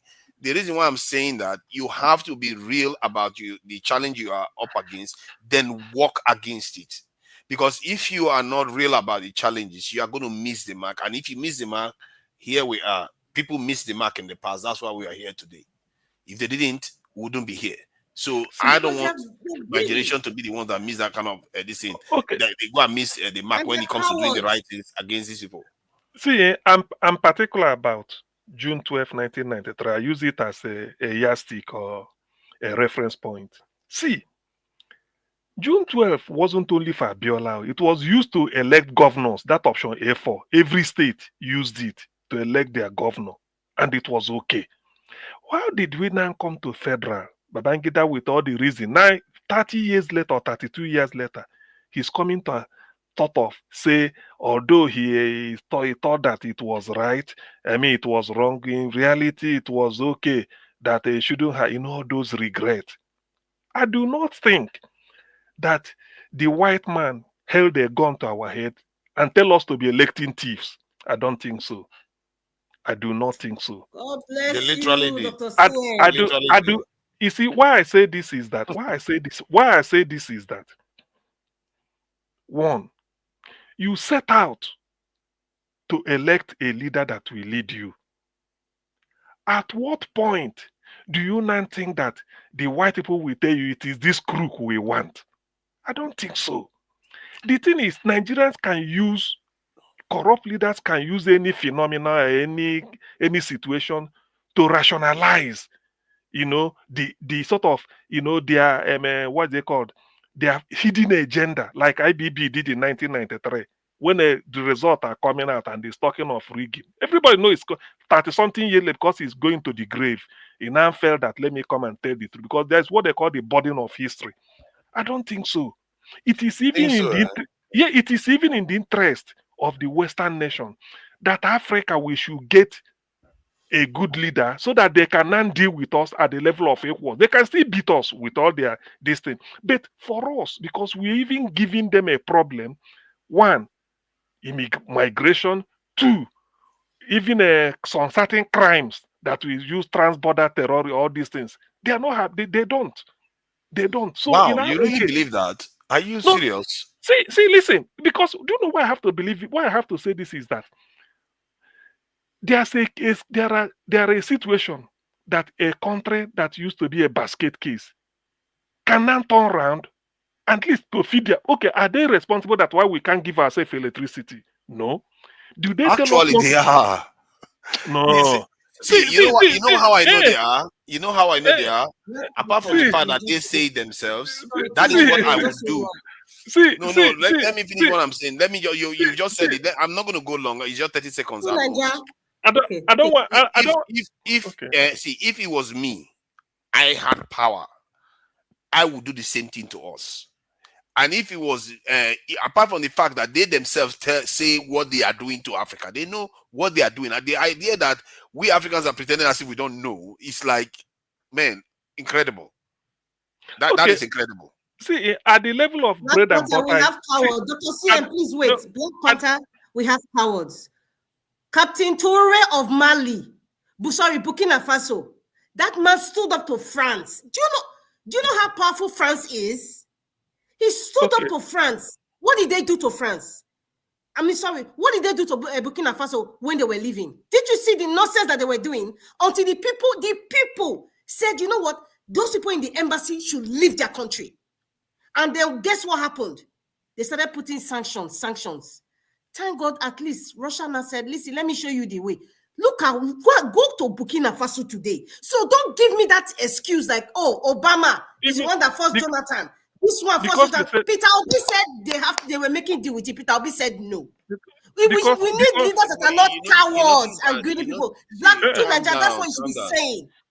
Of course, I'm saying I'm not saying we shouldn't fight it. I'm just saying we should be aware of the, because if you make the mistake of thinking that,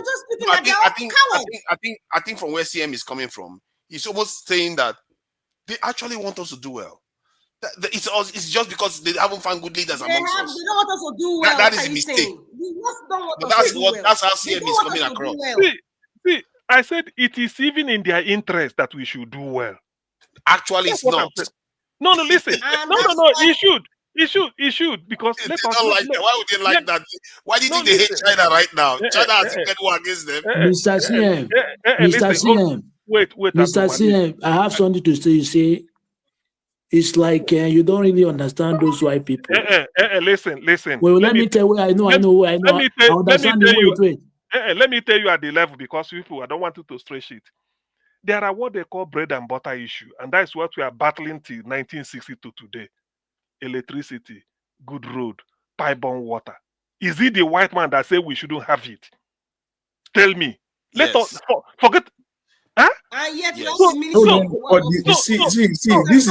is what Dr. CM is trying to say. This is the position, and it is very straightforward. Listen. Let's put it this way. There are 774 local governments. Only 9 in Abia are having 24-hour power supply because Geometrics built it. Why can't another state say Geometry, come and set it for us? Let me now know whether the white man will say don't go and put it there. What are we talking about? Yes. We are dealing with pressure. At the level of Mr. CM, in the other hand, is it not the federal government supposed to give you power electricity in the whole country? Is it state? A state answer that question. Is it not federal government supposed to give the power light in the whole state? When it comes to electricity, it's a cartel within the Nigerian people. It has nothing to do with foreigners. That's what I'm trying to say. What I'm trying to tell you is that our problem, why we are where we are today, it's like we've not. I remember Niger Watch one day here saying, why is it that whenever they are campaigning, they will build road? Why don't they talk another thing? I tell Niger Watch, say, have we gone beyond the stage of road? If you tar road today is good, will you tar it tomorrow? The level we are is still a bread and butter issue. That is still our politics. We never look up. And the Obodo is not a white man that is telling me that I cannot, as a governor, reticulate water in my state. They are doing it in Enugu state. Why don't the white people stop them? Because there is the way they operate, they don't operate at a micro level. Not at a macro level. See, let me explain. I'm not going to explain. I'm just going to say it. What it is that when you want a society to become dysfunctional, you don't have to go everywhere and tell it how to behave. You make it dysfunctional so that, one, through their finance, through their ability to defend themselves, compromising their leaders, there are so many easy ways to do it from a higher level. Look at the way the government floated the currency. That is a sabotage. But you are not going to see it coming. You're going to think that just their own economic policy. Let me go back. See, let me Why did go they back. choose to be sabotaged? Because when we talk of, now that is the key question that you have to fight against. Let me go back. Our economy under Abacha with sanction was better than what it is today. Abacha is a military man. With sanction, Nigeria was giving sanction because of June 12th election. And the Farowiwa that was spied. Nigeria was a pariah. Yet Abacha called their bluff and was still doing something internally. The average life expectancy of Nigerians or whatever was still better then. So what I'm trying to say is this. There are things we can do for ourselves. Like people normally say, yes, you are not flexing muscle with them to go to the moon or challenge their... Why are they not even taking advantage of China? Why are they not talking about... Why are they not... With what Nigeria is saying, are they doing the same? Why are China not subpedaling to them? China is standing on its own. China decided to follow Mao's, even if you want to call it a communist society, it's working. It's indoctrination. See, and wait. The way Chinese think, the indoctrination is from the when the kids are in kindergarten, in fact, before they were born. That's what I'm trying to tell you. You cannot compromise against your country. Americans indoctrinate their children that way. Chinese indoctrinate their children that way. But in Nigeria, we are indoctrinated to separate ourselves because one is a Yoruba, one is a Hausa, one is Igbo. Even Russia, even Ukraine. Our leaders know this. Our leaders know this. They use that tool as a weapon when it comes to politics, when it comes to economic matters, when it comes to religious matters. They use that. But the white man is indoctrinating greatness in their children. Is indoctrinating confidence in their children. So a Chinese man today, he will come to Nigeria and do business. It's China first. It's China first. It's not for himself as a businessman. That is where our problem is. A politician, a Chinese politician comes to Africa today to make a deal. It's for China. It's not for his private company. It's for China. God bless you. God bless you. We are too greedy. That is why I understand what Dr. Siem is coming from when he said, is it the British man that said we should not put light in those states? Exactly. Is it the way I said they impose this? It depends on where you are looking at it. This man that says someone who should not give light. Mr. Elvis doesn't have light for days now. There is no absolute. If you look at it from the point of view that we are self-determining, we have our own agency, we are supposed to be able to determine our fate. That is true, and that is what we need. Where we need to get to. But in reality, where we have been so far and where we are today is that our leaders are subservient to foreign powers. And we are not, our nation as it stands. If you want to know, if I want to break it down to you, your nation is not capable of standing on its feet right now. We don't have anything that we call defense industry. We don't have a military that can stand on its own. We don't have capable even Ukraine military is bigger than ours. It's not about how big. Let me tell you something. Actually, it is. Sorry, to Nigeria. If they're bigger than us, military-wise, technology-wise, that's okay. But however, when you say we can never be bigger, no, I know why you said that's okay. Let's leave it aside first. Let's continue, Madam Rita. Yeah, I know. Yeah, but right now, what we have is people like the man from Bodilon that has a criminal record in the United States. If he goes into politics, the Americans will capitalize on that because it's America first. The same thing a British man will say, or somebody from France now, because the man from Bodilon goes to France. Buhari was going to UK. So the man from Bodilon going to France now, France will have something in his brocos. He will sell out. So because Nigeria have been indoctrinated by this, I'm sorry, I just keep going back to the default level of our indoctrination. And sometimes a part of our cultural upbringing also has affected us. It has not served us well. It has not served us well. And that is why you see these so-called leaders now. They buy their way through, get to the echelon of political league, and then they sell out, even if they have criminal records. Those people in the Senate, all those senators that have criminal records, Neda Emaswen that they say has a criminal record in New York, he's a senator. My concern, Madam Rita, my concern is we are still 60 years after independence or more than. We are battling with remember my word, bread and butter issues. Bread and butter issues. Good hospital. Good road. Pipe-on water in the schools.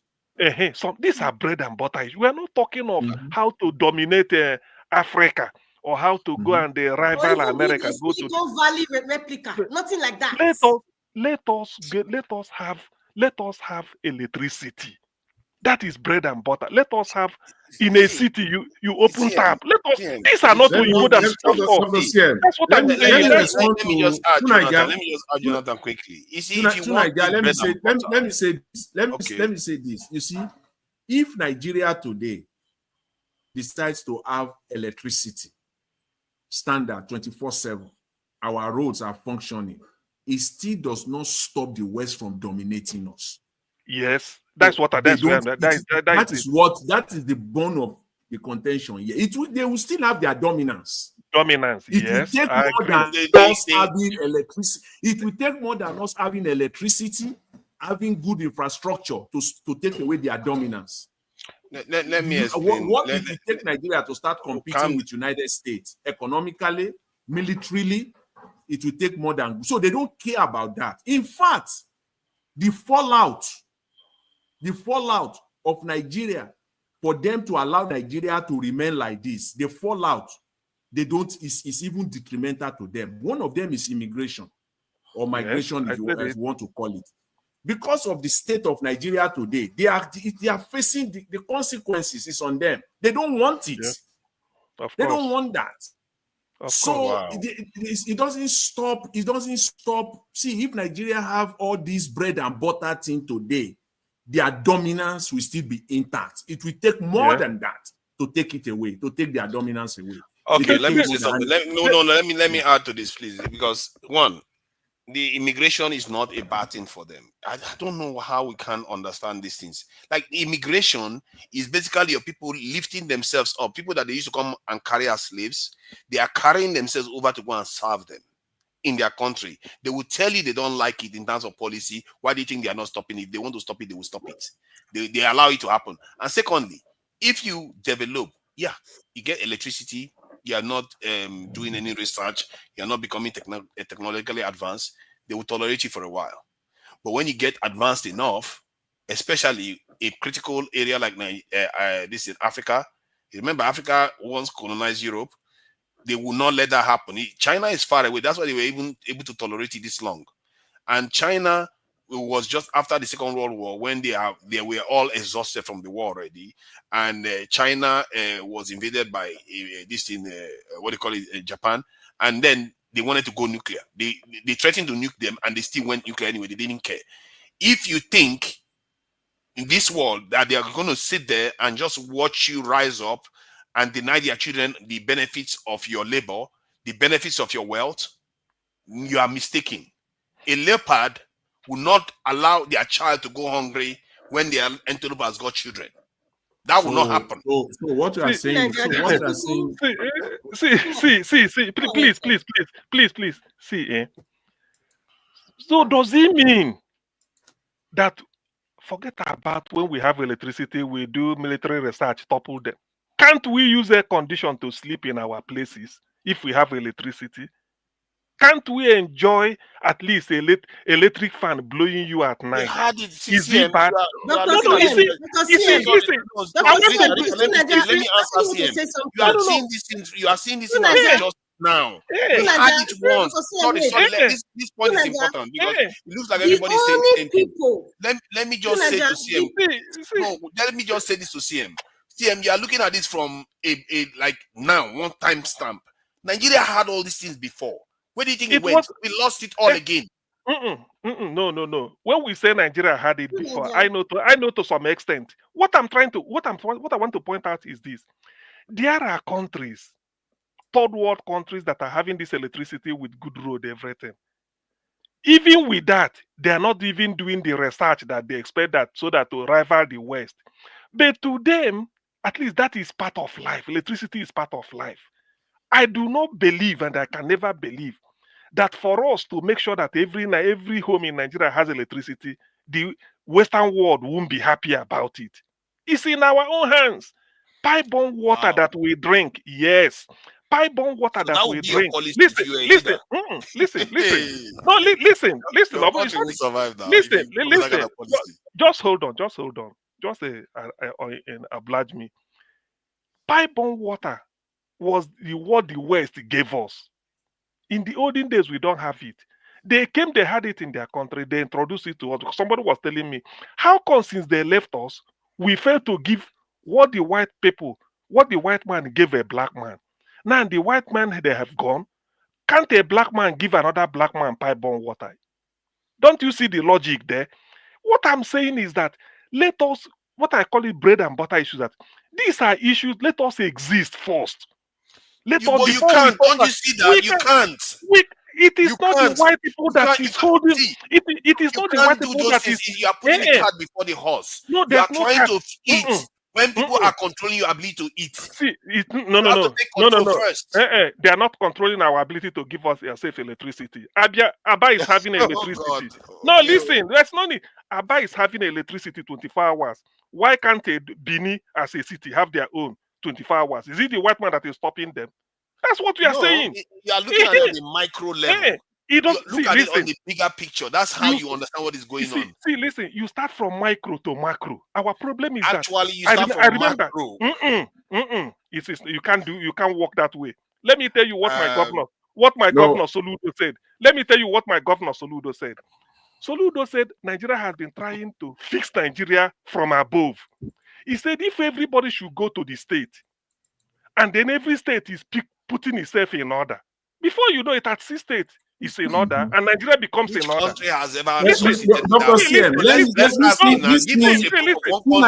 what do you mean by what do you mean by from macro to micro? I want to hear. Do you know what you are talking about? I can give you an example of in nature. I can even give you an example in nature because the macro affects the micro far more significantly. It's like you can be inside your house, tidying up your house because you are focusing on the micro, isn't it? But there's a hurricane coming. Because you are ill aware of the macro, your house could be blown away. A hurricane could be coming. You see what I mean? I don't understand. My point is that it doesn't relate to what is on ground yet. Okay, now let me give it in the political angle now. Let me talk about what happened to us in Africa itself on a macro level.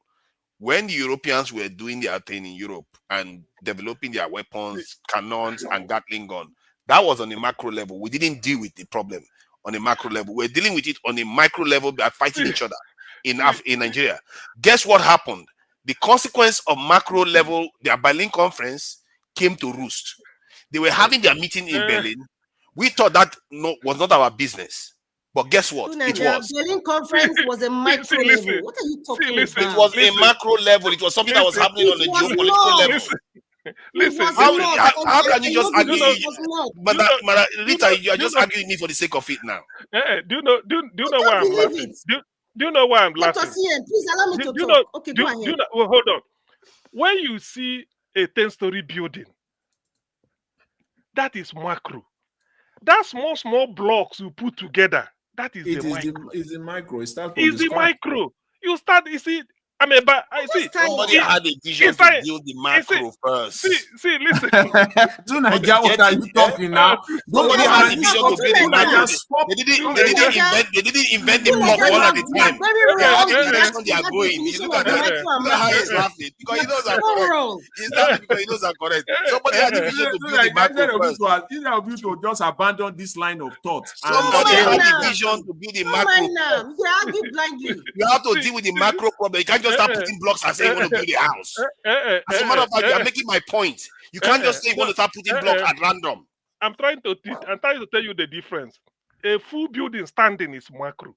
The micro are those small things you put together, brick by brick, chucking them. That is the micro. You have to get them. Those when you assemble them, then you now get what you want. You see what you are saying. Let's watch CM answer this now. Let me give you soft what did the architect do? Was it not the architect that put the macro in place? Was it not the architect that put the micro in place? Wait now. Let me give you. This is what I'm saying. You have to have somebody with vision to deal with the macro level. See. Let me give you soft landing. Let me give you a soft landing here. Oh, look at that. I think what you are trying to say, probably you might not be wrong. What you are trying to say is that before you do something at all, you must have a vision. Yes. And your vision is the macro that you are talking about. But to get it done, to achieve your vision, you still have to start from the scratch. Of course, it has to be executed on a micro level. So that I think on that, if that is what you are saying, vision, that you will have it. You have the big plan. The big plan is that Nigeria should be a functional state. As a country. But everybody still have to go down to basics. The state, the local government must be functioning. The state must be functioning. Thank you very much. Yes. Because in other words, if you start from the macro level to the micro level. That will say, I'm just talking. You are fighting me for the sake of this me is now. you see, Jonathan, today is what a classical example of what they call reverse logic. You are putting logic on his head. You start from the foundation. We are still battling with bread and butter issue, which we should have gone far ahead. Then we don't talk of how to Give me now, CM, to show you that you are wrong. Since you are not agreeing with my analogy, I can ask you 3 straight questions. By the time I'm done, you have to concede the point. 1, that building that is built on a micro level, who put the plan together? Building was not built on a micro level. It's made up of micro bricks that built it up. So, Yes. but what vision gave the construction of the building? Is it at random? He's talking about the building itself, Sorry, not sorry, the architect or anything. I know now. I know. So I understand what I'm saying, but Okay, it starts from a macro level. I'm not going to argue. This is a business argument. No, because stop it. You don't want CM to cry. Let's see him cry. Business argument. We're not building who constructed it. We're talking about a building itself. I don't know what you're like. We are not here to argue to win now. We are all learning. These are the things that somebody should cry here now. We are all learning. We are all learning. So let me use my Berlin Conference was a micro level of how Africa was colonized. He says micro level. And it's how macro it was level. systematically divided. So if you want to use that as a macro, you are totally wrong. Listen, Europeans were fighting each other. Listen to Nigeria. Maybe you have read the history. Europeans were fighting each other. Everybody wants to get a piece of Africa. And then later they made a decision. Let us come together. Let us share it accordingly. That coming together at all to share it is a micro level of where the Dutch will go to Namibia, the British will go to Nigeria, the French will go to Burkina Faso. That is the Berlin Conference was the micro level on that scale. On that scale, I'm not saying you understand what I'm saying. Hold on, don't rescue her. See, when people are right, when people fight you because of they don't have reason to fight you, I'm not going to argue because it's a waste of my book. Now, hold on. Don't run away yet, Madam Rita. Run away, Guinea. Hold on. I am the moderator of this show. Have you forgotten? Run away. I just in case now, where will I learn too much? So the point I'm trying to make is that you are saying a decision that was made on a macro level, that nations came together and decided that, you know what, I'm not going to make decision based on my immediate needs. I'm going to just decide that we are going to share this thing together on a global level. And you are saying it's a micro solution. That is nothing more macro than that. Because when they say macro and macro is small, macro is big. Let us agree on that. Africa, the way it is, if they didn't sort of balkanize it, you leave it as a whole. But they said you take, just like sharing cake.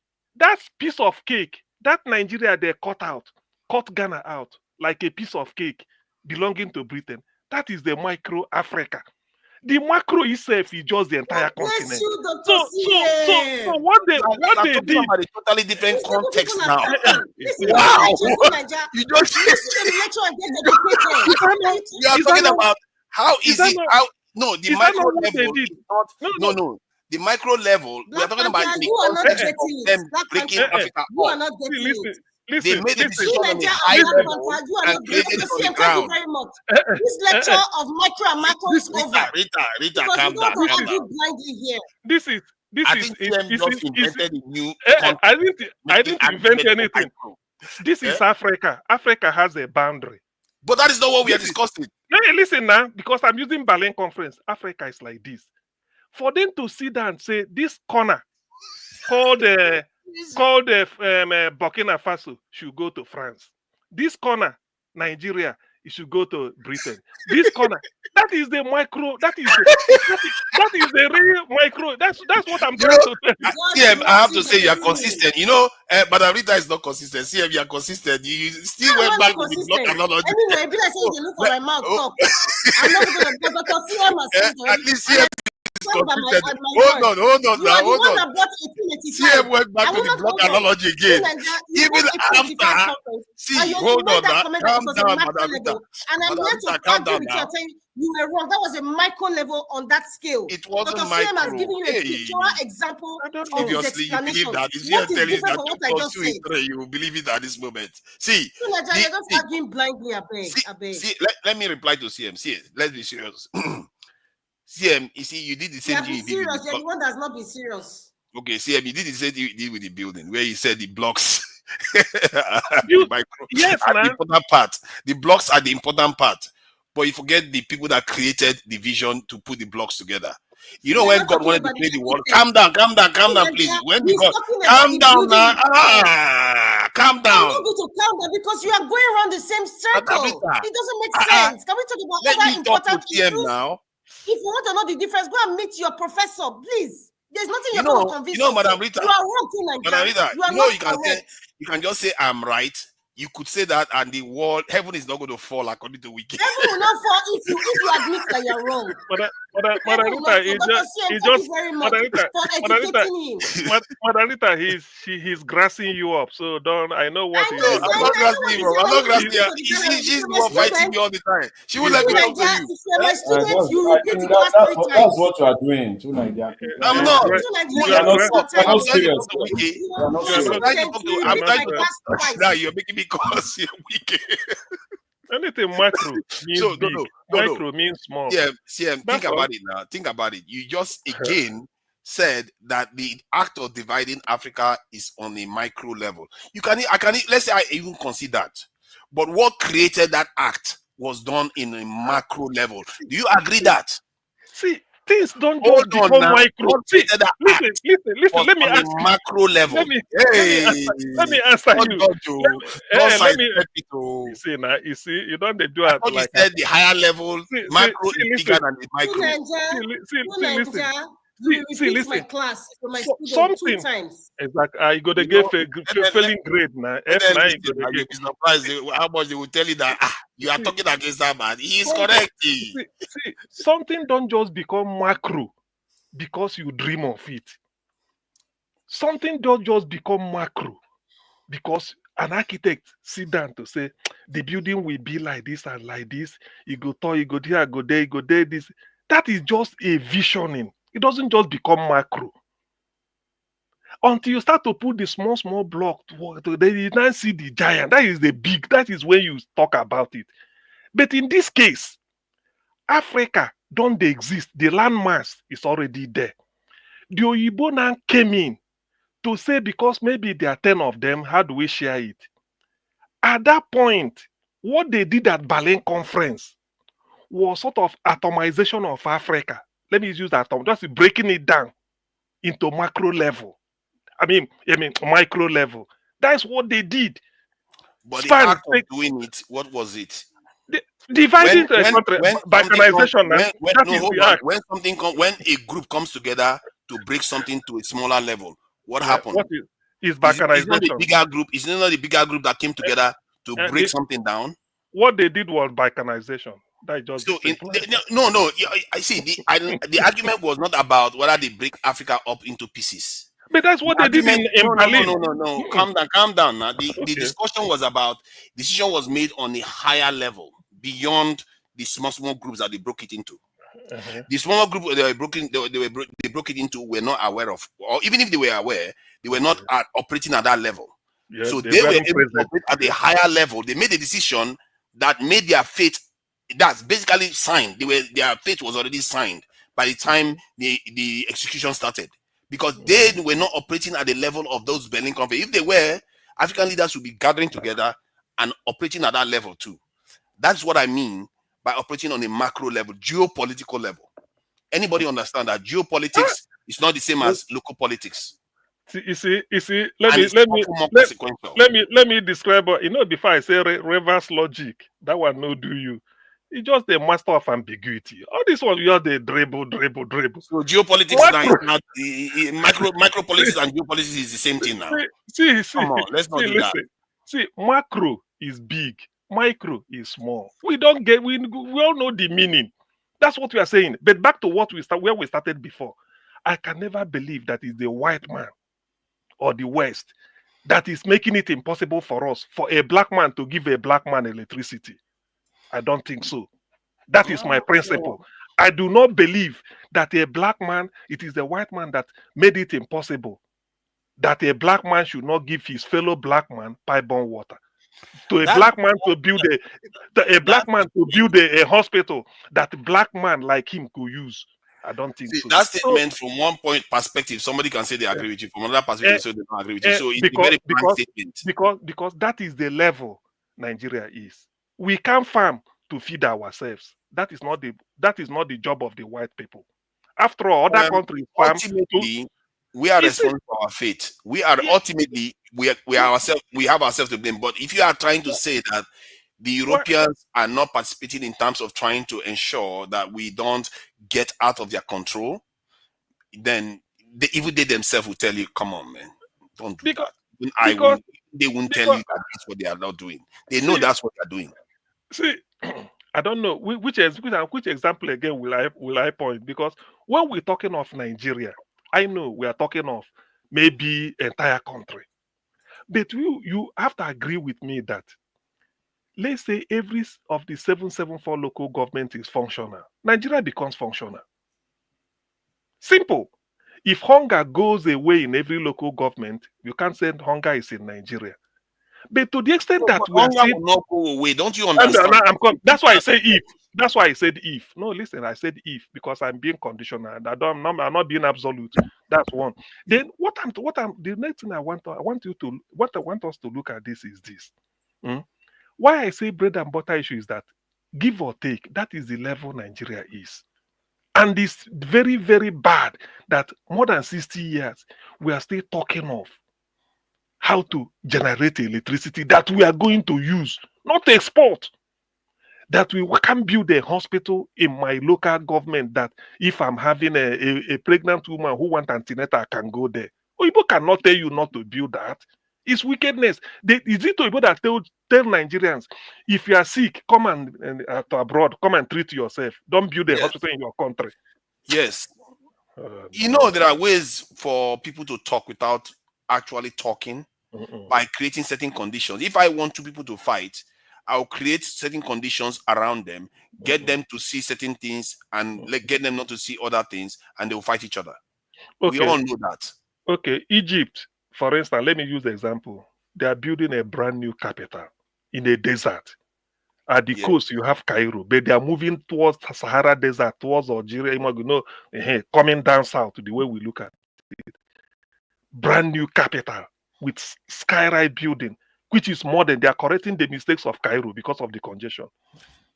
Why didn't, if that type of thing, let Oyibo control us in Nigeria, let us build that type of thing. Let Oyibo be in charge, let them control us while we have electricity. Why would they let you build Dr. CM, thank you. You see the point you raised. No.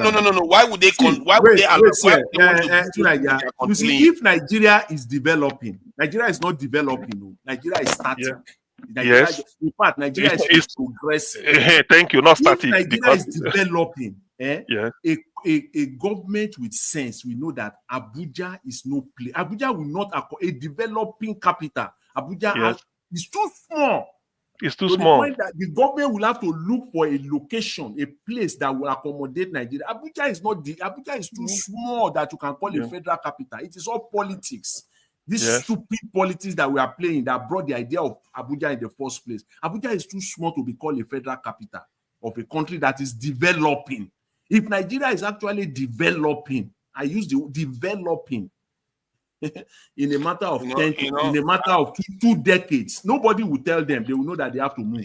See, what you just said just now is what I've been saying, that Nigeria is kept weak, strong enough not to collapse and weak enough never to develop. And if you think this is by accident, look at all African countries. About 40 black African countries more than 40 black African countries have as much security forces as 4 North African nations.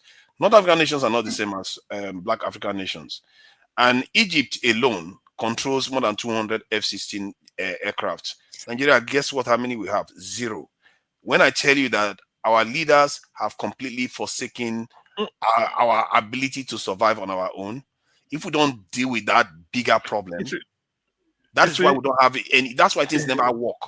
You see, I agree. But what our point? Let's define where we stand.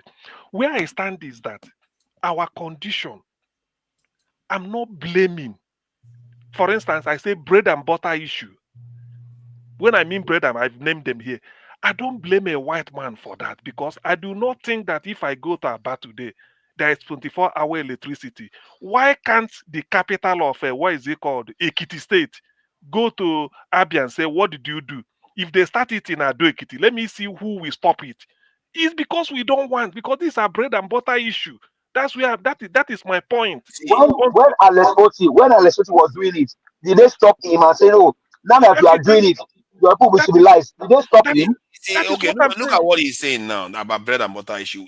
What if they told you now that Nigerians have more food than they had before now? Nigerians are living a better life than they had maybe 40, 50 years ago, where their life expectancy was even below 50. What would you say? You see, you are not looking at it comparatively. That the other side of the world is racing away from us, and the further they race away from us, the more we invite our conquest and extermination. So you are not looking at it. What you are saying now is that you are looking at it as arithmetics. I'm looking at it from the point of your calculus. The whole thing is in flux, in motion. What you are saying now that it is the West, right, that has brought food shortages to Nigeria. It's not the West. Like that's why I didn't dispute the statement when he said it's not the white man that is responsible for why we can't develop, because that statement is loaded with so many different aspects to it. Because if I have a house now, I'm responsible for that house. Even if an armed robber comes and steals from that house, it doesn't mean that armed robber, I'm not going to deal with that armed robber. You see what I mean? There are different concepts at play here. So when he says the white man is not responsible for the reason why we are not doing very well, in the context of me protecting my house, yes, you can say the reason why armed robber was able to come to my house because I didn't put security guard, I didn't hire security guard, I didn't pay the security guard very well. There could be a lot of reasons. It could be still my fault, but it doesn't mean that armed robber is not an armed robber still. You see what I mean?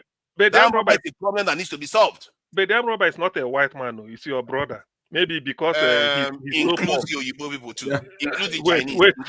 Everybody that has more technology than you, that has more stronger military than you, they are a threat to you. You see, I still believe. I know that in this world, Lord, they say there's competition. Even if when you were born, the way they say competition in everywhere. If I say Nigeria is a power, maybe grow to the level we had expected it. There are some other African countries that we may like to, to show them that we are Nigeria, all those type of things. I agree. You have to oppress who you are bigger than. I agree. Although, albeit that there are international institutions that can regulate it, if you get away with it, so be it. But what I cannot agree, what I fail to be convinced is that what I know I need, and I know I'm capable of giving it to myself, I fail to give it to myself, I'm blaming a white man. And I've seen where it is done. That's what I don't want. Okay, now. Okay, CM, you are right. Do it now. Why can't you do it now? That is why I'm saying why don't we do it now is because let us admit first we failed ourselves, not the white man failing us because we don't have pipe-borne water. That's why I say bread and butter issue, because I want to really narrow my way I'm defining so that if you want to tackle me, you tackle me based on that. There are things that they said they taught us in economy that the basic needs of man, food, shelter, and is it clothing? I think something Jonathan helped me. Food, shelter. Can't we give ourselves shelter? These are the basics of life. Let's play that game that you want to play. Now, let's game it out. Let's game it out. Now, you want to do all those things, and you want to build pipe on water, you want to build electricity, you want to get all those electricity. Your country doesn't manufacture any of those things, and you want to buy it from overseas, and you need money. And you want to come and ask for loans, and you say, this is what you want to do with the money. And I tell you, this is what you can do with the money. What are you going to do? No, we look on the issue of pipe-borne water. We can manufacture PVC pipe. It's done in Nigeria. Even at Agbara, somewhere in Lagos. PVC pipe. You reticulate water. That one is basic. To cultivate, listen. We did it once, remember? Wait, it's still there. See, this what is it called? Farming. I listened to Audu Ogbe from Benue State because Idoma people there. I mean, I only defer to them. Anybody can farm in Nigeria, but there are areas we know that they are traditionally because of their soil fertility. Now, yeah, Idoma, the man said, Idoma said, I mean, the Audu Ogbe said, Idoma man, he said, there are no more people willing to go to the farm to go and make do the normal traditional way. He said now they've invented, there's now a tractor they manufacture, the way it helps them to do it. That is improvement because you want that hunger to be to be addressed. So what I'm trying to say is that, like what I would be suggesting, a white man cannot come and tell you don't do this to help your people. That's what I'm saying. Okay, now see, hold on now. Calm down. I hear what you have said. I'm coming. Especially when it is something that is as basic. I'm not talking of technology, just something basic, water, electricity, and the hospital. They are basic. CM, are you trying to say that Nigerians are starving of water? Huh? Are Nigerians starving for water today? Water. Yes. Water. Yes. Hey, this question. How do you want me to answer it? Yes, it's a straight question. Are Nigerians starving of water? Yes. Are we not living in modern times? Everywhere there's pure water in Nigeria. There's borehole everywhere in Nigeria now. So just in case you didn't know. Hey. Did you say borehole? Yes, you see, his thing is down. Now, let me explain something to you. One, that pipe-borne water that you want to build, let me explain. Because there are systems involve different aspects to it. Somebody that wants to do it probably wants to be corrupt and take some money away from the country that I will empower. There are bandits in the country. There are your politicians that I can undermine by encouraging them with bribes, like in your petroleum industry. And that petroleum industry, people in there also work in those people that manufacture the pipe that are going to be on those lines. The roads that the holes that they have to dig on the ground, underground, that the pipes have to go through. If it breaks in one point, the entire almost the entirety will fail. Especially if it's at the critical point between the reservoir and the actual town or area where the pipe is going to. So these things, if you look at when you are building a complicated system, one failure in one area affects the entire system. All you have to do is introduce instability into that system, and nothing will work. So this analysis you've made now is why we don't have pipe-borne water in our homes and cities. So is that so? That's what. Let me just before I answer. So this analysis, you are just trying to tell me locate where the problem is. That is what this analysis for you. Let me simplify for you. I hope you can. Hey, no, you don't need to. Just imagine. You know how a radio works. You know how a radio works. You don't. You go. Radio. No. It's a simple concept. I want you to understand complex systems because you seem to be simplifying like everything is simple. No, let me give you a simple analogy now. You know how a radio is. One component breaks, the entire thing could stop working. Now, try to tell me how you can put the entire system together with one chain not being faulty in the Nigerian space. I want to stay on this narrow track because I know where I want to have what they call a control with the pipe-borne water. It's not a control. Not just one house you build it. You have to run it through the entire city and the entire town and into every building. Listen, we are capable of doing this without involving the white people. That is the first answer. It is because that's why I said why a white man should give a black man water, pipe-borne water, and they left us. A black man refuses to give a fellow black man pipe-borne water. That is where I'm coming from. We are capable of doing all this. Bread and butter issue, that's why I call bread and butter. We can solve it. Every country can solve it themselves. Give yourself a good give me an example of a nation that solved it without necessarily dealing with the macro level. Give me one. See, when you bring this macro again, you don't want to see it. No, I'm asking you to give us example in the real world. No, listen. You see, I don't want us to. One nation that solved it the way you are saying. See, listen. Because they can give water to their neighbor, or because they can build farms for their neighbor, that's the reason why they progressed. You cannot be a professor now when you didn't go to primary school. I mean, how does it work now? How does it work? You can't be a professor of engineering when you can't solve calculus in secondary school. How can you be an engineering professor with doctorate? We are all So in that agreement with that. yeah. So what I'm saying is this. What I'm saying is this. The issue of pipe-borne water or whatever, it hasn't got, to me, it's as micro as it can ever be. It is so basic that we need it in life. That is the level Nigeria is, and that is what we are Maybe you should tackling. ask them to even sweep the road. If they can sweep the road, they can maybe organize. Nigeria is not organized. Don't you see that? See, okay. They can't operate at that level. They can't operate at a level where they are organized enough to even sweep their neighborhoods very well. Okay, if I say now you are coming to the base, this is sweeping a basic thing. It's not advanced though. It's a basic. Yes, because we are not capable. We don't operate on a high level. So that's what I call collective intelligence. We don't operate at that level. So which means we can't even do the basics, and we are talking of advanced. You see the contradiction now.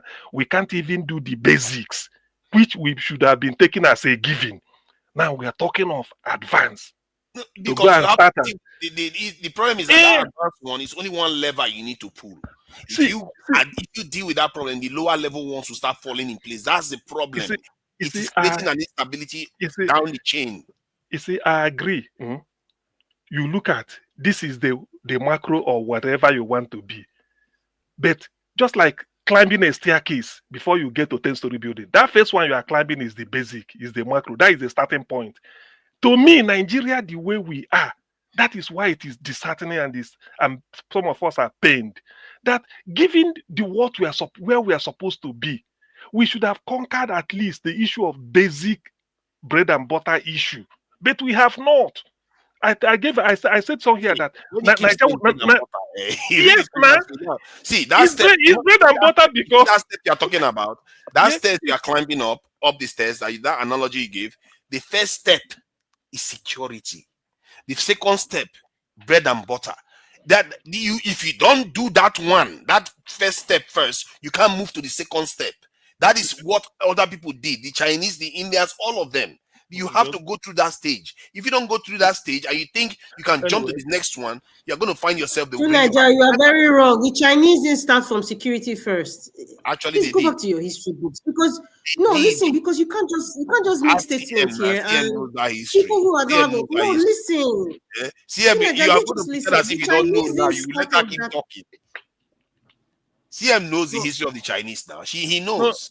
Nigeria, I'm going by the comments you just made now. That the Chinese started on security first before the nation became great. That is the wrong information for crying out loud. Very wrong. Chinese like people started who they are, and they use the Mao phenomenon till today. That's what's working for them. The Mao ideology. It got nothing to do with security at all. They defined who they are as persons, and then they listen. You see that quote I just read about that great Chinese leader.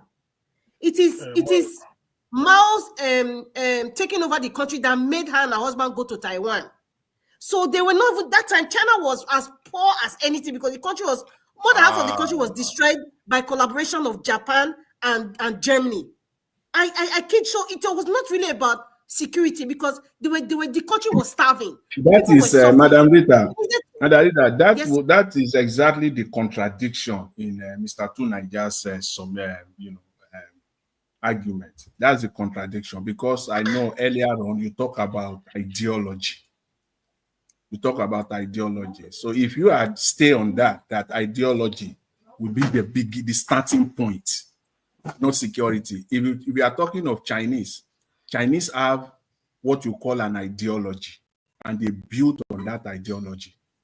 They had not wavered, they never wavered, they stay on there. It is the ideology. If you say that is fine. A country must have an ideology.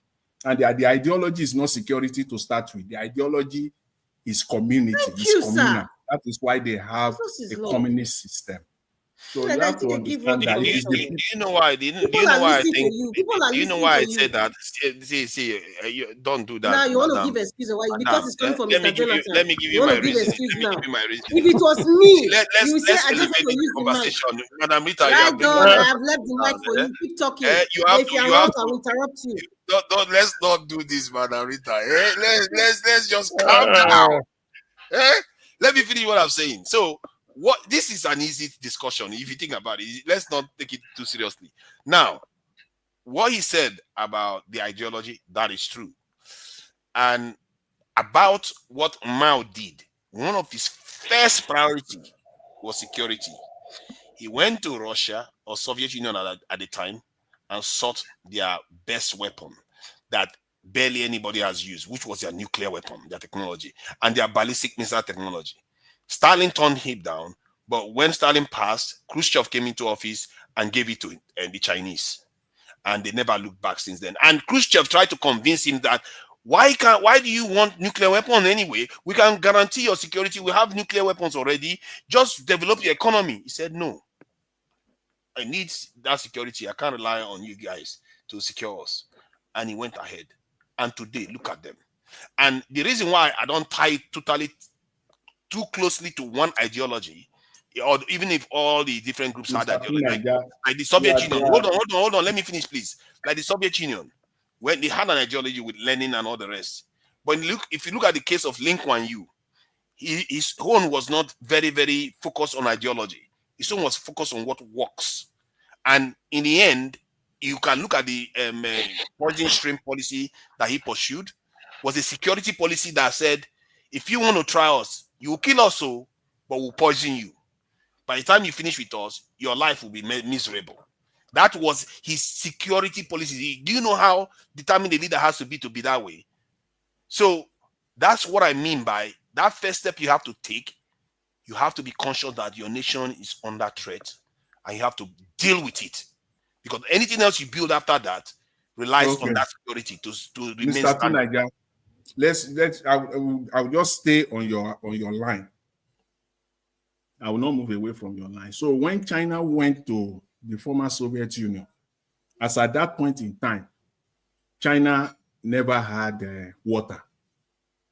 China never had electricity. As at that point in time, yes, they were starving. They were literally living on rations. If Nigerians living on rations, Chinese were living on rations during that time. China as at that point, because yes, no, it wasn't. It wasn't so. It was not security. See, if you don't say that here. Don't I'm say telling that you, are you saying China I'm lying? Are you saying I'm lying? It's not correct. It's not correct. It's a fact of I like that answer. I like that answer Jonathan gave. Instead of saying, are you lying? He says it's not correct. It's not correct. He don't cheat. Are you lying? He says it's not as at that time you are talking, China population was hovering. Chinese population was hovering around 500 to 600 million. And they lost about 50 million people due to hunger. Around that period. Yes. China, Chinese people, as at that time, China was not in darkness. Yes, they were in darkness. No. Jesus Christ. China was not in darkness because China was that country is a vast. Let's see him is quiet. If you talk about the wait. I headed the wrong direction. Where's him is quiet like this? Let me finish now. He's leading you to head the wrong direction. Let me finish. China is a vast nation. Even as at that point in time, if you are talking about poverty in China, you will go to the extreme. There are places in China. We're not talking of the mainstream China. No, it's not. Are you kidding me? You want to say that even as at that Chinese it's a fact of history. They were living on rations. Even the wait. Take Nigeria now. Don't let us see. You are taking this debate. You are taking it. Nigerians have not even lived on rations. You are taking it out of context. See Nigeria today. If the major cities in each and every state are doing well, but we are having challenges with the interior. Yes. That's a different thing. But we know that, if I'm in Lagos, I'm fine. If I'm in Benin City, I'm okay. If I'm in Aba, if I'm in Port Harcourt, I'm okay. If I'm in Kaduna, as in Kaduna City, I am fine. But Nigeria is also a vast country. There are places in Nigeria that have you had opportunity to even just a moment to travel the the length and I won't say length and breadth, but that would be too much to ask. But to have traveled maybe just a little bit, 5% of Nigeria, just maybe from 2 or 3 states that you just take two that are together in Nigeria. For example, just take Edo. Wait. If you take Edo, Ondo, and Kogi, those 3 states alone, you will be amazed how vast that country is. There are places where you would think, are people living here? Those are the places. If those are the places that we are fighting today, that we want electricity to be there, United States of America, as at 2022, they are still struggling to get broadband in some places. Will you still say United States is not a developed country? If that is what Nigeria is fighting today, that would be a different ball game. So the Chinese theory angle that you are bringing in, as at that time when China went to this story you are bringing in, China population was hovering around 500 to 600 million in population. And as at that time, we are not talking of, they have, there is water in China. It's not that they don't have water. There is water. There is. I see, Jonathan, you are really letting yourself down, man. You see, when you start arguing against something that is flat in your face, people that seek wisdom accept the truth. Like when CM says something I agree with, I will sit here and tell you I can't disagree with him. Why would I disagree with him for the sake of it? You are disagreeing with me now for the sake of it, because clearly the Chinese were hungry. Hold on, calm down. You always make that statement when somebody is attacking that they're talking for the sake of talking. That's not right. You don't want to learn. You don't want to learn. You just made a boo-boo now about how China developed. And we corrected you now. You're saying you didn't correct me. You literally made a mistake and you refuse, you double down and you don't even want to listen. I made a mistake. What did I make a mistake? Where? Now let's No, where did I make a mistake? Please retract yourself. Let me say it now. Let me say it. You were saying that the Chinese were not hungry, we're not suffering like Nigerians. That was never said that. Jesus is Lord. You were saying that. Hold on now. You were saying that it was mostly because of ideology, and I agreed with that one. But I also said that security was the next one, and you disagree with it. And I said, if you are disagreeing with it, don't bring the security thing. Yes, I said, no. See, before you get security, and I gave my reason. Hold on, now, calm down. I gave my reason why I said ideology is not necessarily the first, because Lee Kuan Yew was not welded to an ideology when he did what he did. So what he actually went on to do was deliberate and calculated. Excuse, what are you saying? Tell me, Lee Kuan Yew didn't have. So he wasn't welded. He wasn't like a socialist or what Nigeria. God help Africans. If people like you should get access to power, I don't understand. Because what you are saying now is that a country like Nigeria now should focus on building nuclear capacity, having a nuclear weapon. Nigeria should focus now on acquiring F-16, the latest F-16, like in their hundreds. No, in their hundreds. Yes. If possible, in their thousands. Are you shocked? Is that what you are saying right now? The truth is beginning to come out about our people. You see how weak we are. What is the? Hold on. Now the truth is beginning to come out. You know, I sit in a country in the UK right now. Nobody has succeeded in shifting this conversation to security, and that is what I don't like. We're talking about three problem. These are the people that want to keep suffering. They pretend as if they want to solve the problem. Men that don't want to wake up to the truth of their situation. Finish now. Let me finish. Let me tell you one truth after the other. I will give you time to talk. You are talking before I started talking. You were talking before I started talking. You can't keep talking forever. You can't keep talking forever. Let me finish talking. See, now you're being childish now about the wait. You will talk. You see, you just want to filibuster me now. I just want you to know my mindset. Wait, I want you, and that will be helpful. That will be helpful. Okay, 1 minute. You know my mindset. And 1 minute. I think you will desire that. 1 minute. This is it. In this conversation, you are succeeding to a very large extent in shifting it to something else. Okay, that is not what we're talking about here. You are shifting the entire conversation to something else, and I'm not interested in that. because you are going to a different thing entirely. I'm not interested in that. What you are talking about now, you have shifted the entire conversation. We are talking about, yes, I agree with it entirely. Bread and butter issue. That's what we are talking about. But you are now saying that even for Nigeria to have those basic things, first of all, Nigeria has to invest heavily on security. That's what you are saying. You have shifted the entire conversation. I disagree with you on that. Good. I'm glad you disagree. See, it's like somebody saying somebody has got a hole in the heart, and you'll be like, yeah, I'm all for good heart, but let's not worry about the operation. I'm all for good heart, so I support good heart. Let's go and get good heart and go and do good exercise, but let's not deal with the critical stuff that's going to cure that person of that hole in the heart. That is the analogy that you're following. You can't go for food. How many times do I need to say it? You cannot build on something that is not secure. You all have houses. You have doors in that house. You have windows. And I'm sure if it's in Nigeria, you have burglary proof. But you think if you build a nation, you shouldn't have it. Help me make sense of that kind of mentality. Okay, Mr. Tunaija, as it stands right now, what you are telling Nigerians and people that are listening is that what Nigeria should do first of all now, that if Nigeria is secured, let me accept your argument for a moment, that if Nigeria now Nigeria attain a nuclear status, and Nigeria now acquire about 200 F-16s and their likes, that will bring electricity to Nigeria, and that will bring water, and our hospitals will be working just by magic, literally. All we just need to do, all these nations that you are talking about, you are comparing apple with oranges.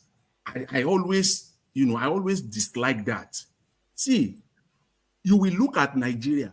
What is the threat? That's why I say you are succeeding shifting this conversation, because in order to respond to you, we will have to shift this conversation completely. And that will be a disservice to all of us here. Because what we are now saying is that, see, in Nigeria, for Nigeria to have electricity, to have water, for our hospitals to be working, and for our primary schools, and primary health cares, and just good roads, basic to be functioning, Nigeria need to acquire F-16s. Nigeria need to go and acquire nuclear status. And all these nations that you are using as examples, they have their reasons for it. Yes, they have. If you talk about China at that point in time, yet if China decided to do that, they have reasons for it. Give me one singular reason why Nigeria should do that now. Because is it internally?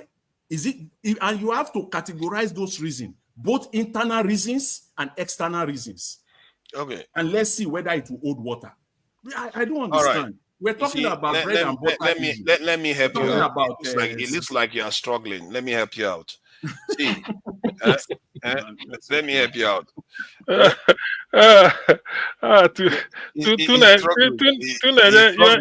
are just a master of ambiguity. To be honest, that is a fact. He's struggling. Because that one is crying. You see, be like saying Akpabio versus Natasha. Now we there now. First of all, I have a copyright on that proverb that I said. This is a new invention of mine, that no leopard will leave their child hungry when there is a hungry child, antelope, child there. It's not going to happen. So, in other words, that's copyrighted. That's mine. I just invented that one. And it makes sense, by the way. So, in terms of how to explain why we need security, one, any nation that is militarily, technologically more advanced than you are a potential threat. Make no mistake about that. See, that is not the issue to Nigeria, because you derail. What Jonathan is saying I just started answering. I've not said anything. What Jonathan was particular about is, when you say bread and butter issue, good hair, good what is it called? Pipe-borne water, good road, food. Must we acquire nuclear power before we can be able to solve those problems? That is just what we are Okay, talking you about. see, okay, that is a fair question. Must you acquire nuclear power? You see, the point I'm making, nuclear, okay, depending on how you look at it, I use the term security, not necessarily nuclear weapons, not necessarily this in biological or whatever weapons. Just security. No, hold on now. I've just started answering. They asked me a It's question. woolly. Security is woolly. Listen, security is woolly. A farmer will just cultivate in farmland.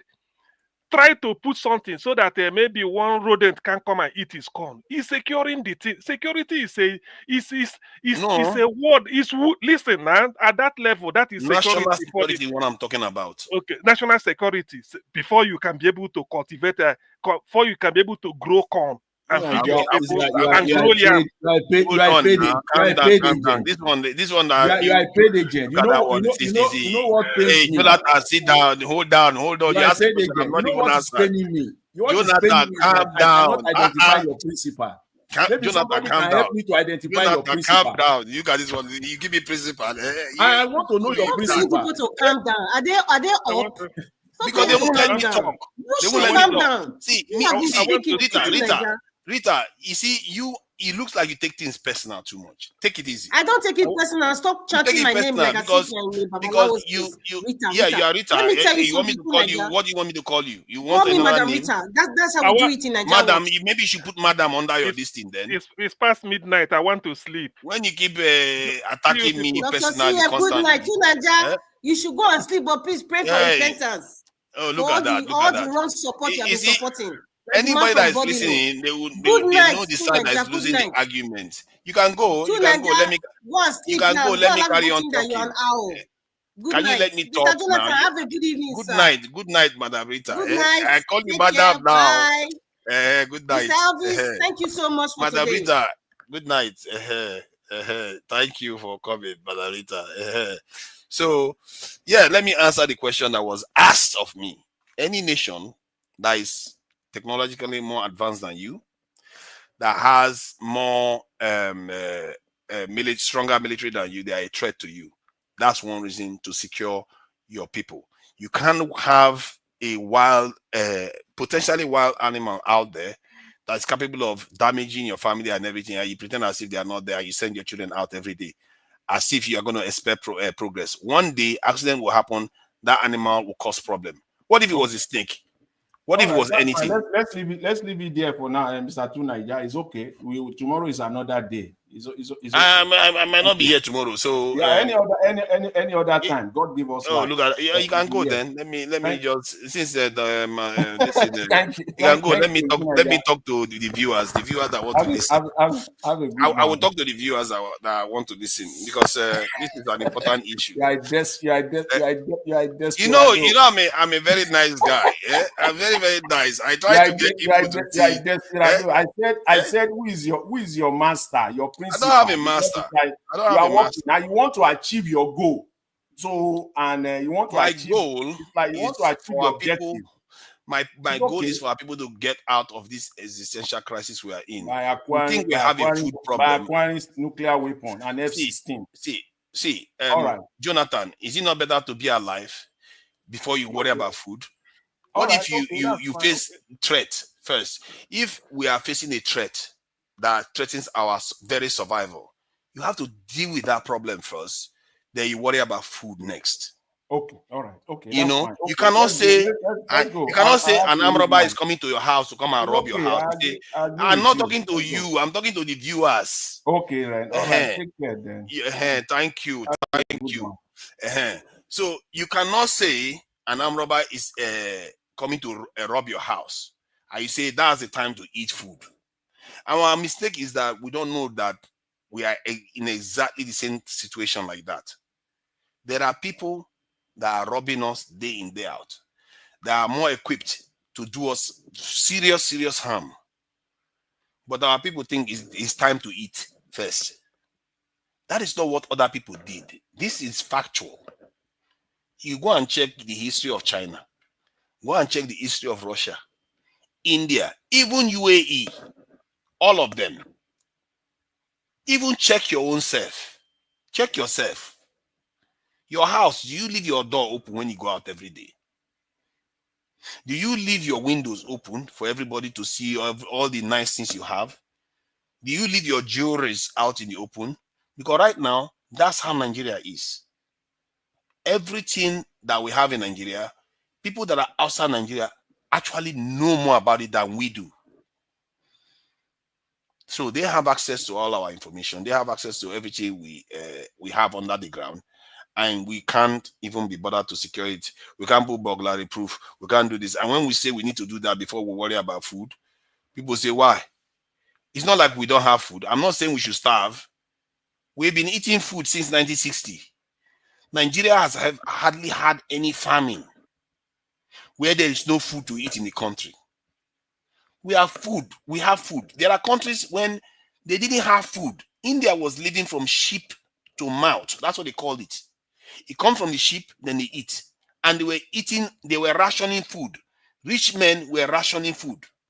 I saw a video of somebody online saying how his father was rich, but he had to do the same thing that other Indians were doing just to maintain his integrity. He didn't feed his children some time of the day. That is the nature that other nations, the kind of things other nations have gone through. And look at them today. Indians are net exporters of food, massive net exporters of food now. The Chinese, they lost almost 50 million people when they were starving. And guess what they did when they were doing that? They were building their nuclear weapons. They were building their military. They were building their technology. Look where they are today. Oyibo people that we like so much. If we like Oyibo people so much, why will we not be copying them? We always copy the yeye things that they do. We don't copy the good ones that they do. That is healthy for them. Oyibo people, did the Chinese people attack Oyibo people? Did you see the Chinese man carry a gun and kill Oyibo man one day? No. Did you see even Russia come to UK and say, I will kill you? No. Or America? No. But yeah, the UK wants to increase the money they spend on their defense. The amount they spend on their defense right now is about 70-something billion pounds, if I'm not mistaken, per annum. While Nigeria is 4 billion pounds or so, if we are lucky. And now they want to raise it in the UK to somewhere 90 or so billion. Europe is looking at spending 800 billion euros. 800 billion euros. These people are not at war. They are not starving. No. Why are they doing that? People like my fellow panelists, they will be happy to say, why we need food? Let's worry about food first. People were living through hard times. Russia was going through hell when they built what they built. This is how nations are done. If you want your country to do well, your politicians to speak their mind, to speak freely and do the right thing for the people, make sure you are the ones securing them and protecting their lives. Because if some other person is doing it for you, guess what is going to happen? That person is the one they are going to listen to. It's just how life works. The person that can preserve your life, the person that can pay you, the person that can promote you, that's the person that controls you. It's just how it works. And we are surprised our leaders are betraying us left and right, betraying us over and over again. Have you ever seen any nation that has even a moderate level of security that they control like that? They don't control them like that. Yes, if you look at Egypt now, Egypt has a moderate level of security. There's influence coming from outside, but it's not as bad as it is with Nigeria. It's equivalent to having a building where the roof is the ceiling, the zinc in the building. You know how Nigerians call zinc now. You can call it roofing sheets that is leaking. In the case of Nigeria, the water is basically pouring through the building. In the case of the Egyptians, yeah, there is a bit of leak, but not as bad. That's the analogy. There are different layers, different grades of compromise nations make. And almost all Black African countries, I'm sorry to say, are not that far apart in terms of their level of readiness to defend themselves. And people say, why are we not, why don't you just worry only about food and healthcare? Why don't you just worry about that? It's going to solve all the problems, isn't it? You can argue that. Yes, it's going to solve all the problems, isn't it? But the problem is that Oyibo people will not see you like that. Even if we don't intend to do them harm, they don't see it like that. Even if most Nigerians love Oyibo people, they don't see it like that. Because they can't rely on us loving them for their own survival. What if we get all those things? We get electricity, we get good education, get all those things. Our youths can't decide that they want to start having ideas about, why are we allowing the people to tell us what to do? Or maybe we should build our own weapon. Why is it that they have weapons, we don't build it too? And tomorrow, if they tell us to stop, why don't we just attack them too? After all, Africans have colonized them before. So they can't rely on our generosity to leave us alone to just develop by ourselves. It's up to us to break their chains, but they're not going to remove the chain by themselves. Why would they release the chain by themselves? Except they don't need it anymore. Like when they ended slavery in the way it is right now, because they became mechanized. They had the steam engines. They had all those machines take over. That's why they ended slavery. But a lot of people will be like, they were so nice. They ended slavery because they had a conscience. They ended it. That is not how the world works. If a people feel that there's something that can gain from you, they are not going to give it up. Why should they? It's not because they are evil. It's how God, the creator, in all his infinite wisdom, created this world. We like it or not. I've said it. That new proverb that I just invented, a leopard will not allow his child to go hungry or her child to go hungry when there is a baby antelope there. It would take that baby antelope and feed it to her child. That is how. And are we going to blame the leopard for doing that? Are you going to say that leopard is evil? Then you are saying God is evil. Because God created the leopard to do those things. Leopard wasn't tempted by Adam or Eve or the serpent. It's just the nature of the world. I don't see people as evil. If anything, maybe they have some things that they do that are better than us. Because they try to protect their own, like that leopard protects a child. That leopard can't rely on the generosity. In short, it can't rely on the generosity of anything. Who is going to feed the leopard's child if the leopard decides not to eat the antelope? Is he going to wait for an antelope to die? Maybe he's not going to find an antelope that dies. That's a problem. Got to eat. Got to take one healthy one. As a matter of fact, if the leopards are feeding a child dead antelope, I'm not sure that's going to be cool. It's going to make the poor child not grow very well. Now, you begin to understand how life works. And this is why people like Machiavelli, people that understand the modern politics, how people interact with each other and in terms of power and control of other people. This is why he said, if you want to build a nation that is strong, you have to have security. You see, this is my emblem that I put at the bottom of the name there. That thing is there for a reason. If you want to solve your country's problem, do those three. Just do those three and see what happens to your country. You will see how your country will flourish. Secure your country. Because your country is secure, enforce rule of law and pursue technological revolution. Just those three. Watch your country get transformed. And basically, this is what China did. Basically, this is what Singapore did. This is what Russia did. or any nation that is doing well today, including Western nations, any nation that is doing very well today, this is what they did. Without any of it, remove one of these, they are not going to do very well. Just remove one of these three, they will fall apart. As a matter of fact, Ukraine decided to do away with a bit of security when they give up their nuclear weapons to Russia or the Soviet Union. When they broke up the Soviet Union, they gave it up, and they are paying for it today. If they hadn't given up their nuclear weapons at that time, do you think Russia will be attacking Ukraine now? No, they won't. They won't. It's just the nature of life.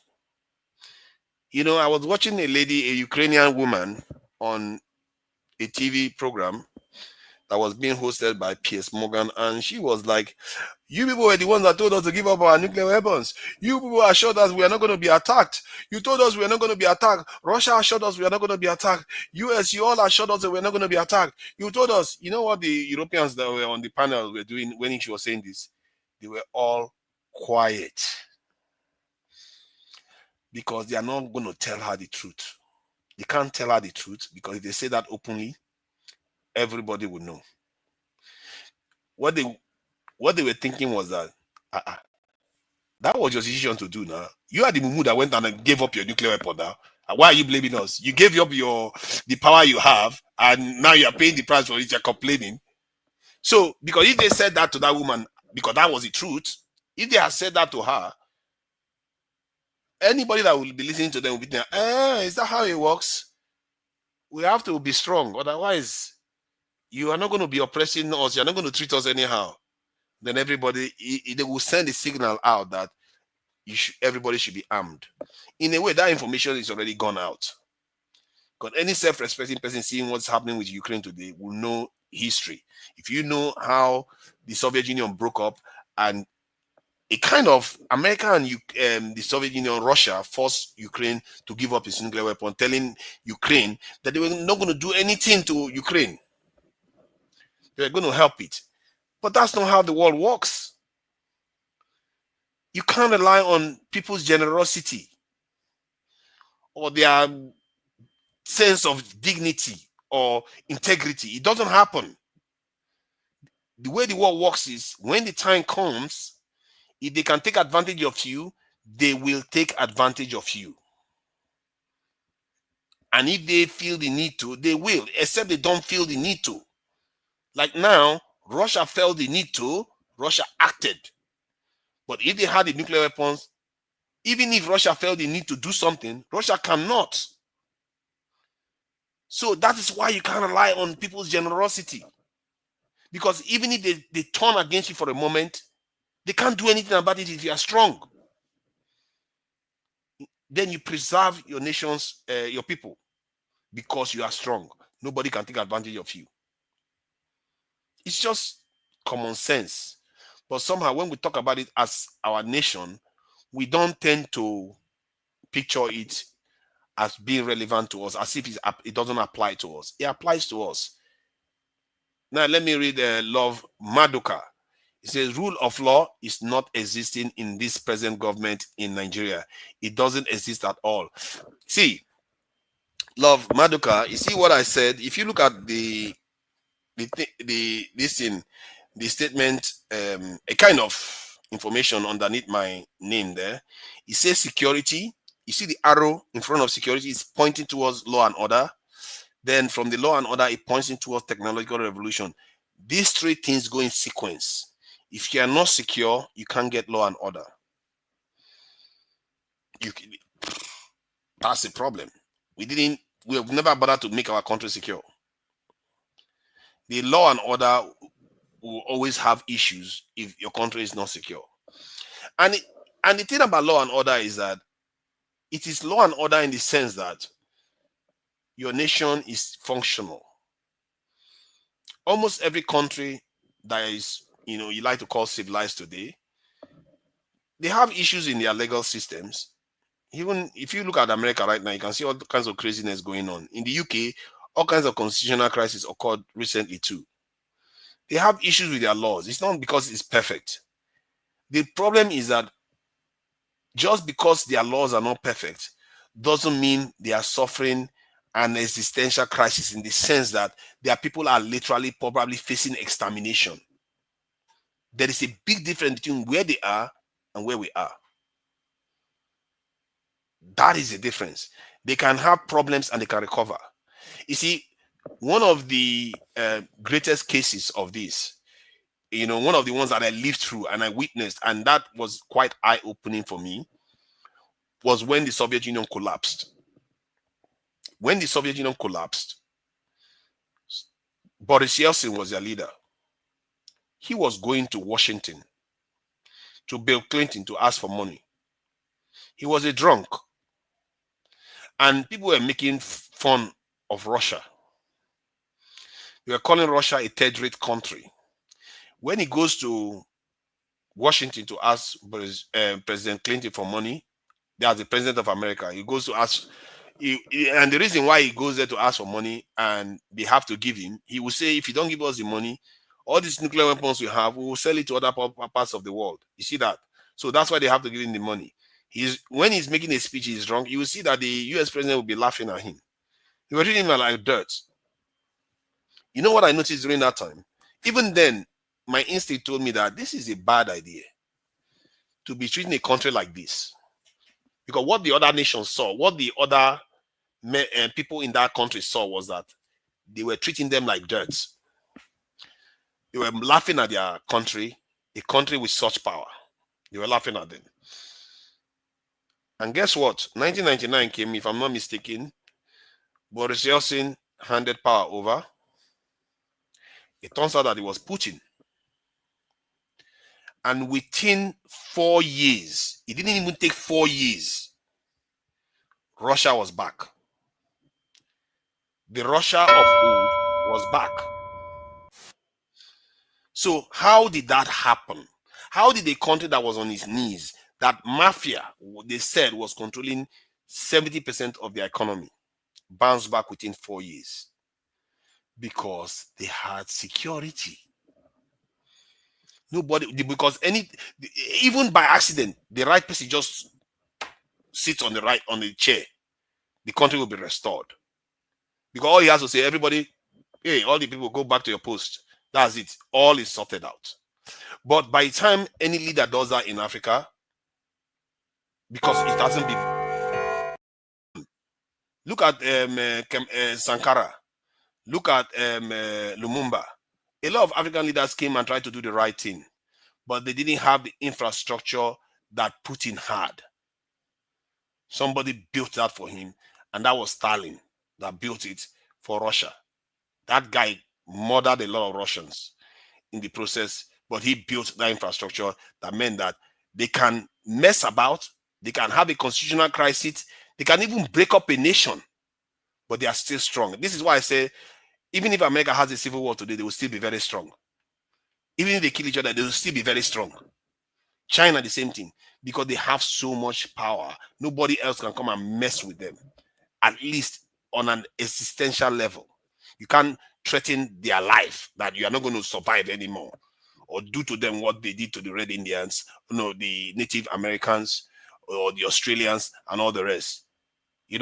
All right.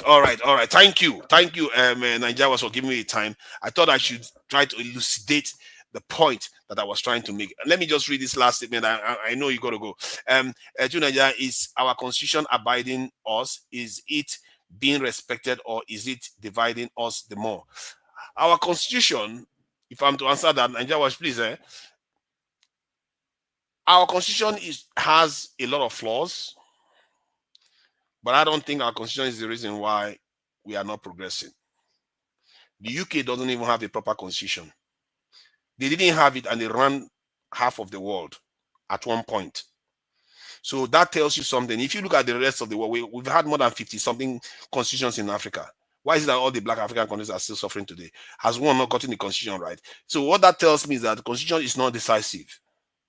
There are bigger things at stake, like security, like rule of law, and technological advancement. Those key things is why